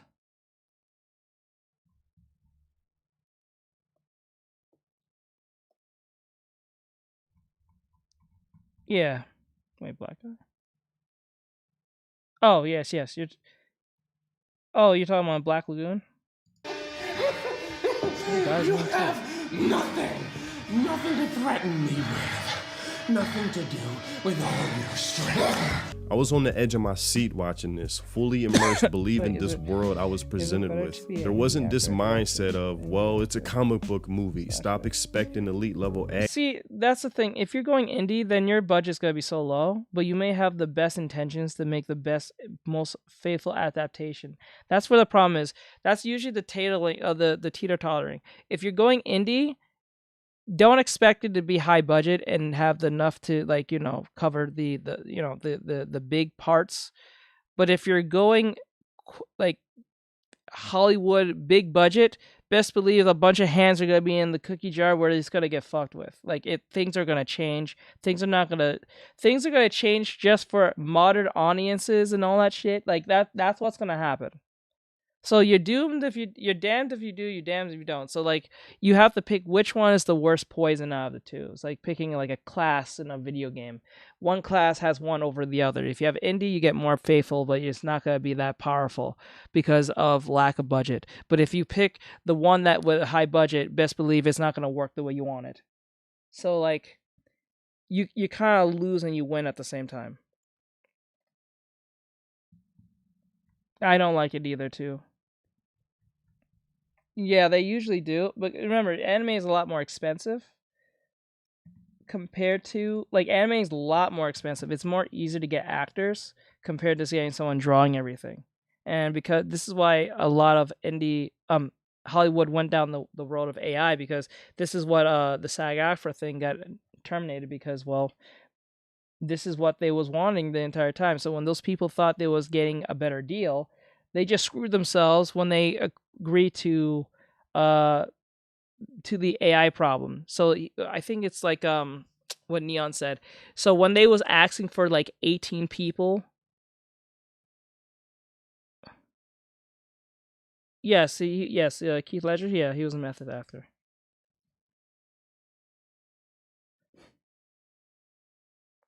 Right? But then again, that was 10 years ago, right? So like that's the thing. Whenever 10 years pass, that's when they considered like this is an old show now. We can do a live action. Moana came out in what, 2016, 2015? It's 2026. That's 10 years. They directly waited on the 10-year mark to make this movie. Shit, they didn't even make a live action Frozen movie. They made a legitimate live action Moana movie for Frozen, and Frozen came out in what, 2013, right? They didn't make a live action. Actually, they took the same characters from Frozen and put it in Once Upon a Time in that one CW, I think, show. Yes, he does. He really does look goofy. Yeah, I know how you feel. See, you feel that way because, like, I think I said this last time I was streaming. Like, it feels like so much has happened in such a span of 10 years. It doesn't feel like it's 10 years. It feels like it's still like 5, 6, but it has been 10. Because our time distortion has happened because so much shit has happened to us with the pandemic, and then Trump being in office, and then getting kicked out of office, and getting back in office, and then everything in between, from every violent thing, every insurrection, all this stuff, blah, blah, blah. So everything has happened in one, like, 10-year span that everything feels so crunched together. So even if you're in your 30s, you don't feel like you're in your 30s, you feel like you're in your 20s. Or like if you're in your 20s, you still like you're in your teens. Or you're getting in your teens, you still feel like a teenager. You know what I'm saying? Yeah, so like, because remember, we live in a time of the internet where I understand, but like this, and that's why if you look at it this way, like, because we live in an era where something viral happens today and it's going to be talked about for a week, and that's how far it's going to go. Yes and no. Yes, you're an adult, but no, you still can't do a lot of adult things. So if you're 18 and you have like relations with someone who's 40, yeah, if you have relations with someone who's like 40, you won't go to jail because that person's considered a legitimate adult. But if you give that same person alcohol, you go to jail. Weird. Or not? Is it alcohol? I think the drinking age is 21. If you give them alcohol, you go to jail. Weird. I can have relations with someone's 18, at 40, but I can't give them vodka. Very weird. That's a weird thing. Very strange. That's a weird thing. But yes, you won't go to jail. You won't. I think majority of all states sees 18 as the most minimum of what an adult is. And I think they did that on purpose because of the wars. Oh yeah, there we go. I don't know about the cigarette part. It is very funny. Someone can have relations with an 18-year-old at like 50, 40, 20, 30 or whatever. Right? But God forbid you give them a drink. A swig of a drink. Acting, great soundtrack, directing, all of the above. This raised the standard of comic book movies overall. You couldn't just make an average one after this. You would have been put to shame. Oh my, to drink? 13? No way. Wait, to drink or? Holy hell. If you tried, because people now have a high standard of what they compare it to. Some men aren't looking for anything logical. Some men just want to watch the world burn. The same for the first Iron Man movie setting off the MCU. God. Great acting from both Jeff Bridges and Robert Downey Jr., Oscar winners when the Oscars were still credible and meant something and not a joke. Robert Downey embodied the role of Tony Stark, adopted his charisma, wittiness, and seriousness all in one. The suit didn't look stupid or cheesy, but looked, at least to me, cooler than the show I used to watch, even on Spider-Man. He's all yours.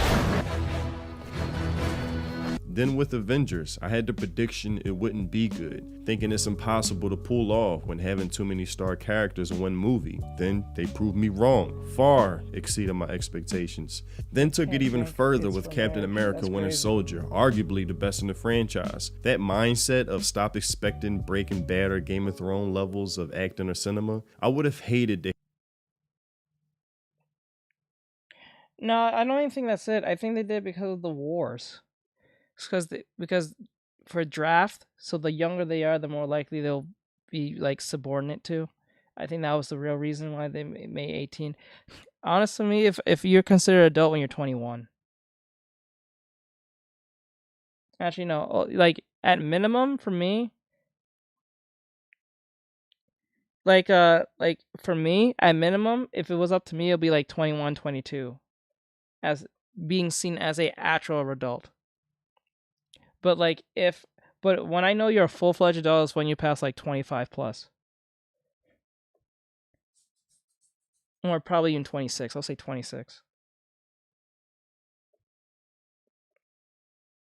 That too. Because young people tend to pull out loans more than probably more than old people, I believe. Because they're more willing to take more risk. Or the case may be. And plus war. So it makes it easier to get them to make those type of mistakes and not really think it through, especially if they don't have a parent who doesn't tell them what's what, or they feel grown so they can say what they feel. To hear someone say, don't expect Bourne Identity levels of well choreographed action fights.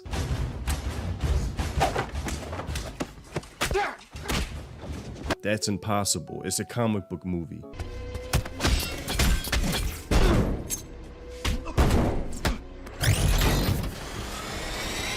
I remember watching these fights like, damn, they getting it in. They have nothing for Winter Soldier. The level of intensity this scene delivered, we would have never gotten if the director, producers, and actors said, it's just a comic book movie. People will show up anyway. Stop having standards. Another problem I had with this, outside the obvious Netflix swapping of characters, is what I've heard about the changing of Sanji's character's portrayal. Now look, I am a One Piece fan, but I wouldn't call myself a hardcore fan of the series. It's not in my top 10 or 20, not even close. But I hate how some people are excusing the retconning of characters in current day, saying that certain aspects of Sanji's character in the manga and anime are too problematic. For example, I don't understand Sanji fans. Netflix actually made Sanji a better character by removing some of his annoying traits. Personally, I like the live action Sanji much more than the manga version, and that alone speaks to so much of what's a bigger problem about this whole thing. And I'm glad there are fans actually defending Sanji. Wow, thank you, Opla, and this is meant sarcastically, for not bringing to life a pervert anime gag with a human being. So genius, who would have thought that? LOL. Live action Sanji really exposes who knows who is Sanji as a character. If you think this is even remotely close to the character, you have no idea who Sanji is. And it's just surprising to see how fans will tolerate this. Like, at least with the live action Sanji, there's no over the top simping. In the end, it is fine preferring one over the other. And to that, I just think, yo, it's either Sanji or it isn't Sanji. There is no in between. And I hate that me, who isn't even a diehard fan of One Piece, is defending the character more than others. Cowboy Bebop, when that got adapted, I'm not gonna lie, I don't like it when Sanji simps, but I do understand where he's coming from. I'll keep the simping just because that's part of his thing.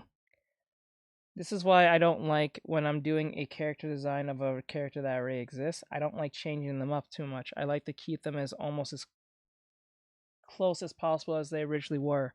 If I'm going to make any changes, it's going to be pretty subtle. I do not like making drastic changes to characters, especially if they already exist, whether it's a recognized IP, or it's someone's OC. especially when there is someone else. I try to make it as close as possible from originally what it was made for. So if you made like a character who's like, I don't know, some type of like anime ninja chick, or something like that, and she looks a specific way, and you want me to make some changes, I'm going to make the most minute changes as possible, unless the changes that need to be made that are big are integral. It's integral to the character to keep and keep in check. Let me see. Some places. Oh shit, that's crazy. I don't know why that is really people. Did the same stuff to Saka. Yep, I think I never watched the. I still haven't to this day watched the Avatar: Last Airbender TV show, but furious what they did with Faye and Vicious. Check out my video on that if you're interested. Live action. And I spoke on that not just because Cowboy Bebop is top 5 for me, but because I have respect for the medium period. Everything about Sanji's character is what makes him who he is, whether if it's deemed politically incorrect by the easily offended. He has a certain swagger where one minute he's cool, aloof, smoking a cigarette, while the next he'll fall head over heels for any cute woman passing his way. With this tweet summing it up well. The fact that people who hate canon Sanji now like Opla Sanji is all the proof you need that Taz Scholars, that's the actor playing Sanji. Sanji is just a filler character. And there is one scene that I keep seeing people post referring to it as an outstanding performance or perfection. And I'm just watching like, I think people forgot what good acting looks like, or what a good monologue scene looks like, or had been raised without ever seeing one, so the bar is really low for what's considered a good one. This scene right here is supposed to be that monologue scene for the actor to really shine, given a good character moment. Now, it's not bad or horrible, but it damn sure ain't perfection or what people are hyping it up to be. And I truly believe people have never seen a good monologue scene. First, the switching between all of these different camera angles so frequently ruins the moment. It really should just be 2 angles, but one for the most part. Having the camera from one angle slowly zooming in to capture Sanji's emotional progression of the actor's facial expression as the story they're telling gets more personal, while having one on Nami's face to capture her reaction to hearing the story. A lot of times in movies, these type of takes and monologue scenes are done in one shot to bring more sincerity to the scene and role. Like Good Will Hunting, that movie is full of them. I ask you about war, you probably throw Shakespeare at me, right? Once more into the breach, dear friends. But you've never been near one. You've never held your best friend's head in your lap and watch him gasp his last breath looking to you for help. This scene, Robin Williams carries it for nearly 3 minutes in one take before the camera angle even begins to switch. Even for the 3 minutes before it switches, the camera slowly pans where eventually Matt Damon's character appears in the shot. This is a monologue scene that is worthy of the label perfection. Other great monologue scenes like Saving Private Ryan, Blade Runner. All those moments will be lost in time. Like tears in rain. Hey, Mikey. Now, some may say I'm expecting too much for anime or manga adaptation, or I'm just being condescending. And I promise you, I'm not trying to be. But I call it simply having standards. Growing up, me and my brother and my dad, we weren't really big sports guys, but we really enjoyed movies. Because of my dad watching at a young age movies like A Bronx Tale, Now you can't leave. Crimson Tide, A Soldier's Story, The Good, Bad, Ugly, The Maltese Falcon, I could keep going. Movies that shaped my interest in film and showed me what good acting and directing looks like. Comic book movies have met this standard, so why can't manga or anime adaptations do the same? But that's all I have for this video. Tell me what you think in the comment section below. I know this one is really going to offend some people. I know I'm going to lose a lot of subscribers from this one. It's not like I go out of my way to let the world know my point of view on live adaptations. Usually when someone asks me for my opinion, especially for One Piece, I just say, look, it's not for me. I tried it.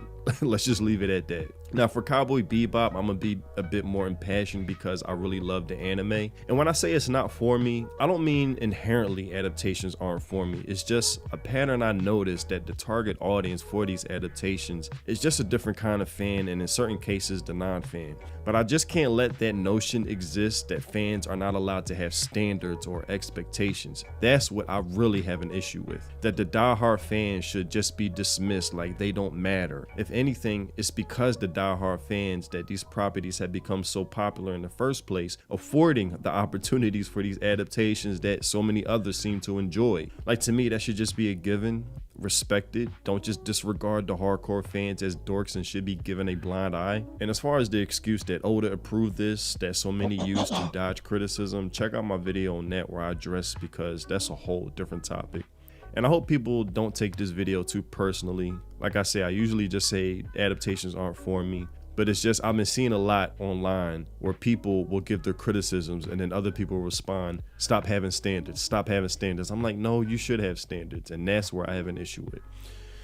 Also, if you want to support me and the content I create, consider joining my channel and becoming a member. It's much appreciated. Thanks for watching, and I'll see you in the next video. Free think. Peace. All right. So that was the whole Monte Sensei.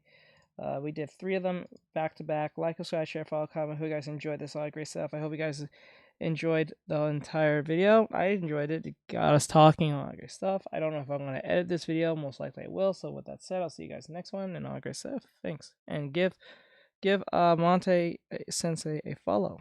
So that's 3 videos we did. That'll keep us afloat. All right. There, guys. All right, guys. Now we can go and just have fun with it. Now let's see what we got here. Let's see what we got here. Let's see.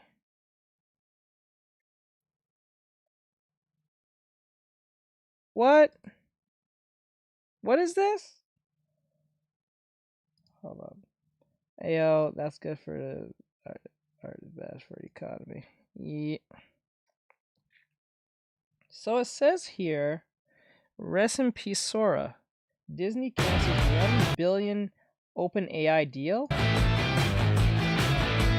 All right, guys, we have a little bit of breaking news here. We're going to talk about OpenAI. They're shutting down Sora. You know, Sora, the video generation tool that completely rocked Hollywood. Like, they were really upset about Sora. And yeah, they're shutting it down, and apparently Disney is going to drop plans for $1 billion investment. What the hell is going on with OpenAI? Could it be that the chickens are coming home to roost? This is something I've been talking about, that I don't think AI is quite there yet, quite to the level that it needs to be. And that a lot of these companies are basically just stringing investors along. Hey, if we just have more money, if we just have more of this, or we just have more of that, you know, we will make this thing happen. This sounds like what was going on within the mid 2010s, from 2015 all the way past 2020s. It's like the Silicon Valley money is just going, instead of going to DEI or all that shit, is just going to OpenAI, and neither one's making money. And I think people are starting to realize that, if it crashes, that'd be great. I can probably buy RAM at a more decent price. It won't be at the $84 that it used to be, but it definitely will be like at least $120. It's gonna suck. Probably $150 at max, but well, maybe a little at $200. But it definitely won't be like $500 to $600 or some shit. We've kind of hit like a plateau, and getting over that could be decades away, I think, or at least several years away. In fact, we had the CEO of Nvidia out there, I think it was today or yesterday, saying that we have reached AGI, which is like the pinnacle of AI intelligence, and then he kind of walked it back. I don't think we're there. I don't think we're anywhere AGI? Close.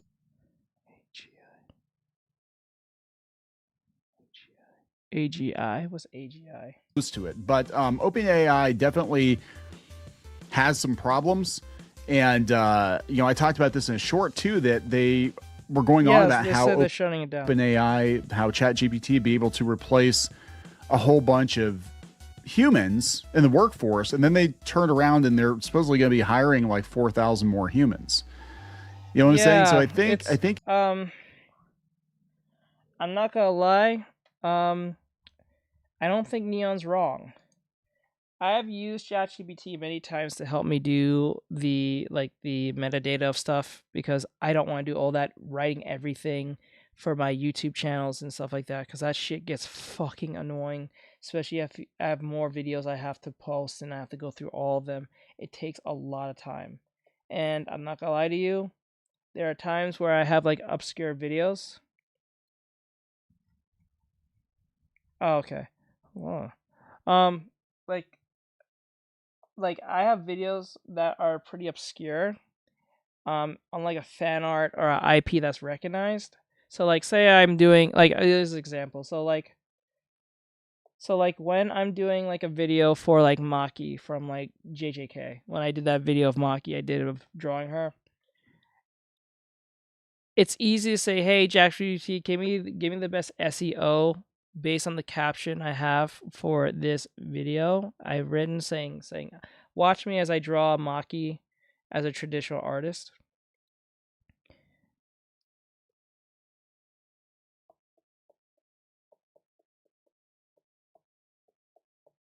I'm not sure about that. Well, I'm not sure. Well, whatever's your reason's your reason. Just has to make enough sense to you, I guess. And the thing is, I'll ask it like, hey, give me the best SEO for this particular caption I made, and just give me the best hashtags for Instagram, and give me a good caption. And then it'll give me like 3 different options. I'll look at them, read them, and then I'll alter them based on what the captions are, and then what I'll pick the one I'm most satisfied with, and then I'll put in my Instagram description, and then that's it. That's as far as AI goes for me, but that's pretty much it, right? But especially if you're a normie who's just using it for that,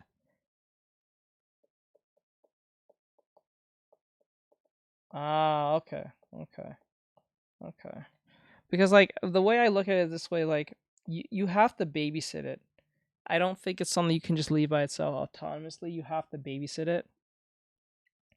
I don't think it's like there yet. Like what Neon says, you have to babysit the fuck out of this thing, because it can start hallucinating and making a bunch of mistakes pretty fast.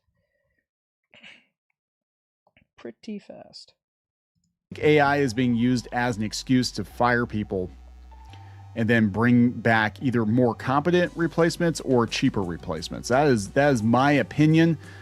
So let's see what's going on with Sora. I mean, it was just last fall that everybody was raving about Sora and how amazing it was. And I have to wonder if the Seed Dance, Bite Dance debacle didn't play into this, because remember, Seed Dance was doing Hollywood quality video, and then they were told they weren't allowed to bring it to the US because this is too good. It's too good, and Hollywood wants to lock that down. So before we get into it any further, please subscribe for more pop culture news, views, and rants, guys. This is Neon. This is Clownfish TV. We do talk about technology and Hollywood and pop culture and all that stuff. And my girlfriend did that shit.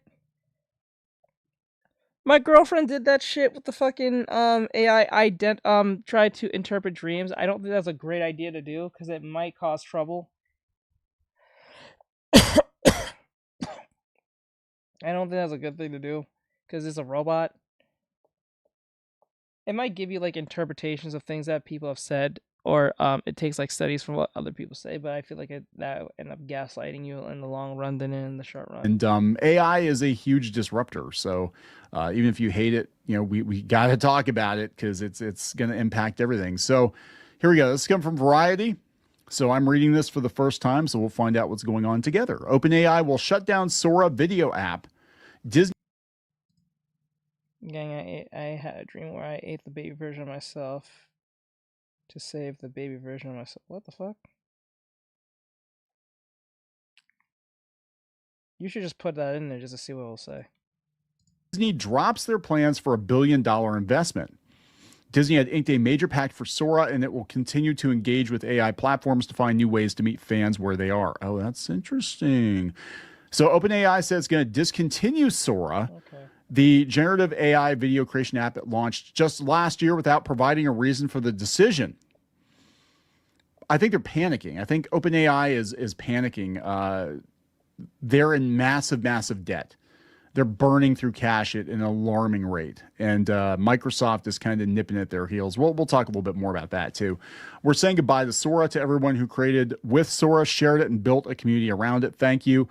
What you made with Sora mattered, and we know this news is disappointing.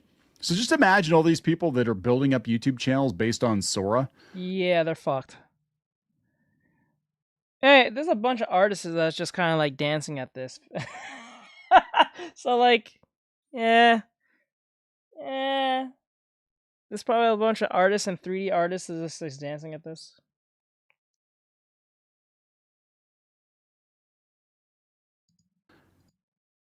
And it's gone.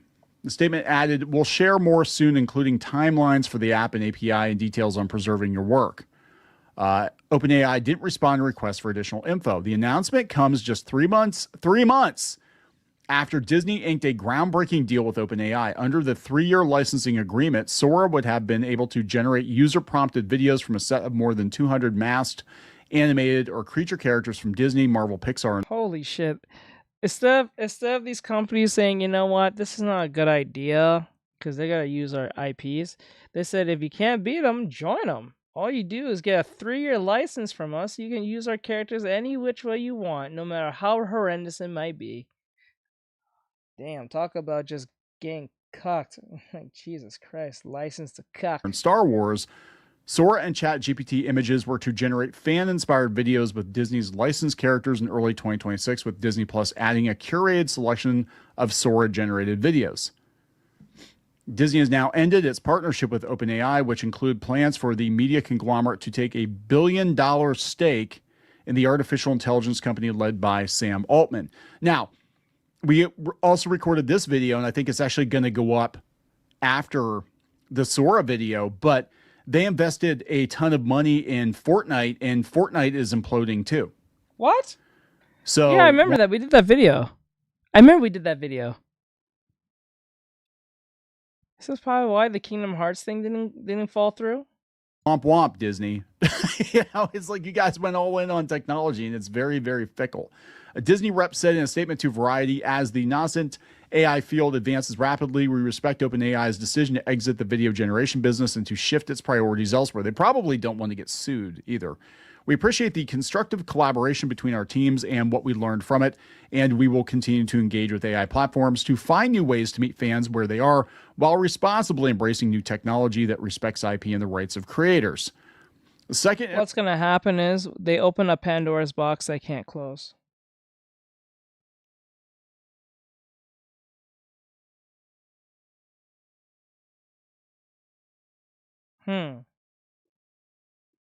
Lemons! Use those lemons, bud. Iteration of OpenAI's Sora, which launched in September of 2025, generated stunningly realistic looking videos and raised alarms in Hollywood, given the Sora 2 opt-out model requiring IP owners to proactively flag that they wanted their copyrighted works excluded from the system.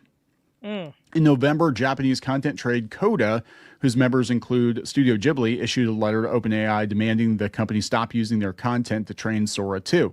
And again, this might come down to, well, cost and legality. I said this because I said this. This whole shtick is the beta test, and it's failing. The beta test is failing. They're running out of money. The shit is not profitable. It's not that smart as we made it out to be. It was just a very fun toy to use for an idea concept that was not ready to be put. If anything, this was not ready to be given to the public in 2020. This was probably best to be given in 2030. 2030 or 2040.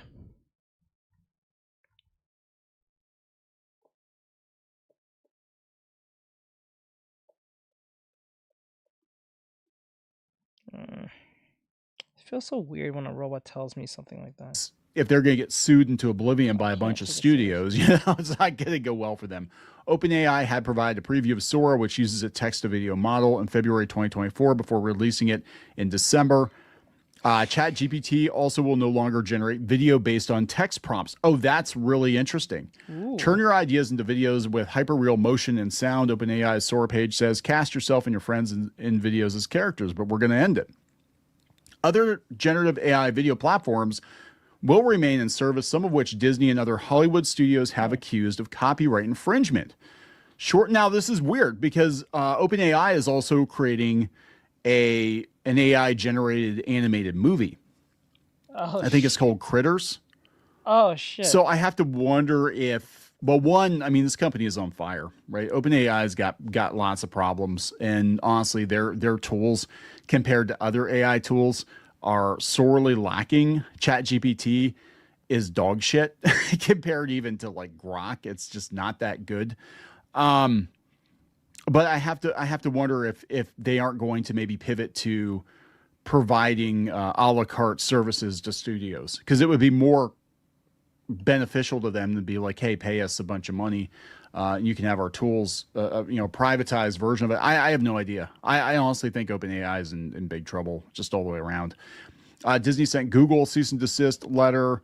Google subsequently. Well, since you can't copyright AI shit, that's more reason to get back artists, to be honest, right there. Because, like, well, if you can't copyright any of the AI shit, you know what I'm saying? But if you have a human make it, like legitimately make it with their fucking hands, it's legally binding.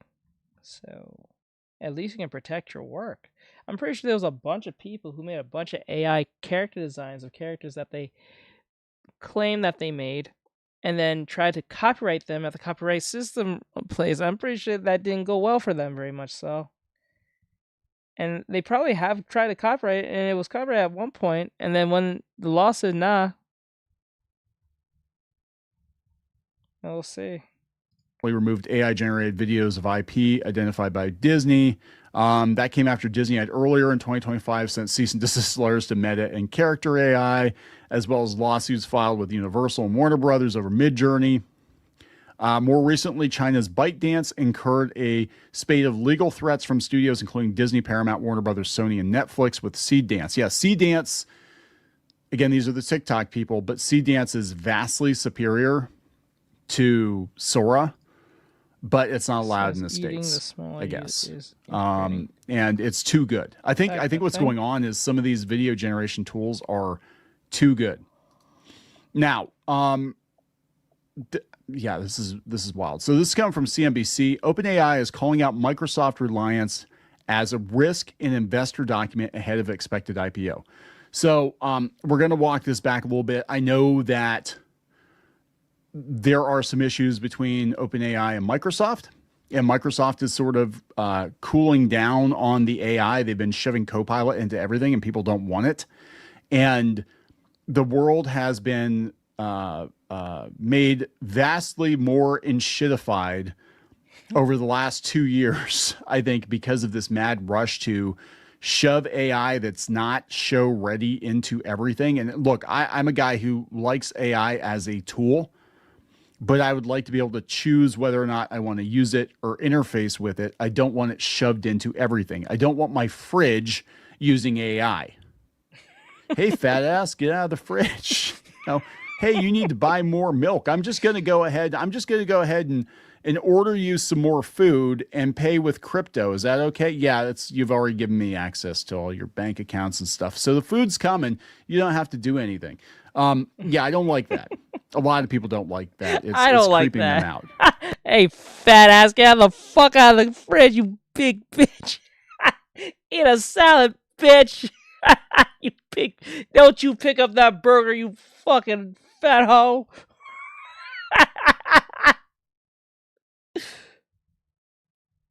Oh shit. That shit's crazy. But yeah, so this was yesterday. In a document that resembles an IPO prospectus, OpenAI highlighted the risk of its dependence on Microsoft, which it said supplies a substantial portion of our financing and compute. So before it's all said and done, I have a feeling Microsoft might absorb OpenAI. because Microsoft, their goals are aligned, right? OpenAI included a lengthy risk factor section in a document distributed to prospective investors in the company's latest financing round. OpenAI announced $110 billion in funding last month and is working with banking partners to tack on an additional $10 billion from investors, according to people with knowledge of the deal. This just looks like a guy that just like wakes up and starts stressing out about everything, right? Sam, there are a lot of issues with Sam Altman too. I think this whole thing is a dog and pony show. I really do. I think that AI is not quite show ready yet. I think the compute is not worth the, I guess, the trade-off in manpower and money and environmental impact. Yeah, you have to have the environmental impact, but just like they're building data centers all over the place. And I keep thinking if the AI thing goes bust and they build all these data centers, it's going to be like in Japan where they have all those empty theme parks, you know, speaking of Ghibli, and then you're just going to have like burnout data centers like, oh, that was an OpenAI data center. What the hell is OpenAI? Oh, remember when they first started doing AI? You know, yeah, they need these big ass data centers now. Just our phones have all of that in our phones, but whatever. So they include sections like risk related to transactions and risks related to our business and financial documents viewed by CNBC that the company share with prospective investors. Last month, OpenAI announced $110 billion in funding from strategic partners, including Amazon, Nvidia, and SoftBank. The company is working with banking partners to tack on additional $10 billion worth of commitments from a broader pool of investors, according to sources familiar with the deal. The risk highlighted by OpenAI offers a taste of what's to come in its upcoming IPO filing. So they're getting ready to go public. Aside from its relationship with Microsoft, OpenAI cited risks such as its significant capital expenditures, reliance on compute resources, ongoing litigation with Elon Musk, and its unusual structure as a public benefit corporation whose parent is the OpenAI Foundation. That does not sound insidious at all. They were founded as a nonprofit research lab in 2015, but has experienced exploding commercial growth since launching ChatGPT to the public in 2022. It's only been 3 or 4 years, and AI has turned the world upside down. It's crazy. Like, we came right out of the pandemic and right into this situation with AI and the existential crisis. So it said ChatGPT has 900 million weekly active users, and the company generated $13.1 billion in revenue in 2025. It was valued last month at $730 billion by investors. That's ridiculous. 900 million weekly users. That is a good chunk of the world's population relying on subpar AI. You know, ChatGPT, literally. It's not even subpar AI. People are falling in love with the subpar bot. Think that to yourself. People are falling in love with the subpar bot. Remember, we are all exposed to ChatGPT, right? And it is proven that it is a more inferior AI compared to others that are out there, and people are falling in love with it. God rest our souls if ever we get a ChatGPT that is like almost God tier entity with thinking. Oh my God, we're fucked. We're so fucked. I've used a lot of different models. ChatGPT is one of the worst. It really is. Alan. We are so fucked. Not good.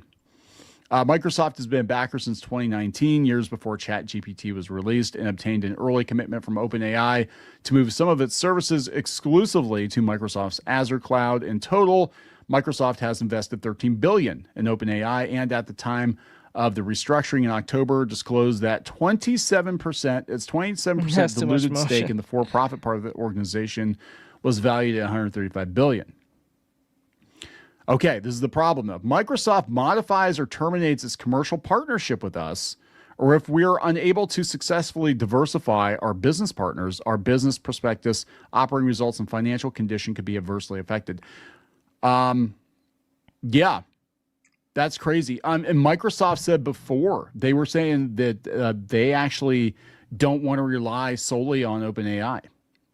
So I think they're looking at the long term and they're like, yeah, you know, maybe we should cut back on things like Sora right?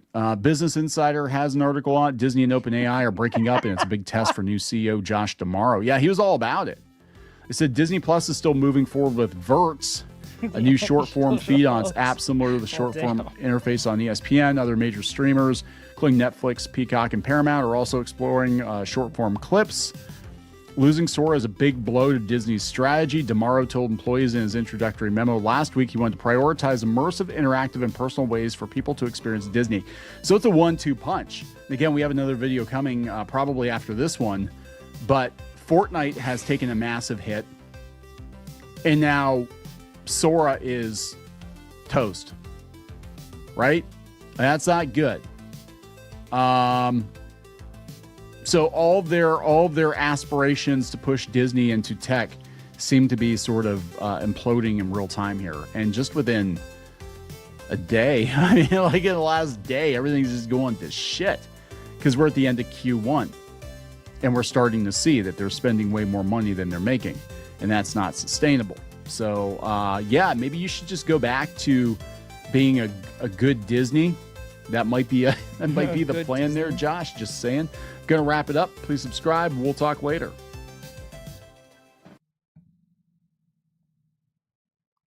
I don't know, guys. All right, let's listen to the Afroman situation with It's a Gundam.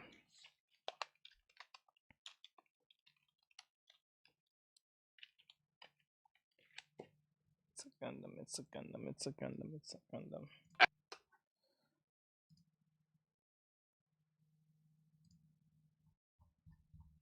Afroman is gonna screw ya. It's a Gundam. He's just Legend! I don't know a damn thing about Afroman, but I do know stupidity like the back of my hand. A quick Google search made me aware of his one-hit single from way back in the day, and then I got high. This tune was linked to the Clerks movie soundtrack, I assume. It was the year 2000. Did I not say that? That was basically his stairway to heaven. Flash forward to 2022, the police raided Afroman's home in Ohio with a warrant alleging kidnapping and drug trafficking. How they got a warrant or even came to this conclusion that Afroman was up to anything other than smoking weed and eating Hostess cupcakes, giving himself a healthy dose of diabetes. It just doesn't make sense, but somehow the police thought he was up to something. So the police raid his home in the middle of the day, in front of his kids, and find bumfuck all. One cop was accused of pocketing $400. There's something about black rappers and keeping crazy amounts of money in their homes.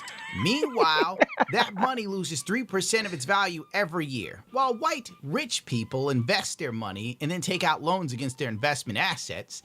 They stay rich. An Afroman gets jacked for $400 by the Ohio Police Department. Black people don't have nothing. It's just what they want us to do. Your mother ain't shit. And now a word from our sponsor. These days, people are always looking for ways to earn a little extra on the side, and there is a perfect platform for that. FreeCash is a reward platform where users can sign up for free and earn money by completing offers like playing mobile games, testing apps, and trying different services. Inside the app, go to the Earn tab and browse for progress and to see a rating with over $5. They docked it vary slightly depending on the country, but the progress works the same everywhere. Obviously, it was a raid. They damaged his property. They knocked the door, clean out the damn wall. This is common for state-run institutions. I mean, New York State repaved a road a few years ago here. The workers tore my driveway to bits. And when I asked who was paying for this, they told me it was my responsibility. Well, sure, dude. If I took the jackhammer from you and, completely destroyed my own shit, I'd agree, but you did it. Well, anyway, back to Afroman. I'm sure the police gave him the same zesty-ass comments I got about his door and his gate. It's your responsibility to fix it. Oh, and we'll take some of this cash. We think it might have probable cause to be used for drugs and trafficking. You can file a report and have it returned to you at a later date. Yada, yada, yada. You know how the police are. If I was under arrest, he said no. Hello. Then I asked him, were there any charges? He said no. Then I asked him if he would help me put my door back on the hinges. and help me fix my gate. And that's when he cracked a little smile and said, we're not required to do that. So Afroman started making music videos about every cop involved in these shenanigans. I have to admit, the music is about as creative as I was at 9 years old. But it wasn't about the music, it was about sending a message. Each video contains footage from his home security feed, a brilliant move on Afroman's part to get them in all of this, highlighting just how stupid this was and how it was a waste of taxpayer dollars. Par for the course in America, am I right? So the police that were featured in the videos, such hits as, "Will you help me replace my door?" And Randy Walter is a son of a bitch. That's a pretty good one. And the cult classic, "Why you disconnecting my video camera?" Well, the police got all ass mad. Why you disconnected my video camera? What? What? That he was making songs about them. They were all parody tunes. They decided to sue Afroman for defamation to the tune of $3.9 million in the most shameless act of retardation I've seen this week. Getting justice. But 3 months later, he received a notice the officers involved in that raid were suing him, claiming they had suffered humiliation, ridicule, mental distress, embarrassment, and loss of reputation after the music videos were released. Their claim demanded they should receive the proceeds that Afroman made using their image. What's your response to that? These big, tough dudes that laugh when you ask them to help you put your door back on the hinge. It's turned into these little whiny crybabies complaining about my song. My only response to that was a rap song and a t-shirt. We reached out to the Adams County Sheriff's Department via telephone and also in person. A spokesperson said they could not comment about the case because it's still under investigation. Oh, did I mention that Afroman appeared to court looking like a character from Boondocks? I'm sure you've already seen it. Everything about this case is ass backwards, and it highlights how reality now mirrors an early 2000s cartoon show on Cartoon Network. Anyway, Officer Lisa broke down in tears in the courtroom as the music video played. It accused her of lezzing out on her co-workers' wives. This was obviously performative on her part, and if it wasn't, it's just as bad. It showcases that she can't emotionally take being called a lesbian, so that would lead me to believe any sort of high-stress situation, like gunfire, would make her catatonic. Oh, shit. Wait, is she a lesbian? Have we Wait, go back. Is she a lesbian? Lezzing out on her co-workers' wives. This was obviously performative on her part, and if it wasn't, it's just as bad. It showcases that she can't emotionally take being called a lesbian, so that would lead me to believe any sort of high-stress situation, like gunfire, would make her catatonic. How many videos have we seen of female cops getting too nervous and thinking they're pulling out a taser and they just start busting a cap into somebody? Officer Lisa broke down in court when they played the diss track about her. The camera cut to Afroman, and he's just vibing to his song, "America's Not a Real Place." I hate how this has led to foreigners being able to dunk on us even more, dog. On day 2, Randy said some wild shit that blew all legitimacy of his case on Afroman. Walters also stated that being labeled a thief has hurt his reputation. So far, all the deputies have claimed they do not believe everything they hear or see on the internet, and that they have all been called names unrelated to Afroman's song. So, you're claiming that is the defamation statement is that he said he had sex with your wife? What? Yes. Okay. And that's painted you in a false light? It's caused tremendous pain in my life. I'll get to that. We have to go through false light first. So does it paint you in a false light? Yes, that my wife is cheating on me with Mr. Foreman. But we all know that's not true, correct? I don't know. What? What? What? Wait, what? What? Bro, what? Wait, back up. Yes. I need to hear this again. Called names unrelated to Afroman's song. So, you're claiming that is the defamation statement is that he said he had sex with your wife? Yes. Okay. And that's painted you in a false light? It's caused tremendous pain in my life. I'll get to that. We have to go through false light first. So does it paint you in a false light? Yes, that my wife is cheating on me with Mr. Foreman. But we all know that's not true, correct? I don't know. You don't know? You don't know? You don't know your wife is fine? You don't know? It must be true.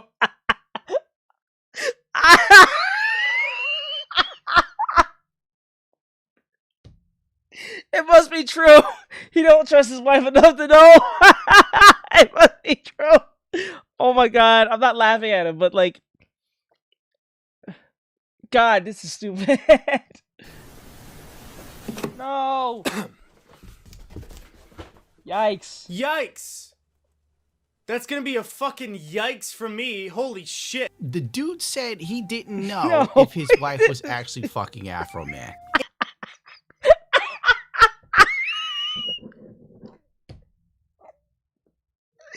Yo, I'm gonna probably put this on the reaction channel. I'm dead serious. I might put this on the reaction channel. Bro, what? You don't know if your wife is fucking Afroman.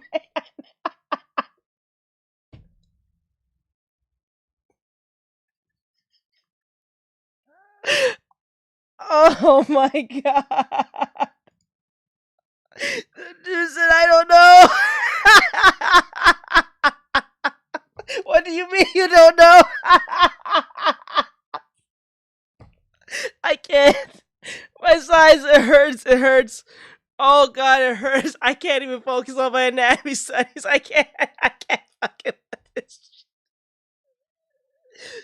Bro, what the fuck? Dude, you don't. Wait, yawn.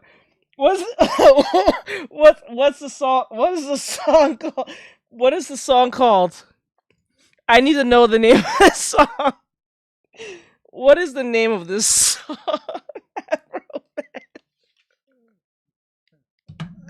Wait, and now this makes it Afroman.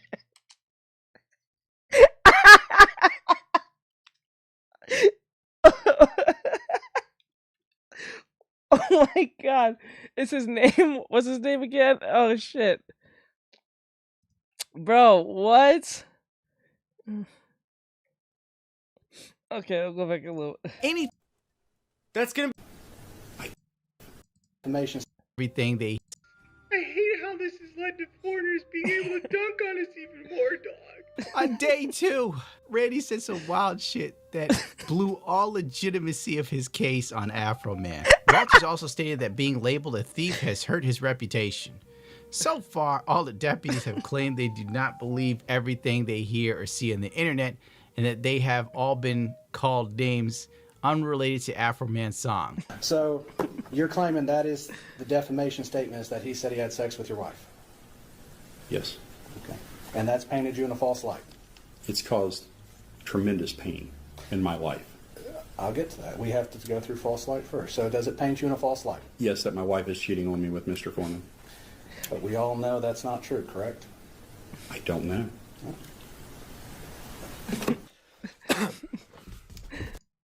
Is this it? Because I got high?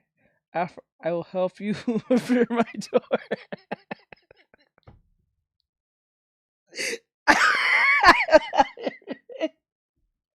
I want to play this, but I know I'm going to get probably copyright off the rip.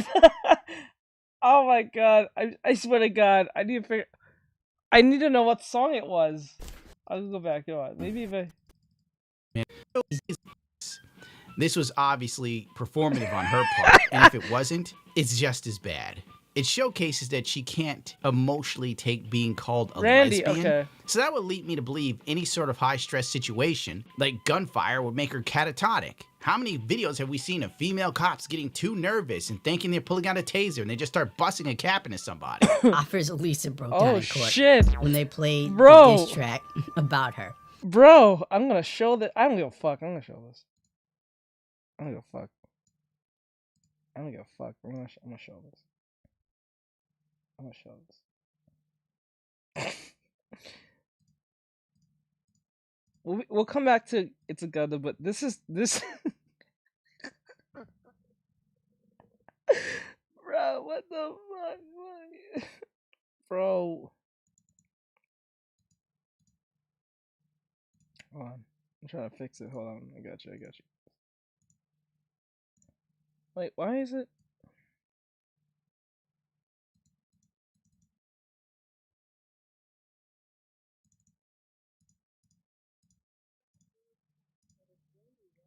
Yeah, I got it. Here we go.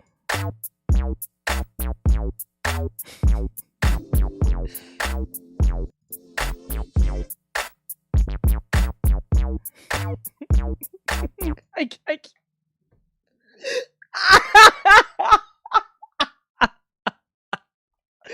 What in the hell is this?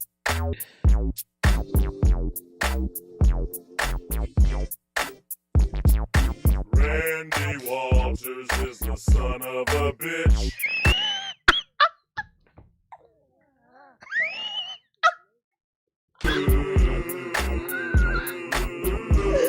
Oh my god. That's why I fucked his wife and got filthy rich.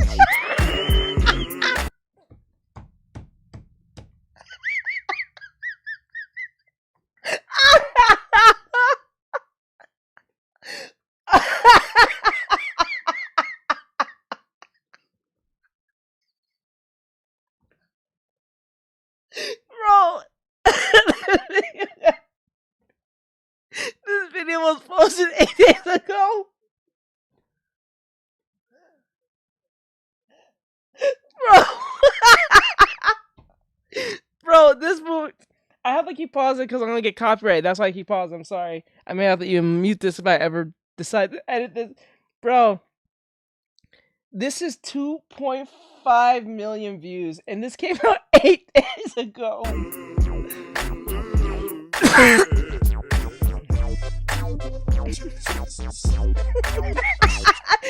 Oh my god. He singled them out.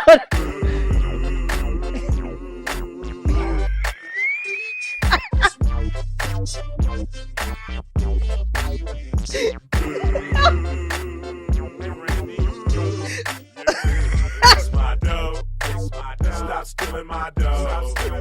Stop disconnecting my video. Fix my dough. Stop stealing my dough. Stop stealing my dough. Stop disconnecting my video. Fix my dough. It's my dough. Stop stealing my dough. Stop stealing my dough. Disconnecting my video. Fix my dough. It's my dough. Stop stealing my dough. Stop stealing my dough. My video. If you're pressing charges, let me know. If there's no kidnap victims, let me go. Cutting off my video into that unconfidential hoe. Crooked Popo. Randy Walters is the son of a bitch. Yeah. That's why I fucked his wife and got filthy rich.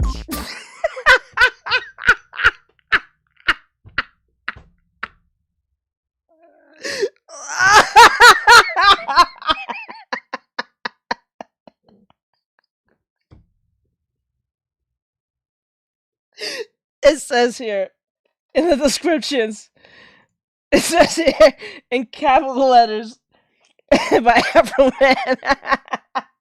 This is the man who inspired me to write music about the police experiences besides Officer Pancake. Officer Pound Cake was just the cherry on the milkshake. This is the guy I asked to help put my door. This is the guy. This is the door. This is the guy I asked to put my door back on the hinges. This is the guy that wallowed his head.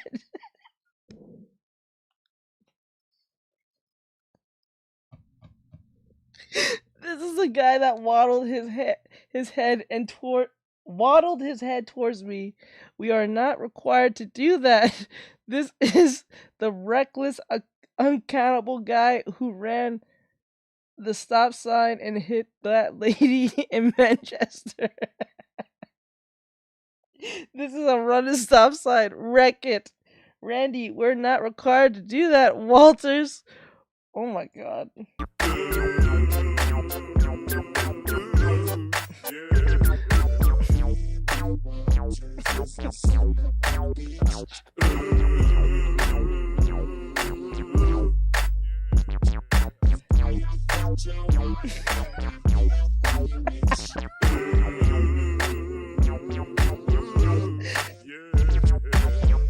Randy Walters is so No, not yet. He's hooked on coke and Oxycontin. Oh my god. In Manchester long ago, he owed a drug dealer lots of dough. He tried to run like a track star. He got stuck trying to hide underneath the car. He became the chief of Manchester. Now Manchester is a disaster. He pulls you over. He steals your pills, your Oxycontin, and your dollar bills.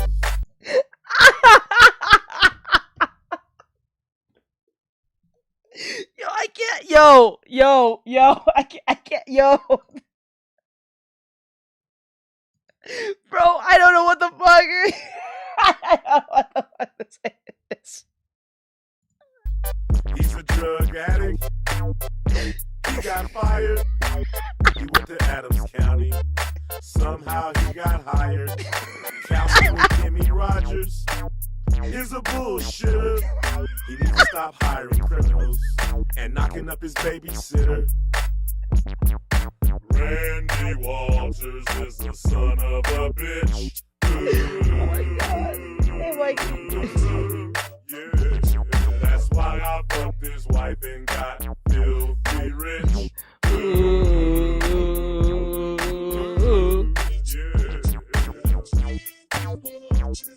Son of a bitch.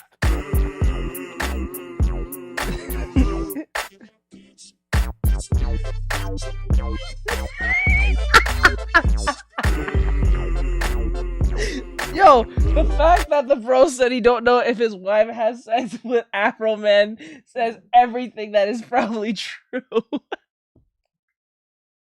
It's probably true. I'm not gonna lie to you. It's probably true that this man had relations with this officer's wife.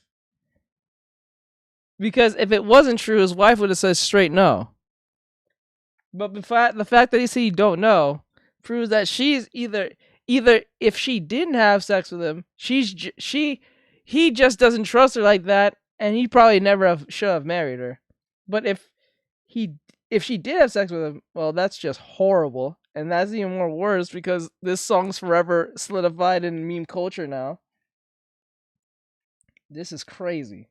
Hey Randy, fix my dough, fix my dough. Stop stealing my dough, stop stealing my dough. Stop disconnecting my video. Fix my dough, fix my dough. Stop stealing my dough, stop stealing my dough. Stop disconnecting my video. Fix my dough, fix my dough. Stop stealing my dough, stop stealing my dough. Stop disconnecting my video. Fix my dough, fix my dough. Stop stealing my dough, stop stealing my dough. Stop disconnecting my video. If you're pressing charges, let me know. If there's no kidnap victims, let me go. Stop cutting off my video. What? He said, good news, Afroman brought in the ex-wife and testified the fuck out of the case. Oh my God. To that unconfidential hoe, crooked popo. My video camera. Oh yeah. Keep your fucking hands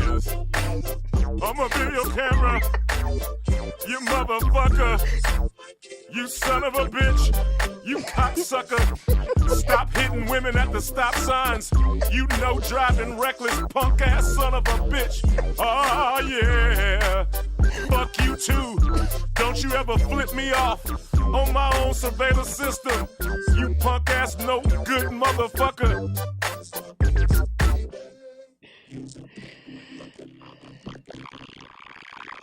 Plus, Fish fucked your wife and you gotta take care of his kid.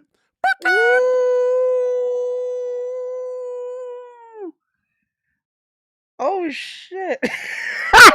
This man knows more than he's laying on. Oh my god. Oh my god, man. Right? Oh my god. Oh my god. Oh my god. Oh shit, that man's forever going to be fucked with. That man's forever going to be fucked with. This is forever going to be stuck in meme culture. Holy shit. Oh my god. Oh my god. That was wow. Like what do I I don't know what to say to any of that. I might put in the next video, the next song on that. Hold on. In my dough. Sauce in my dough. That's crazy.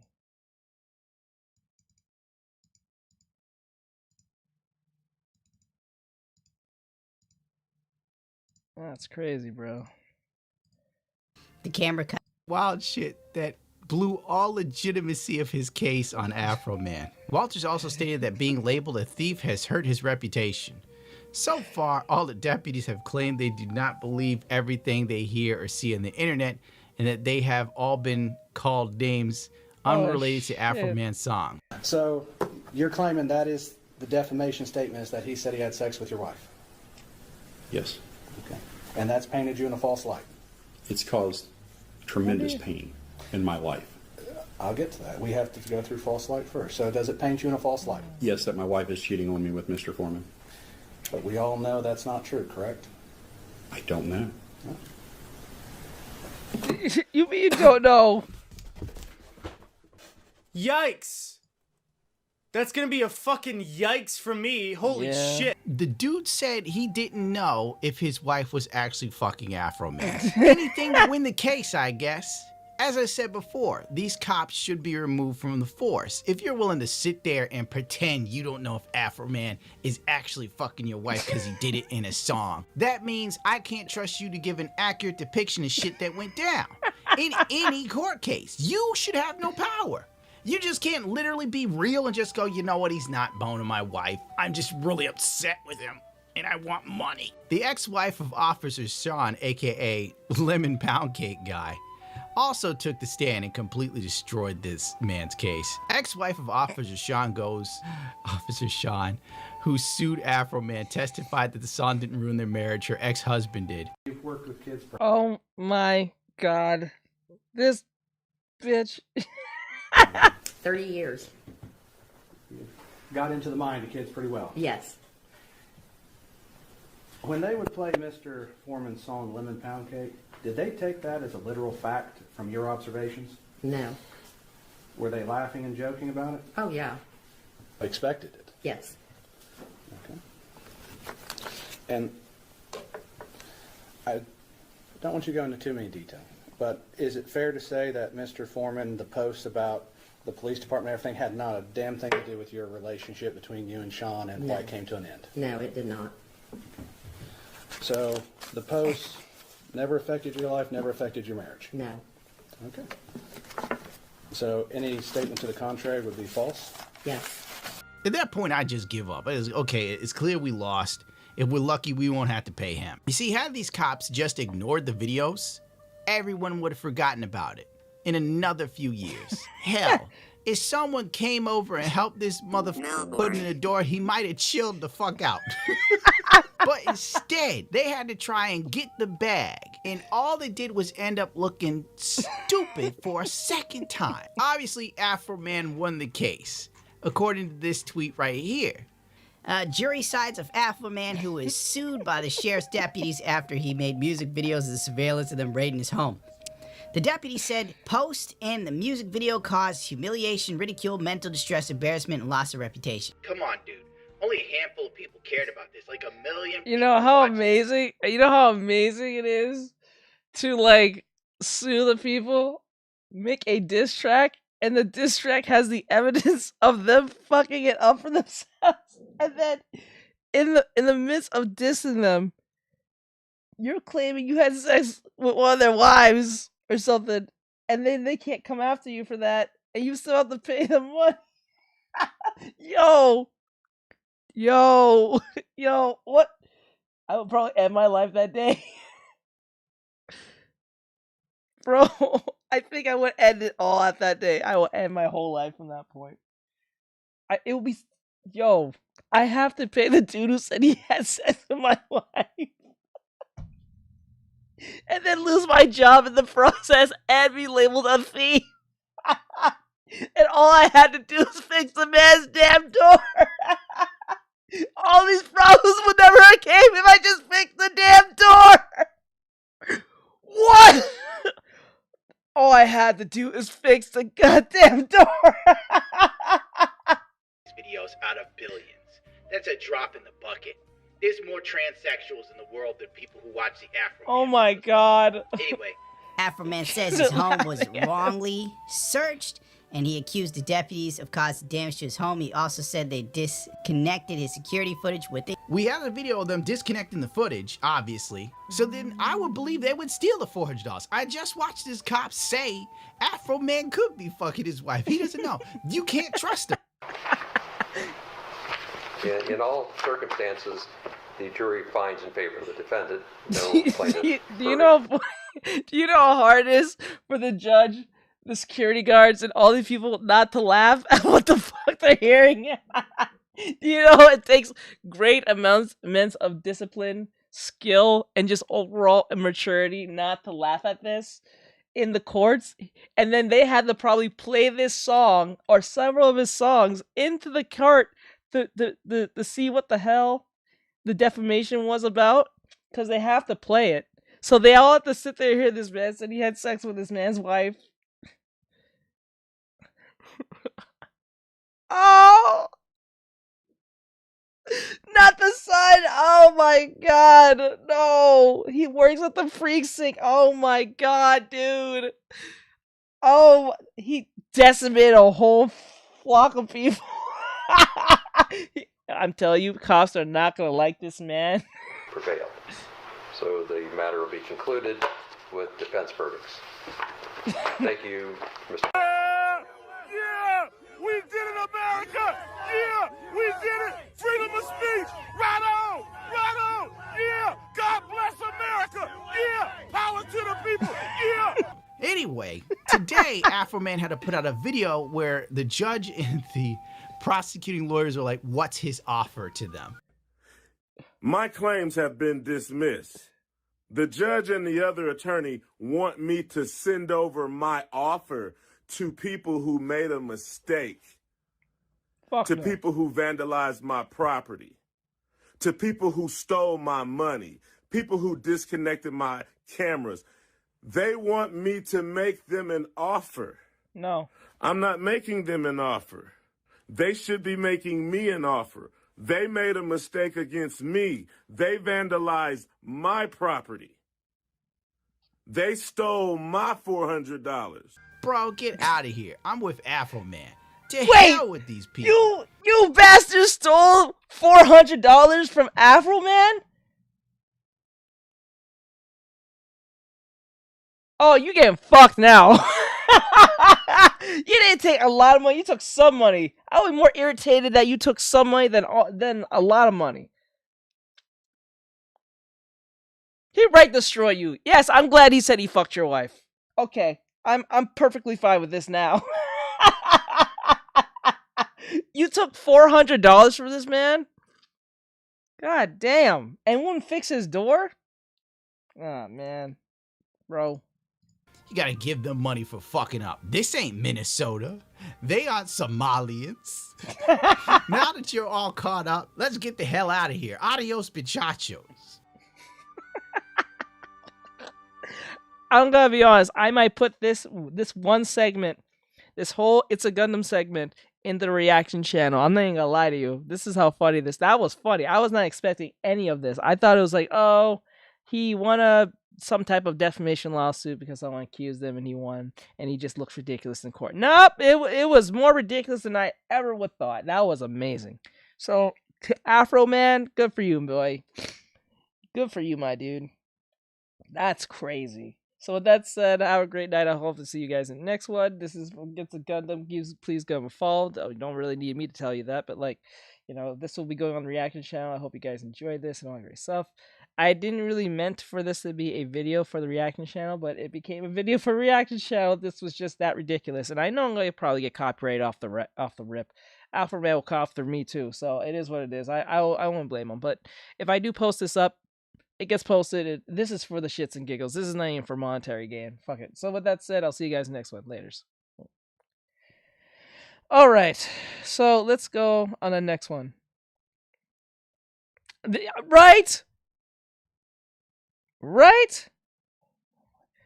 Man, I tell you. You're right, Bri. That's crazy. It was not worth it. That was not worth it. Now all their lives are pretty much ruined. To a degree.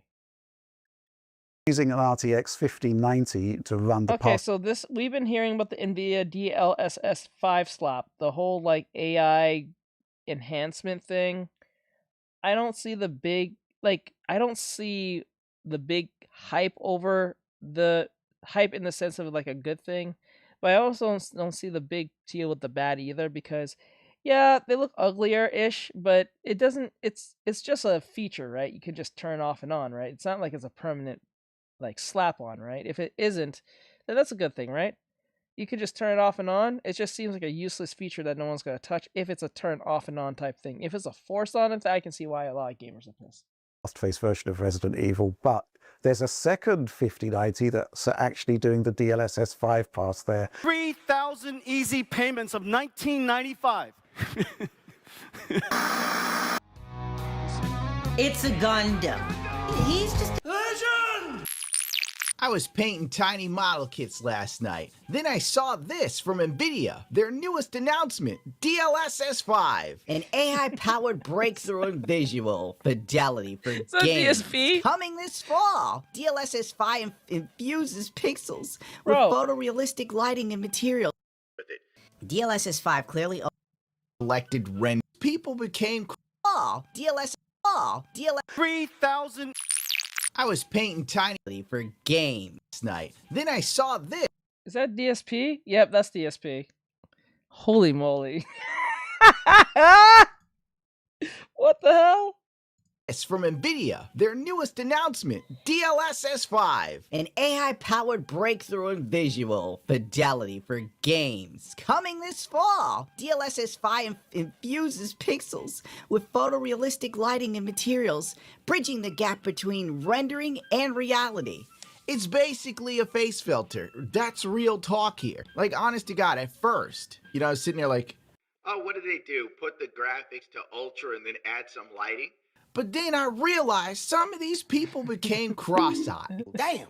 I'm seriously so annoyed by all those AI haters. DLSS 5 looks phenomenal. People hate it because it's AI. That's the sole reason. Leave that billion-dollar company alone. This doesn't even look like Leon Kennedy anymore. Who is this white man? I'm pretty convinced that Nvidia had nothing, bro. Because they're so busy pushing AI up everybody's ass and around the corner that they probably stopped and said, what can we announce for the gamers? And Jensen was like, give them a face filter. I'm not gonna lie to you. I'm not even gonna lie to you. If AI wasn't so shoehorned into everything like he said, a lot of people would accept this and say, oh, a feature, that's it. You're not right. That's why a lot of people will just look this as like, oh, a feature you can enhance the graphics a little bit. Oh, cool, whatever. I'll turn it on real quick and then turn it right off. Like, I get why gamers don't like this, but Love that. I mean, they look a little bit uncanny, I would say, but definitely the overall portrayal of those characters is much more sophisticated. Mm-hmm. Yeah. Prizing potentially disruptive, transformative, next generation technologies we've seen. Essentially, machine learning is being brought to lighting. The attempt being to bring photorealism to. This is the step forward, the leap forward. Let me see it work in real time. None of this like pre-selected rendered BS. I highly doubt it works that well. I wouldn't be surprised if this glitches like a chick's face in a FaceTime video when you realize she's lying about what she looks like. Hey, Todd at Bethesda here. You know, we have such a rich history pushing graphics with Nvidia going all the way back to Morrowind, that incredible water. Todd Howard stays lying, bro. On what planet does Bethesda ever push graphical fidelity? Starfield looked like it came out for PlayStation 3. And when they showed us DLSS 5 and we got it running in Starfield, it was amazing how it brought to life. We've played it. We can't wait for all of you to do so as well. And you know what else is going to happen with this garbage? The gaming industry is going to rest even more on its laurels. Simply because the CEOs don't give a rat's ass, they're trying to make more money every quota, and the devs are just trying to keep their jobs. Games right now are so poorly optimized, they literally rely on you having a beefy powerhouse of a GPU to actually power the games through the unoptimization.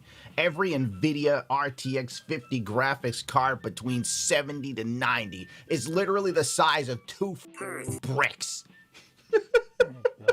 The graphics cards are so heavy, if you don't have support rails put inside of your case, it will break off the PCB. Yeah. And then, if you send it in for repair, sometimes these assholes tell you, well, you know, we can't repair this. You should have known better. You should have known this thing was 2 bricks, you effing idiot. You know you need pillars in your case now. Not to mention the damn graphic cards more often than not melt the power cables. So you have to find the best PCU possible. Just a chance that you're not one of the unfortunate people whose computers burst into flames. Oh, by the way, my GTX 5080, the thermal paste, bro, melted off. Oh my god. It went to my fan. Oh my god. My fans are chucking thermal paste. And then I contact Gigabyte and they say to me, Oh yeah, that's cool. It's no big deal. You don't have to send it back. Satisfied customer posted online. Of course, Digital Foundry covered it, and Digital Foundry gurgles the balls of any Nvidia, PlayStation, Xbox, and whoever else will give them free samples to anything. Let's see what the Foundry has to say. I have to admit, these two dudes talking about it both look like convicted pedophiles. I beg your pardon. How very dare you? This is probably the most impressive, by quite a lot, game demo I've seen in my time at Digital Foundry, so I think it's definitely worth discussing here today. It's a very special technology showcase, I would say. Yeah, I think we should kick off with what is DLSS 5. This is the most impressive by quite a lot. Yeah, AI slop is now in the graphics cards. The future's now. Remember when Nvidia used to do stuff, you know, like ray tracing was cool, Hairworks was cool, PhysX was cool. Now we just get AI filters. It's wonderful, isn't it? Wonderful. Well, how do you describe it, Oliver? I mean, it is basically an attempt to, well, you know, traditionally you would see like an increase in hardware technology performance that would enable new lighting techniques. But I think what Nvidia are essentially trying to do is kind of like bypass all of that, taking us like a generation or two beyond lighting as it's seen today, and it's done entirely through machine learning with a new form of DLSS that is complementary to the existing ones, frame generation and super resolution. So yeah, it's basically like a... This DLSS stuff is definitely not going to work with like a 5090. This is probably some 60 series Nvidia RTX crap. Evil Requiem, where we saw this sequence here. So that's the original past-facing version that you're seeing there, and then kind of like the DLSS 5 take on it. Oliver, what do you think of this? Because this is like quite extraordinary. We honestly, when we saw this for the first time, we didn't know actually what DLSS 5 was. There's all these features, there's frosted tips in the girl's hair. All of a sudden, DLSS 5 is working with Vidal Sassoon. Perfect specular highlights, and they appear much more realistic and lifelike, I would say. And when you're looking at things like the specular response in her jacket, those things are much more true to life as well. I would say the lighting in the background is also considerably enhanced, especially when you look at elements like this lamp post here. Where in the DLSS 5 view, it looks much more convincingly reflective, like a real lamp post would behave in wet weather conditions.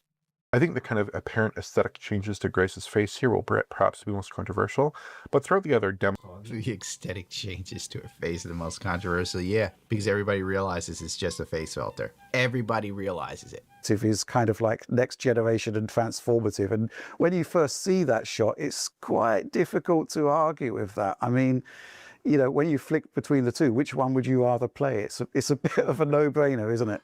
Oh well, DSP loves it, so it's gotta be good. And immediately everyone on the internet started complaining, oh, it's AI, oh, it's AI. And people even started memeing saying, oh, look, it changed her facial structure and she looks cartoonish. And then people actually said, no, you're lying. Like, that's not doing that at all. It's actually just adding better lighting, natural lighting. And the only reason you don't like it is because it's AI.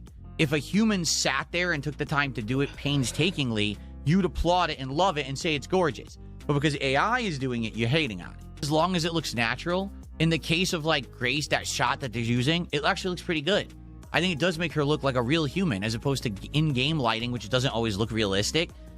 So we got fake frames. Now we got fake graph. What's next for gaming, baby?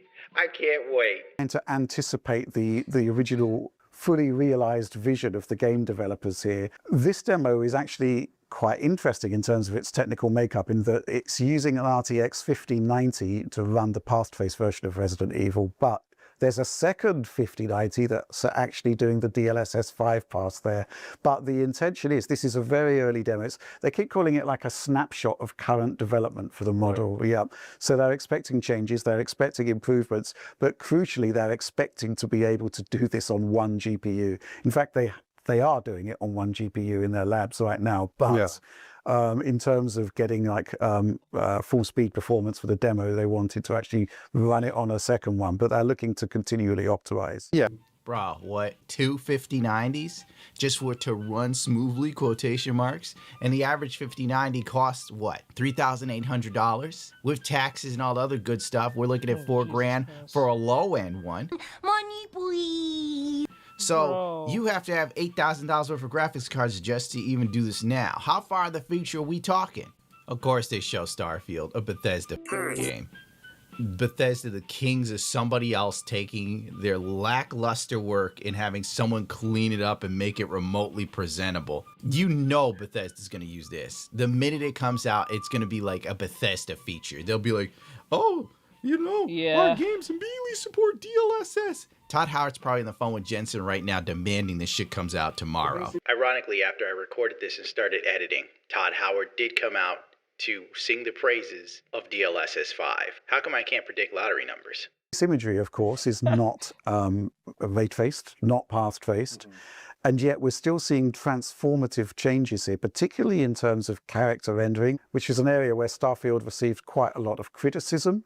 But bro, this is ridiculous. No. This is a full-on filter. There's no pixels in a Bethesda game for these motherfuckers taking upscale. They're pissing on my leg and telling me it's raining. But again, the effect is quite remarkable here, isn't it?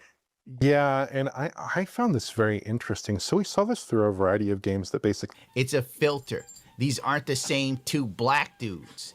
Get out of here. This is nuts, bro. Field obviously has some issues with its lighting. It's not ray traced, it tends to look very flat. Yeah, and I thought DLSS 5 did a fantastic job enhancing details and enhancing that lighting presentation in a way that I didn't really think was possible, because all of a sudden you've got this game that otherwise looks very flat, otherwise has a kind of last generation appearance in some respects, and all of a sudden it kind of looks like a path traced game.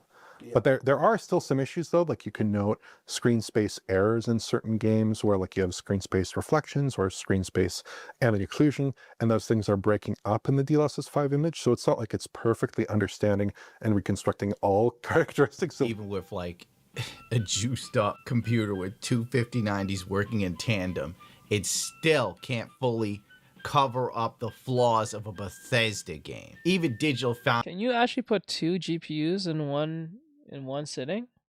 Is that possible? Can you actually put two 5090s in one case? I always see one, but I never see 2. You can actually put 2 at the same time that we're running at the same time. Is that a redundant thing to do, or that's something that actually will make it more powerful? Will it help with gaming?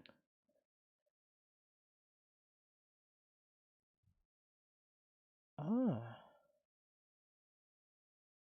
I never knew that. I didn't know that. What the fuck? I didn't know you can put 2 graphics cards at the same time and use them at the same time. I swear to God, would that make the games run even smoother?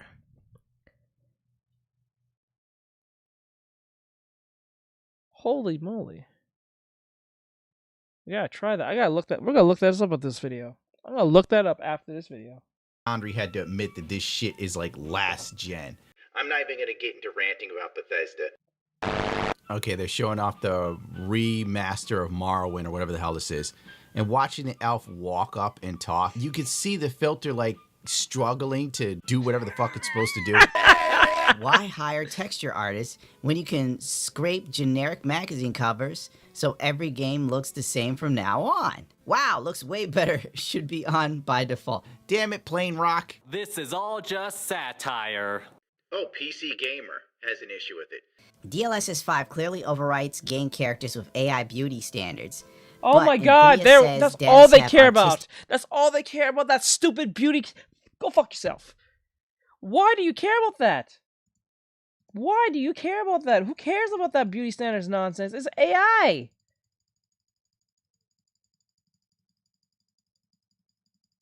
Oh. Wait. What if you have 2? What happens if you have 2 high level ones? Will it blow up?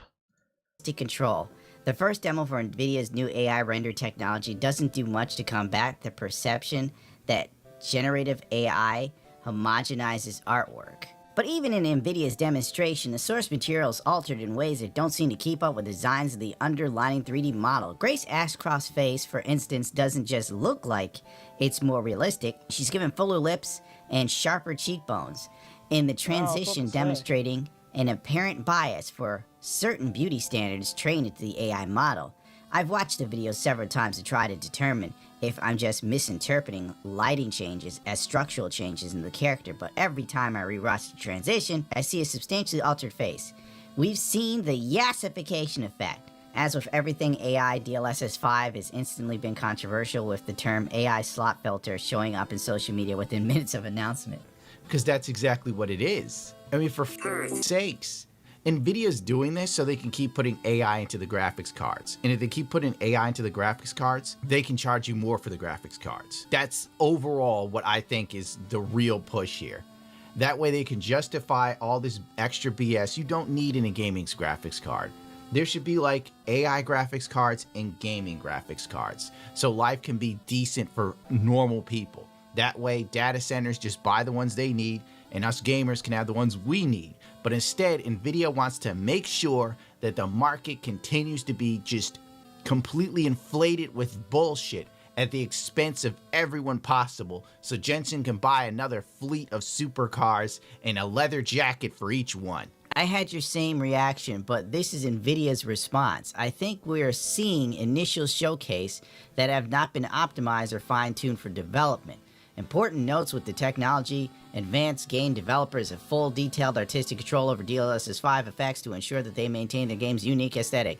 The SDK includes things like intensity, color grading, masking off places where the effects shouldn't be applied. It's not a filter. DLSS 5 inputs the game's color and motion vectors for each frame into the model, anchoring the output in the source 3D content. They did a full demonstration and reveal the way it was because they thought it looked great. If it looked bad, they would have just waited to have the devs show off how good it could look. Gen AI isn't here to produce art. It's tricking you into thinking it is. I deeply emphasize with people and people that took time to make art, people that put themselves into making that art, whether or not that was a moment in their life or a reason they started or the struggle that got them to the point where they are at. That is the whole point, is that it's not easy. Honestly, it's the same thing translated to fighting games as well, where it's like, should everybody be able to do all the cool stuff in fighting games? I don't think so. I think that the effort that people put into this shit, and when you see that effort on display, is what makes it valuable. Like, that is the point. People are crafting a skill. It's going to take a long time. Not everyone's going to do it. Yes, that is the point. The whole point is that are you eventually going to be great at it or the best at it? No, that is also the point. Nothing is a guarantee.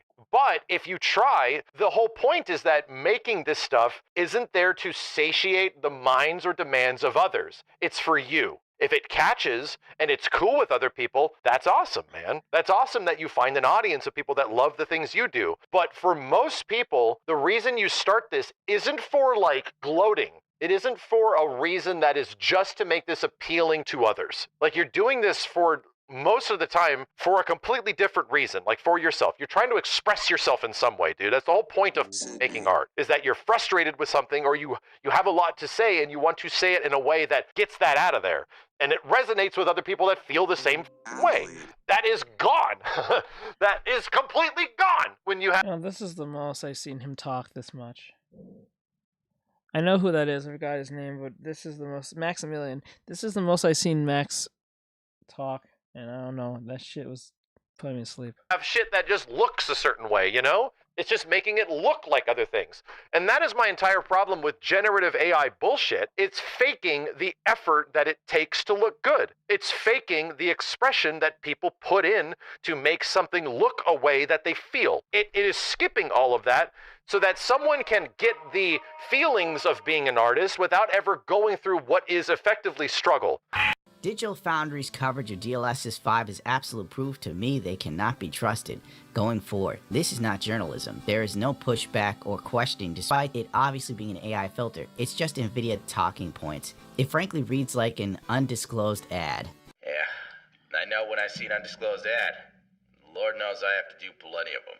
I'm out of here. There you go, that's the future of gaming. AI filters.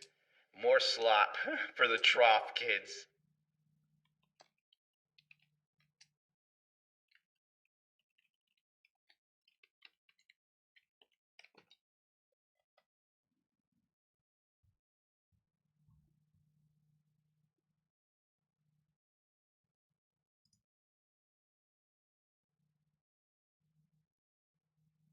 What the fuck? What the fuck? What is this?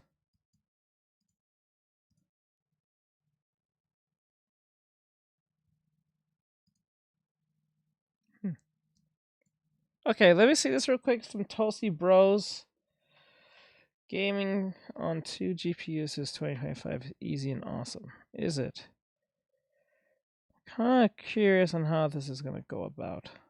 Back in the day, if you had more than one GPU in your system, you knew that you were a cool kid or a really nerdy kid, and today we think they may be making a comeback. With the help of a program called lossless scaling, you can take any old graphics card, slap it into your existing system with another GPU, and have dual GPU setup where you can get more FPS in games, and it's super easy? I don't really believe it, but we're going to have to test it ourselves, and we will after word from today's sponsor. Are you looking for a dream of a gaming laptop? Well, today's video sponsor, Dream Machine, certainly has you covered. Today we're showcasing their RTX 5060 lineup. Specifically, the model we have here features the latest AMD Ryzen AI7 350, a powerhouse of a CPU, and the RTX 5060 with a TGP of 115 watts, along with a 17-inch 1080p 144Hz display, perfect for those who prefer a bigger screen on the go. This laptop performs great in the latest titles and comes out of the box ready to go and without all that bloatware you would expect from the other brands on the market. Get to the point. To learn more about Dream Machines, Two times is better.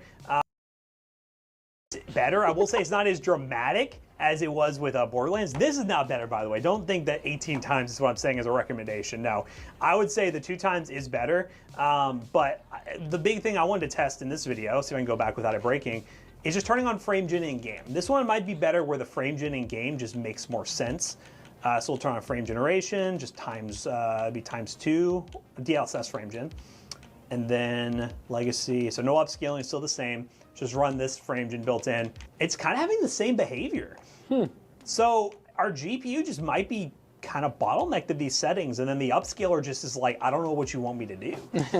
So again, depends on the game, depends on the scenario of the GPU. For whatever reason, Borderlands worked really, really well.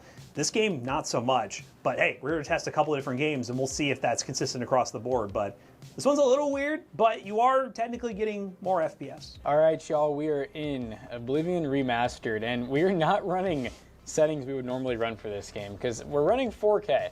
And on a 4060 Ti, I don't even really recommend 4K on a 5090 yet, but we're in a borderless 4K, and we're running medium, which also at 4K I wouldn't recommend. We even have ray tracing on, no upscaling even. I mean, this is just, we're like Minch Marcus. You may be beautiful, but you can't be playing at this FPS, Minch Marcus. Now, the reason it's a 4K is because we're using a 4K monitor for whatever reason. If you're trying to, like, let's say we were going to do 1440p, we set the monitor to 1440p, went in game, went windowed borderless, it didn't think it was the right resolution, the game kept crashing over and over and over again. So that's the reason I'm doing this. To be fair to lossless scaling, we'll probably do the lossless scaling with some upscaling help already on, because, you know, might as well. We haven't tested that yet, so we'll see how that works. Yeah. But this is not playable right now. Yeah, let's try, because we know we're like 30 or less FPS. Let's just go ahead and try lossless scaling with no upscaling. Yep. Just see. We'll Hit do, 18. Let's try 2 times first. Because in theory, this should get us to 60. In theory? In theory. Wait a minute. That actually, has that, look at the, it's doing the thing. Oh yeah, wow, it's already doing it. It's doing the thing. And it feels weird. Yeah. I would say everything, it feels behind. Yeah. It's like when we run frame gen on a budget GPU. Yeah, now, if I had to choose between the two, I think I would still choose this. So we got that going for us. Play Drunk Oblivion, I mean, might as well. Yeah, some Drunk Oblivion. All right, so 2 times a little weird. Let's try maybe getting a little more FPS first. So we won't do frame gen yet in the game. We'll do that separately, obviously, but let's try, it didn't have, no. Oh yeah, we gotta do this, I forgot. So DLSS, performance, turn frame gen off, because double frame gen might break things. I wonder what would happen. Maybe we'll give that a go just for fun. Oh wait, ooh. Okay. So now we're hitting 125. Because our base is 60 now. Yes. Which I think that's the key, is like you can get 30 to 60, but you're gonna get that like kind of grossness. If it has more frames to work with, it can insert those fake frames better. So maybe the rule of thumb is try to get to 60 first before you do anything else. Yes. So this is pretty good. Okay, let's go. Okay, so technically having 2 5090s or whatever, it doesn't really, I don't see any difference. So what's happening is that I said, what happens if you put 2 GPUs in a gaming system? So far, it sounds kind of lackluster. It doesn't sound like it's a major improvement. It just sounds like it just does just enough for what it needs to do. But then again, they're running 4K and a lot of other stuff. So if you don't care for 4K, having 2 GPUs would be like a dream, a wet dream to a degree if you think of it. If you're not gonna try and run like 4K or 8K FPS, 150 plus stuff, and you're not really caring for that, you just want to make sure your game runs well and stuff like that, and you have 2 GPUs running, I think you're going to be fine. If you're playing like peak, if you're trying to get 250s to play peak, you are probably just wasted a lot of money. You're better off just with 1, just for the bare minimum. But if you're trying to, like, I don't know, if this is like for streams or whatever, and having 2 GPUs, I don't think it's a bad idea per se. I don't know, it just sounds like it's not a major difference having a 2 GPUs into your computer in a sense of trying to run 8K stuff or 4K stuff. But if you're not doing that and you have 2 of them, this is a holy grail of power, I guess. That's how I'm kind of picking this up, unless I'm hearing this wrong. But I don't think it's anything impressive per se. I don't see much of a difference, just like Mikey said. Little Jonah here. A little stunted scamp, if you will. Not too bad. All right, let's try like the native frame gen, or are you gonna try getting it better? Let's try one more. Let's go on 4. We only did one. Sure. Let's go 4. And so we get to do that. Yes. Yeah, back in. Yeah. I got that freeze. Oh gosh, it's so 200 smooth. FPS. It's actually not. It's a little bit, but it's not as bad as what we did from 30. It is crazy, like how we're getting like this is smooth. This is a 4K 240 hertz OLED, and we're feeling it. Yeah, but obviously you can see some turning here. There's a little bit of weirdness happening, but still, I mean, it's just cool. Like this is a single man crew, and this is early on. I mean, we just discovered this with ETA Prime. Who knows where this could, where this could go? Maybe Windows and Linux and stuff like that could have a built-in lossless scaling like this. But yeah, now let's try to verse the real game, because I will say, this game is really good about their upscaling. Yeah, so in theory it could be about the same, but we don't know that yet. Yeah, so DLSS modes to performance. So do we want to just... Yeah, just leave it the same, just do frame gen. Since, we did have it. We had it. This is boring. Okay, we got the point. It's not that big of a deal. Thought it was going to be like a major jump in something. Then again, I can't afford that shit, so it doesn't even make much of a difference. It really does not make any difference whatsoever. Can't play Doom Crisis. Oh, I haven't heard someone talk about Crisis in a long time. Given how graphic heavy that game is. I don't know if now with graphics cards today, they should be able to run Crisis just fine. Good lighting. Okay, let's see. I don't know, it's crazy. Asian country for the less than that.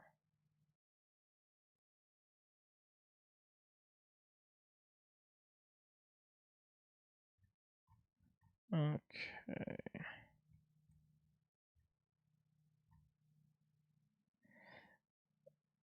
I'm feeling peckish. I want to look at some food. I'm done. I want to check some food out real quick.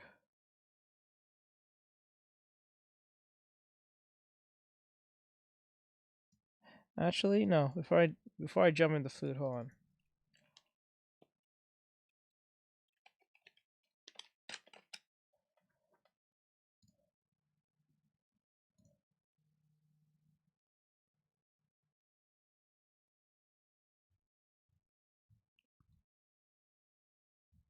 What is this?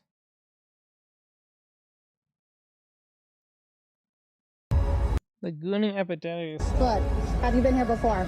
Yeah. Sir, you need to leave. Unacceptable. Unacceptable. So guys, it's official. They actually made a documentary for The Last Goon. Apparently it is Gooniversary, and now exclusive footage of the Goonicide of The Last Goon himself has been released. And I just gotta say, I agree with this person, Wapito3 on Twitter, when he says Guy really had no reason to off himself. He would have been fighting someone on Brand Risk, which is ran by Aiden Ross. You know those boxing matches? Yeah, that's his thing. But he said he would have been fighting on Brand Risk if he didn't smoke himself. And I'm just like, yo, bro was literally a meeting by Aiden Ross. You know those boxing matches? Oh, he was part of that too? Is that racist, dude? He's part of that too? Yeah, that's his thing. But he said he would have been fighting on Brand Risk if he didn't smoke himself. And I'm just like, yo, bro was literally a meme. He did not have to, go that far to depart from this reality just because he got caught being a little kinky in the driveway. All right, maybe that's an understatement. I mean, a guy really pulled up with the utmost audacity, trying to get one off. Someone in the comment section said the craziest part about the Goonicide is he could have just claimed he wasn't jacking off because his D wasn't even in frame, right? It was just his thighs. Like, plausible deniability, ladies and gentlemen. He could have took this to court and been like, hey, this is defamation. It was just a really hot day. I had really, really short shorts on, the ones you running in. I was caught off guard. I was only there at Bikini Bean for coffee, an iced coffee at that. But alas, he is now gone. Getting caught committing a sex crime in the drive-thru of a coffee shop. Say his name! Say his name! Excuse me? Say his name? Nautica? He has fans now? Nautica's death is bigger than 9/11.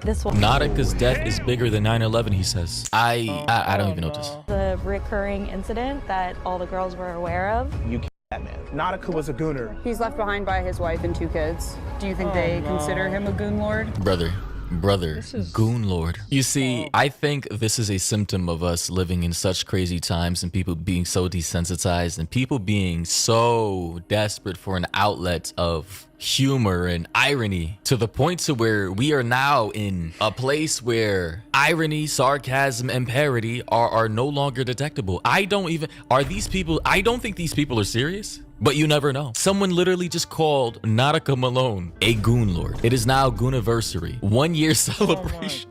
What is going on? I want to be just like my father. He was a gooner himself. You know he did it in that parking spot. No shit. That's messed up. I analyzed that video over 1,000 times. That man had pants on. Have you ever exposed yourself in a drive-thru? No, but I probably will in my future. Wow, okay. This is crazy. Someone said in the comments, fast food workers deserve this. Let's be honest. First of all, this was a coffee location. Is coffee now considered through driveways fast food? I don't know. Crazy ass statement. Someone else said, good, one less sexual predator on the streets. He had done this way too many times before. Another person said, gooners are truly the most oppressed race behind gamers and catboys. Another person said, I was at the Gooner roll. I love Channel 5. Here we have some videos here. Wow. This is so sad. I think he has a kid. Imagine your kid. Imagine having a kid and you're being remembered for something so degenerate. And it's not like you killed anyone. It's just like it's a awkward irony meme degeneracy. Oh my god. By the way, this guy's a YouTuber. I want you guys to know that. Like, he's an actual content creator. On Earth as it is in Jerkmate. These guys are clearly memeing, but at the same time, I'm pretty sure there's literal autists out there who are probably taking this seriously. This is these guys were actually having a memorial for this man. What on?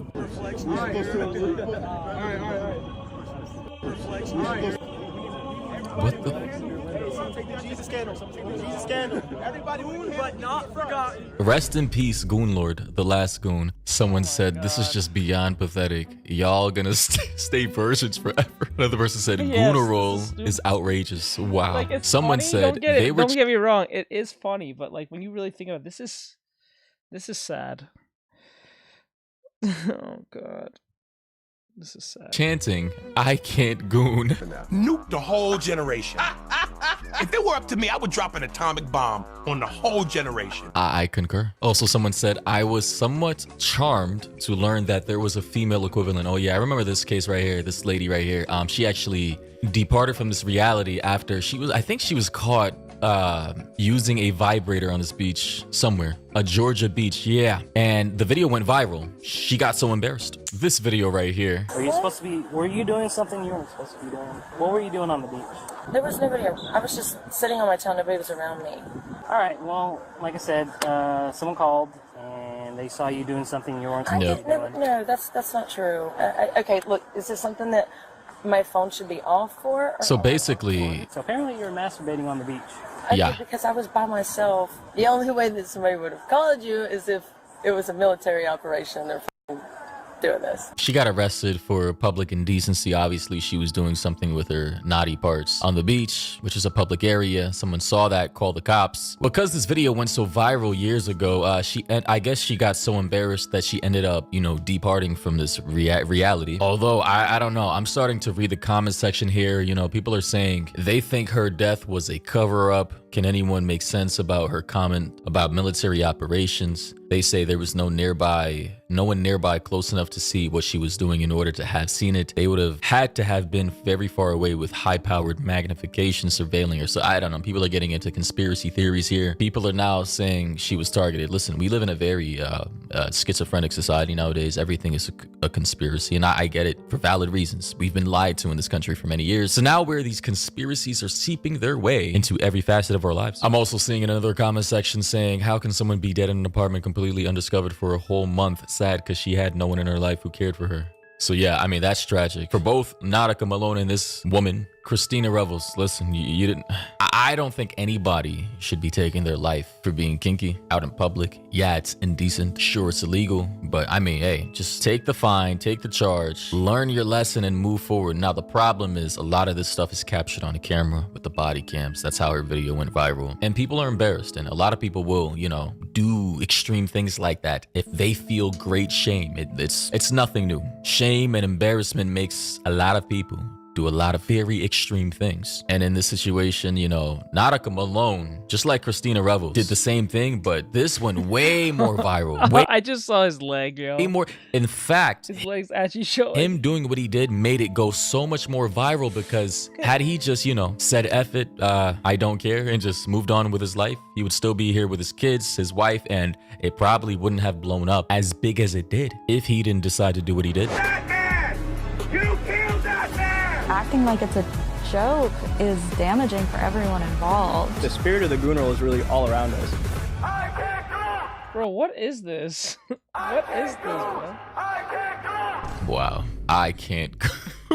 Listen, I want to make this abundantly clear. Guys, in this day and age where you can be embarrassed for literally anything, whether it's justified or not, we all need to have thicker skin. And I hate it. I hate that we live in this like state of being possibly embarrassed or caught off guard, making a mistake. We all make mistakes in life. So when I dropped my original video like over a year ago about this guy, I was like, bro, this is funny. It's hilarious. It's crazy. And he shouldn't have done it, but he shouldn't have, you know, departed from this reality. That was not necessary at all, considering he had a wife and kid and a friend. Like, it's just, the guy made a mountain out of a molehill, and I just think he went too far. Another person said, offing himself would have definitely been the play in 2016, which is a crazy statement in and of itself. But in 2026, he was like a few IRL chess moves away from owning a record label. Literally, bro could have been a multi-millionaire in this age of content. He could have blew his entire career up and changed his whole life. He could have gotten a steak deal, like this guy said below. He could have become a major Twitch figure, a memester. Bro could have did IRL collaborations with the biggest content creators alive, but instead he decided to check out of life. But yeah, guys, what do you think about this? This is crazy. Gooniversary is here, I guess. Shout out Naraka Malone, man. The last goon. Okay. I was going to watch some food videos, but I said, you know, nah, forget it. It's already 12. Have a great night, guys. I'll let you guys go. I didn't know how late it was till I just saw this time. I didn't know it was 12. I thought it was still like 10. At least 9. But no, that's why I'm so you're not paying attention. All right, have a good night. Thank you, Mike. Thank you, Bri. Thank you, everyone who came in. I appreciate it. See you guys tomorrow. Good stuff. I'll play game tomorrow. Go and vote, guys. The voting thing's up there, so if you want to vote for what we're playing, go check it out. The poll's up there. You just gotta scroll down a little bit. It'll be there. All right, I'm out. Later, guys.